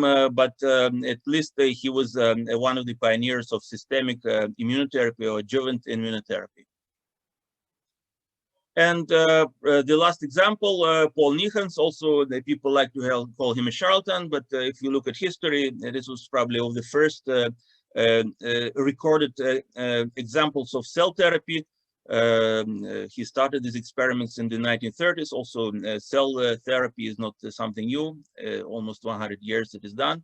And also reported some rejuvenating effects with animal cells, probably most often from young sheep, but also human embryonic cell therapy. Some of the famous patients were the Pope Pius XI, also Somerset Maugham, many people, Konrad Adenauer, people like that. Once again, did it work? At least he started the cell therapy. He started this field. About the Pope, it is actually an interesting story. You know, Catholic Church prohibits the use of embryonic stem cells, but we don't know what kind of therapy the Pope was given himself. We know that he was given a therapy, but we don't know what kind of therapy was given. So you see, when it comes to actual life extension, religious is not so much of a consideration. So these are my examples. So we see that a lot of actual good science was born out of seemingly crazy rejuvenation attempts for life extension studies. Did they achieve radical life extension? No. Did they contribute to science? Yes. What can we learn from these examples? Some common features of all those studies is they all looked at the organism as a whole, not at any particular cell or a piece of a cell or a molecule. They tried to look at the organism as a whole. They watched the organism for long term, so they were holistic by their nature. Actually, you cannot develop therapy in aging if you are not holistic. You know, because aging is concerns the entire body, the entire human development. So you have to be holistic to intervene. So they all were holistic. They all employed systemic approaches. That's why they were able to develop some actual therapies for an actual human being. They look at the homeostasis, what they called balance of the entire organism. Also, they were in the ideology, they were very proactive. You know, the purpose wasn't to sit in the lab and write papers. They went directly after therapies. Their purpose was to develop therapies and apply them in humans as soon as possible. Often they went from animal studies to human studies in just a few years, 3 to 5 years. You know, many of them would probably go to jail if they tried anything like that now. At least they would make all the IRBs crazy. But that was their goal. They want to develop therapies. So they did it, and of course they were less regulated for good and for bad, which was also giving them some freedom of action. So these are some of the lessons. What can we use of them? I don't know, but probably we should also be more therapy driven, more proactive. And once again, I come back to the first point. How do we judge success? What are the actual general endpoints that we want to achieve? And this way we can also see if we succeeded or failed. There are now many other directions that are pursued. Once again, let us establish what is it that we want to measure. And by the way, we are now putting together a special research topic in Frontiers in Genetics exactly about this: clinical evaluation criteria for aging and age-related multimorbidity. What are the criteria that we want to use to judge our success and failure? Because that is a very open question. How do we measure aging, and how do we measure the success in reversing aging? How do we even define aging? There are not many agreed definitions. Is it a disease, a syndrome, risk factors, underlying cause? Lots of semantics, lots of words flying around without specific measurable definitions. So I hope that we can also learn from history the two things, that first, all these efforts are worthwhile. Even if we don't succeed in treating aging or living twice as long as we live now, we will certainly be able to contribute to science. And second, in order to judge success, we need some criteria that we have to develop, probably by some consensus process. Thank you very much. Pleasure to be here. Thank you very much, Ida. Very much. Thank you for this historical roundup. And now we are actually excited, because now we are going to our Zoom breakout sessions, I think it's called. So the idea is that we split up in 3 groups, and each group will produce like a one-pager on thoughts and proposals.